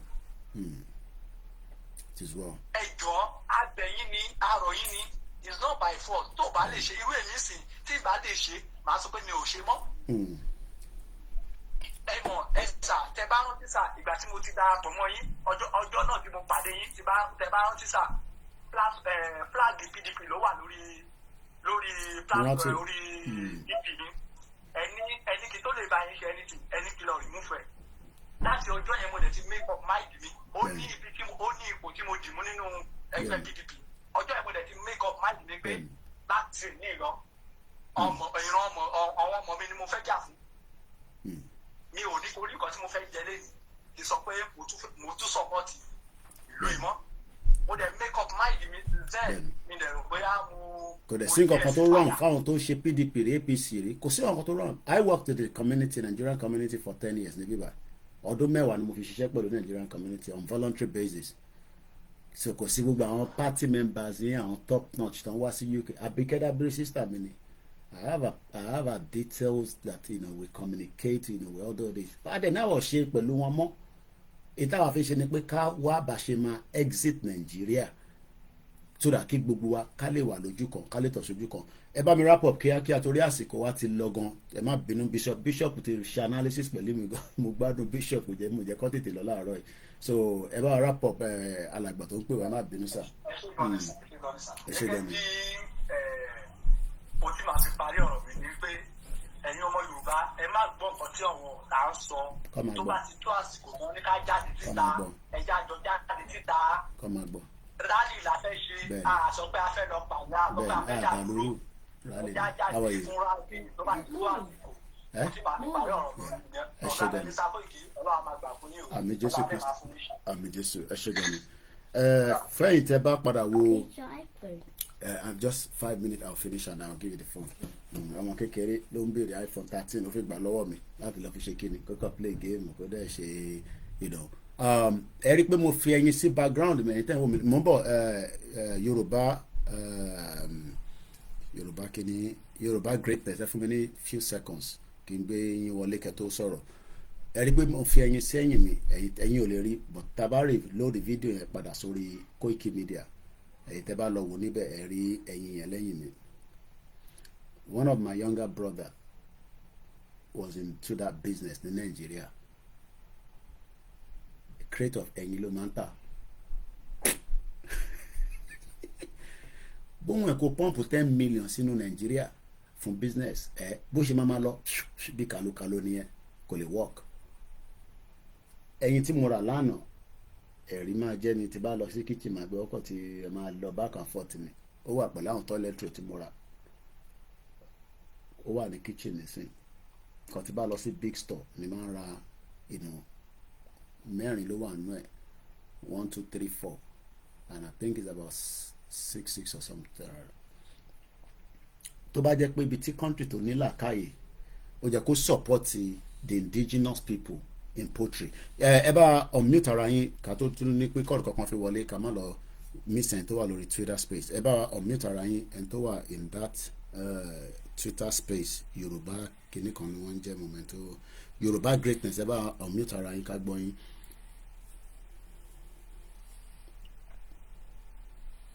Okay, ó dà pé ó tún drop. Ó drop ní ká gbé yín wọlé padà. Hello. Olayomi, hello, can you hear me? À ń gbọ́ yín, ẹgbọ́n sókè. Okay, I just thought I'll just have a quick chat to say Happy New Year to you and your family, and also to greet my fellow Yorubas and to say a very big Happy New Year. Looking forward to 2025 to bring lots of prosperities to yourselves and to my fellow Yorubas, and also to say that more or less actually to ask Olayomi, and also to use this opportunity to request if there's a way that we can do a campaign to ask our Yorubas to not sell lands to we need to keep our lands, because it seems that, especially in Lagos State and even in other parts of Yoruba land, where land is being sold, whereas we shouldn't be selling our land, we should be keeping it. There's not a replica of land.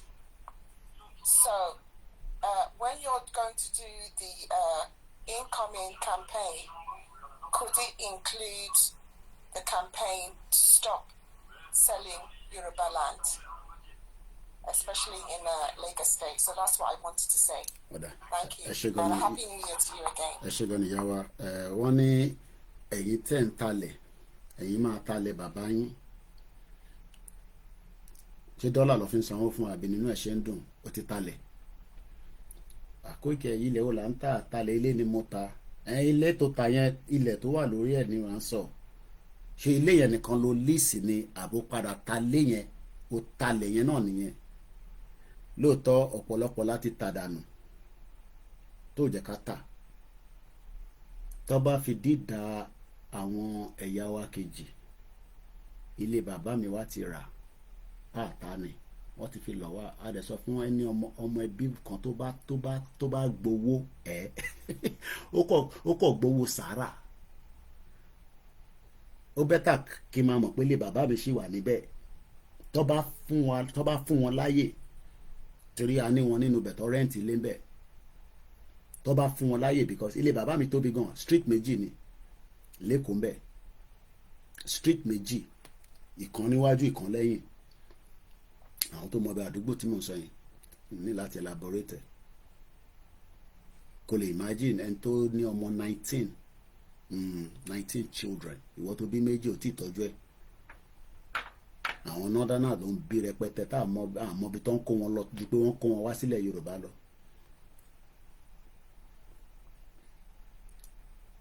Tó bá fún wọn láyè ojú wọn wà níbẹ̀, wá ti sọ di pé kódà wọ́n ti wá fi lọ̀ wá pé káwọn bá wa kọ lọ sókè. Ní ẹ má wọrí, àtàbárò wà á máa kọ fúnra wa, à ní the developer. wọ́n tí ọmọ bàbá mi kan náà ní ṣe yẹn torí pé èèyàn dáadáa ni gbogbo wa bàbá wa tọ́ wa dáadáa ṣó ẹ̀yin tẹ́tí ta ti yín àwọn tá a máa ṣe sí yẹn o torí tí sísítà mi sọ yìí nísìn àwọn tó ti ta tiwọn kí la máa ṣe sí báyìí torí gbogbo ibi tẹ́ta yẹn eyebrow area ni then nígbà tẹ́ ẹ ní káwọn èèyàn má talẹ̀ àwọn ọba tó ń talẹ̀ yẹn kọ́ àwọn ọba tó ń ta ilẹ̀ lẹ́kọ̀ọ́ ni mò ń sọ yìí o tó sọ di afẹ́ developer wọ́n ń develop ilẹ̀ tí àwọn ọmọ Yorùbá ò lè gbé níbẹ̀ gbogbo Atlantic area yẹn tó ń pè ní Atlantic kí lórúkọ àdúgbò yẹn tó ní Davido náà ra lẹ̀ sí ó ra lé sẹ́fẹ́ ra flat síbẹ̀. Is it Eco Atlantic? Yes kò gọ́ọ̀mẹ̀ntì Èkó ló ta kò ń ṣọmọ Yorùbá gọ́ọ̀mẹ̀ntì Èkó ni ká lọ sọ fún pé kí ló ta bẹ̀ yẹn fún àdèmọ̀ àwọn tó ta fún kò tẹ́ ń ṣe àwọn Igbo ló ta fún Lebanese ló ta fún ìyẹn tó ń kọ́ so ìyẹn mo ṣe máa ní as much as à ń fojú wo àwọn Igbo nìkan Lebanese ni Tinubu ń bá ṣe nísìn kò sí no doubt about it àwọn Shagoris very powerful so kí la máa kọ sí yẹn ẹ̀yàwó la máa kọ sí yẹn a nífẹ̀ẹ́ bàbá wa Bọ́lá mẹ́ Tinubu but àwọn lẹ́tẹ̀ ń ta yìí ṣé ẹ̀ ń lísẹ̀ ta lè gbà padà after 100 years abẹ́kọ̀ ta pé finally kọ́ máa gbé lọ tó tẹ bá ta finally púpọ̀ nu wa a máa dàgbà a máa dògbò tá bá ti lọ èmi ò kàn ti bá sọ̀rọ̀ nísìn ibi báyìí àwọn blogger máa ibi tí wàá dùn nínú program ilẹ̀ máa ń blog torí ẹ̀ mọ̀ pa kan ní mí so máa wà very careful láti sọ̀rọ̀ nígbà míì nísìn nígbà táwọn èèyàn ti ní gbogbo tó bá máa sọ ṣé táwọn ọ̀bá tẹ ìjà láti gbà wọn lẹ̀ yẹn padà ǹjẹ́ àwọn tó ń bọ̀ lọ́jọ́ iwájú ǹjẹ́ wọn ní jà ṣòmọ́ ó pé ọ̀rọ̀ tí sísítà mi sọ yìí ó make sense lóòótọ́ torí àwọn ibì kan wà tá a ti tàdánù tó ń ṣe small places tó ń ṣe mọ́ínmọ́ín ìbílẹ̀ bàbá tèmi lèmi ní mi ò tà nísìn èyí tí àwọn gọ́ọ̀mẹ̀ntì wá tà èyí tó tà fún Dangote ṣé wọ́n lísẹ̀ fún Dangote ni àbí Dangote ra outright I love Dangote àbí ó ṣe business ni there is nothing wrong in that but ṣé gbogbo lẹ́yìn ṣé Dangote ra outright àbí wọ́n lísẹ̀ fún pé Dangote o 100 years ló máa fi lo ibi báyìí láti fi kọ́ refinery ẹ̀ tó bá ti ń súnmọ́ 100 years á padà sórí drawing table anyway by that time náà ṣá àgbọ̀dọ̀ ti sọ pé àìtí kúrò nínú Nàìjíríà so ilẹ̀ wà precious gbogbo ilé ìtaṣẹ ní kọ́ má talẹ̀ ká talẹ̀ yìí nísìn campaign tó yẹ kó ti lọ ti pẹ́ ni but àwọn tó ti rà yẹn ṣé kí ẹ lè gbà lọ́wọ́ wọn àbẹ́ máa gbà èmi ò mọ̀ ṣe fẹ́ ṣe yẹn but ẹ̀yin tí tí talẹ̀ bà bẹ́ẹ̀ o fi jápa jápa bọ̀ má talẹ̀ yẹn so n ti máa sọ sí ẹ̀ nìyẹn torí pé gbogbo nǹkan náà ló ní value ẹ jẹ́ ká kọ́ gbé the last call kí lè máa tẹ̀síwájú torí 3 hours wa ti pé a dẹ̀ ti ṣe 1 hour audio síta so ẹni tó bá lè wo 3 hours Koiki hours tẹ́ ń ṣe ti pọ̀ jù gbogbo yàn ní internet kò sí nǹkan tá a máa ṣe sí yẹn wọ́n ti fìyà jẹ wá ni ẹ bá mi gbóhùn sókè ní kíákíá torí àsìkò náà ti lọ tán náà níbí báyìí ẹ gbóhùn sókè ìyàwó. ẹ káàárọ̀ ẹ̀kú ètò ní ẹ̀mọ́. àwọn tó ní ìlú táwọn wà yìí wọ́n ń talẹ̀ níbi táwọn wọ́n ń talẹ̀ níbi táwọn yìí ṣó ti yẹ yín wọ́n ń talẹ̀ wọ́n tẹ̀lé ẹ̀fà talẹ̀ wọn ni ẹni tó bá ta ibù bàbá mi ó ní ilẹ̀ méjì ló ní ó ní kan sí Kàrẹ́ because ibi tó bí ó ní kan sí Kàrẹ́ ó ní kan sí Iléṣà because ọmọ Iléṣà ni mí àwọn ẹ̀gbọ́n mi wọ́n ní kí n jẹ́ ká tẹ̀ mo ní rárá kán fi sílẹ̀ kan má tà bó tẹ̀lé pé bí Yorùbá ni mo ní kán fi sílẹ̀ kan má tà kẹ́nìbọ̀dì má talẹ̀ fún anybody kẹ́nìbọ̀dì má ta ilẹ̀ àbúrọ̀dù tẹ́gbẹ́bọ̀dì ń sá lọ yẹn ṣé wọ́n ń talẹ̀ ń bẹ̀ ni wọ́n ń talẹ̀ ń bẹ̀ náà kò sẹ́ni tó ń talẹ̀ ń bẹ̀ àwọn ọba tó ń talẹ̀ because àwọn ọba yìí náà wọ́n ń talẹ̀ fáwọn Fúlàní àwọn ọba wọ́n ń talẹ̀ fáwọn Fúlàní wọ́n yé talẹ̀ because ilẹ̀ yẹn kì í ṣe àwọn lóní o gbogbo ilẹ̀ tó ń tà yẹn àwa la ní kì í ṣe ọba gbogbo anything nílẹ̀ Yorùbá àwa ọmọ onílùú la ní kò bílọ́ǹgì sí ọba kò bílọ́ǹgì sí àwọn politician nígbà àwọn politician gan ń talẹ̀ ṣèbí kí lórúkọ máa yìn tó kún gbà kan báyìí nìbàdàn tó máa wá góòdù sọ́wọ́ báyìí mo ti gbàgbé orúkọ ẹ̀ Akálà. Akálà ń gbà yẹn Akálà ń talẹ̀ náà ó talẹ̀ gan nílẹ̀ Ìbàdàn gbà yẹn ó ta ilẹ̀ lọ rẹ́rẹ́rẹ́rẹ́ ní ó ta ilẹ̀ burúkú níbàdàn káyé ta ilẹ̀ wa èmi dẹ̀ tún fẹ́ advice àwọn èèyàn wa ni pé kán jáde síta tó bá ti dìgbà tán bá ti sọ pé ká jáde kó jẹ́ ká jáde àwọn politician wọ̀n ní kọ̀tán lè ọ̀fà wa wọn ò ní anything wọn ò ní wọ́n kàn jí owó wa kó lọ sí abroad ni owó tó dẹ̀ ń jí kó yẹ mo tún sọ ẹ̀rọ pàjọ sọ lánàá mo tún sọ live owó tó ń jí kó yẹ gbogbo ibi tó ń kó gbogbo owó wa sí yẹn because owó gbogbo wa ni a máa dígì ibi tó ń kó owó wa sí a máa gbogbo owó yẹn a máa gbà padà àwọn owó yẹn la máa fi develop abroad ẹ̀ lè fẹsẹ̀ kó yẹ̀pẹ̀ wọnú ilé tóbi dénú ilé yín wọ́n táìsì gbogbo ibẹ̀ wọnú ni wọ́n dẹ̀ ń lọ sí abroad wọn ni bí abroad ṣe rí ibi tẹ́tí máa mọ̀ pé àǹfààní wọn nìyẹn wọn ní ẹni tìtọ́ pé ọ̀fà mẹ̀kúnnù kí everybody ṣáà máa sá lọ ìlú tá ń sá lọ yẹn náà ṣe wọ́n gbà fún òmìnira ní káyé sá lọ lu onílù ó dẹ̀ tó kẹ́tì ẹ̀ waste owó kẹ́tì lọ wọn ò ní fún yín visa wọn ò ní fún yàn visa pẹ̀lú gbogbo owó táwọn èèyàn ti ná wọn ò ní fún yàn visa ṣebí àwọn African country yìí ṣebí ìbí free visa ni gbogbo àwọn Arab country yẹn tẹ́ bá rí wọn wọn ń lo visa wọn ń lo kínní wọn ń lọ gba visa wọn ń lọ gba visa wọn kàn máa lọ ra tíkẹ́ẹ̀tì ní tí wọ́n ń lọ ó ṣe wájú àwọn African country pé tá a bá sì fẹ́ lọ sí any African country ká sì fẹ́ lọ sí South Africa any African country a máa ṣe kọ́kọ́ lọ gba visa lọ gba gbogbo ẹ̀ kó tó di pé a máa lọ ibi tó yẹ ká máa ṣeré lọ kákọ̀ lọ ra tíkẹ́ẹ̀tì nǹkan tí gbogbo àwọn Arab yẹn tó ń ṣe nìyẹn gbogbo ẹni Arab country ní desert even ìlú tí mo wà yìí desert ni wọ́n kó tó di pé àwọn náà dá wà desert ni wọ́n if ọwọ́ Dubai ọwọ́ Saudi gan náà ti gba náà ti gbòmìnira níbi tí mo wà yìí desert ni everywhere kó tó di pé wọ́n develop ẹ̀ kó tó di pé à ń sáwá sí gbogbo ìlú tá a wà yìí káyé lọ sí anybody tó sá kúrò ní ìlú ní Nàìjíríà yẹ ẹrú everybody lọ ń ṣe ẹ̀rọ ẹ̀ka kúrò fúnra wa ẹrú ni wá a lọ ń ṣe ẹrú nílùú ni ìbẹ́sìn ni pé ká gba ilẹ̀ wa ká padà sílùú wa ká gbadà tí ìwà ká lọ develop ìgbà bíbá máa kàn máa rò pé ìwọ làbí kí n padà lọlé kí n kówó tó wà lọ́wọ́ mi lọlé máa tún rò wípé ìjọ tí iná bá lọ sọ ní ṣọ́ọ̀bù àbí wọ́n lọ já ṣọ́ọ̀bù lédè kan. ṣàmọ̀ bọ́rọ̀ iná yẹn ní ọ̀rọ̀ iná tẹ sọ yẹn èèyàn kan ṣe send message sí mi nísìn ẹni sọ̀rọ̀ kì í sáré kà náà ọ ṣe send ẹ̀ mo ti kà síta US ni òkè mọ́tẹ̀ no US tẹ̀ ní nọ́mbà ẹ̀ mo ti lára àwọn listeners wa ni bàbá mi kan ni wọ́n ní. Thanks for the update. My furniture showroom was burnt in Ajah on the 8th of December, worth 10 million naira. Odua is the solution. The Lord will bless you and your family. Lóòótọ́ shop bá jóná ní bíbá insurance máa cover. Ṣé insurance máa cover tó bá tẹ̀ wá cover pẹ̀lú insurance ní Nàìjíríà? Ṣé wọ́n máa sanwó up to the value of 10 million naira? Ẹ̀yin tẹ̀ wá ń comment section comment.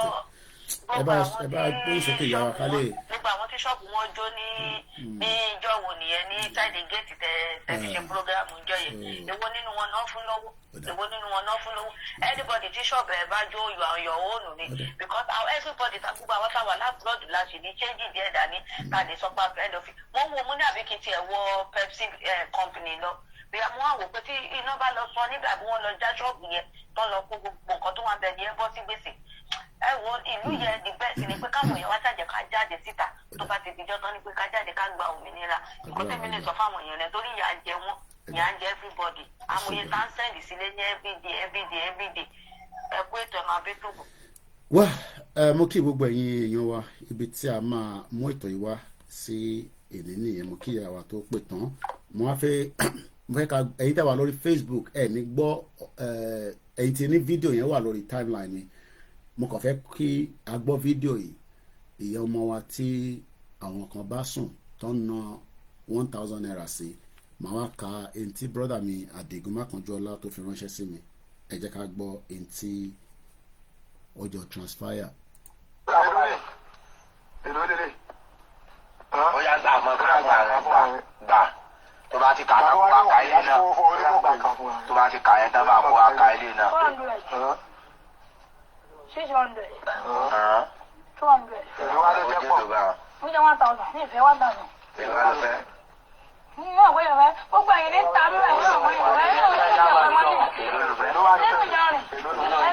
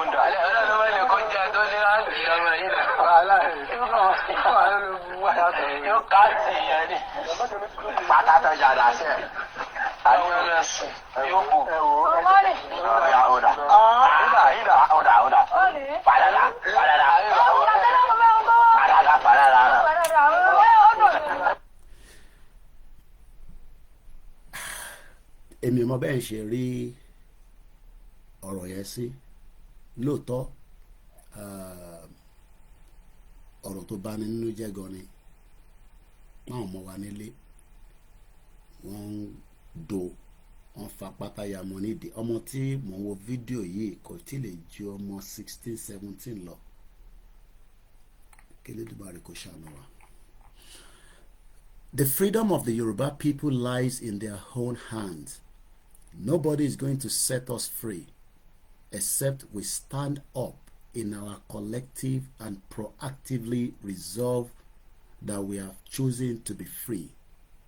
No oppressors anywhere in the world will gladly set their slaves free except the imprisoned slaves have resolved to free themselves from the chains of slavery that the oppressors tied on their respective necks. To making the process of liberating the oppressors and slaves complicated and more difficult, some of the members of the enslaved class are recruited, empowered, and positioned by the oppressing class to do henchmen jobs of the oppressed against its own class. Attention away from the primary agenda of getting themselves liberated from the chains of internal slavery worn around their necks. What else can I preach about the relationship between the oppressors using some of the recruits among the oppressed and enslaved to deepen the external enslavement of the over-colonialized and oppressed forever? When you desire to free ourselves from the external damnation of enslavement, poverty, and permanent underdevelopment situation without being relegated to, we have to come out now and say in practical terms that enough is enough. Adigun Makanjuola. Fáwọn tí wọ́n gbọ́ èdè Gẹ̀ẹ́sì, fún gbogbo ọmọ Yorùbá tó fẹ́ gba òmìnira, ó kù sí wa lọ́wọ́ bí a bá fẹ́, àti pé bí gbogbo wa bá sowọ́ papọ̀ ní kíákíá a máa tú kúrò nínú oko ẹrú tá wà nínú ẹ̀ lọ́wọ́lọ́wọ́. Àwọn tó wá di ẹrú mú kò síbì kan lágbàáyé tó fi jẹ́ kí ẹrú tó dì mú tó wà lọ́wọ́ wọn tó ń rí lò bí ti ìran Yorùbá tí wọ́n ń gbalẹ̀ mọ́ wa lọ́wọ́ tí wọ́n fi sọ wá di ẹni tí a kì í jẹ́ àti tí Elédùmarè ò sọ wá. Ṣé ǹtọ́ fi sí wa lọ́rùn tí a bá ṣe kíákíá láti tú nísìn bó ṣe máa wà nínú ẹ̀ fún ọ̀pọ̀lọpọ̀ ọdún, àti pé àwọn tó ń ṣe jàǹbá láti fi ẹrú yìí ṣe gbogbo ìntí à ń rí nílẹ̀ Yorùbá títí dé àwọn ọmọ tí wọ́n kú kọ́lọ́n foríjì wọn, àtàwọn tí wọ́n bomb ní last year àti ọ̀wọ̀ àti gbogbo ibi tí ìyà tí ó ń jẹ ìran Yorùbá tí wọ́n ń fi gbogbo nǹkan tó fi ń ni wá lára àti àwọn ẹ̀yà tó ń gbé pẹ̀lú wa àtàwọn tí wọ́n ń wá láti ibodè tí wọ́n ń pa wá. Eléyìí ni pé wọ́n ò ní fẹ́ jẹ́ kí ṣéènì tí wọ́n fi sí wa ní ọrùn kí a tú rárá. In tó dẹ̀ máa ń ṣẹlẹ̀ ni pé àwọn kan nínú wa náà lọ máa lò láti fi jẹ́ kí ó jẹ́ in tó máa jẹ gàba lé wa lórí.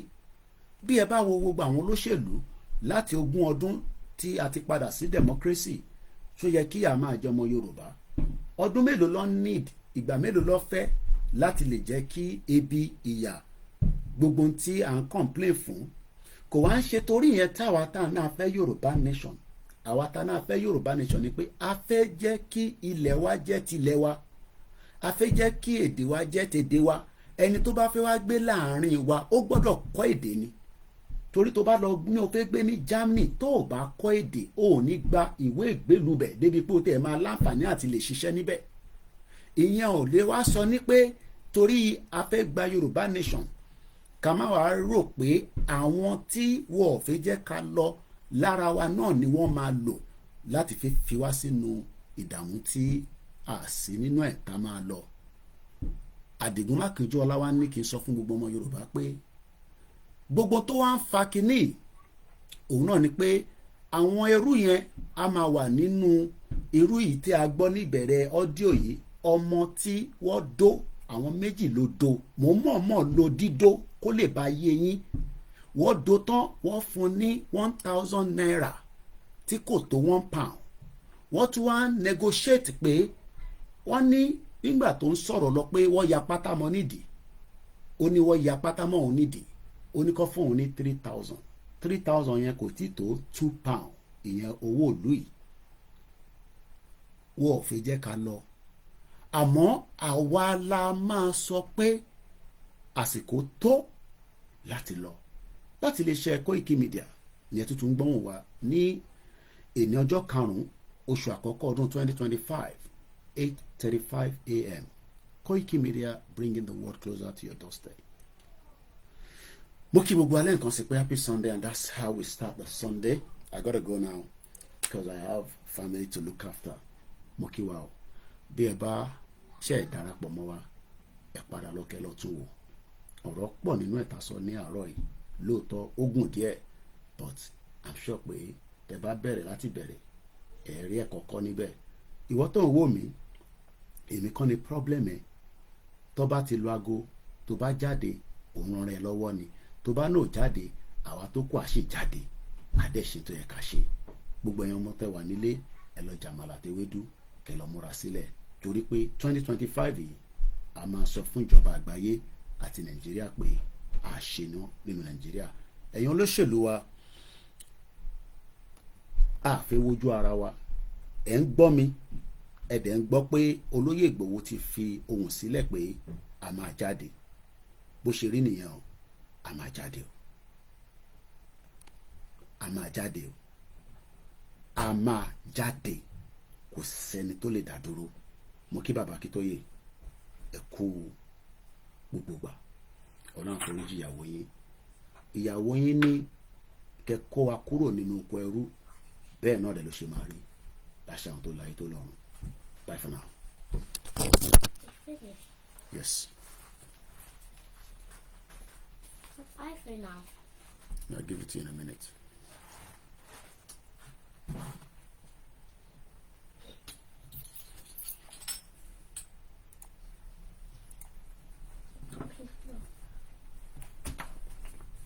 Mo kẹ́ ẹ̀ tẹ̀mí lórí Mixer and ẹ̀rìjù bẹ́ẹ̀ lọ, mo kẹ́ ẹ̀ tí ẹ wà lórí Facebook. Care take. Thank you so much everyone. Odaro. Bye for now.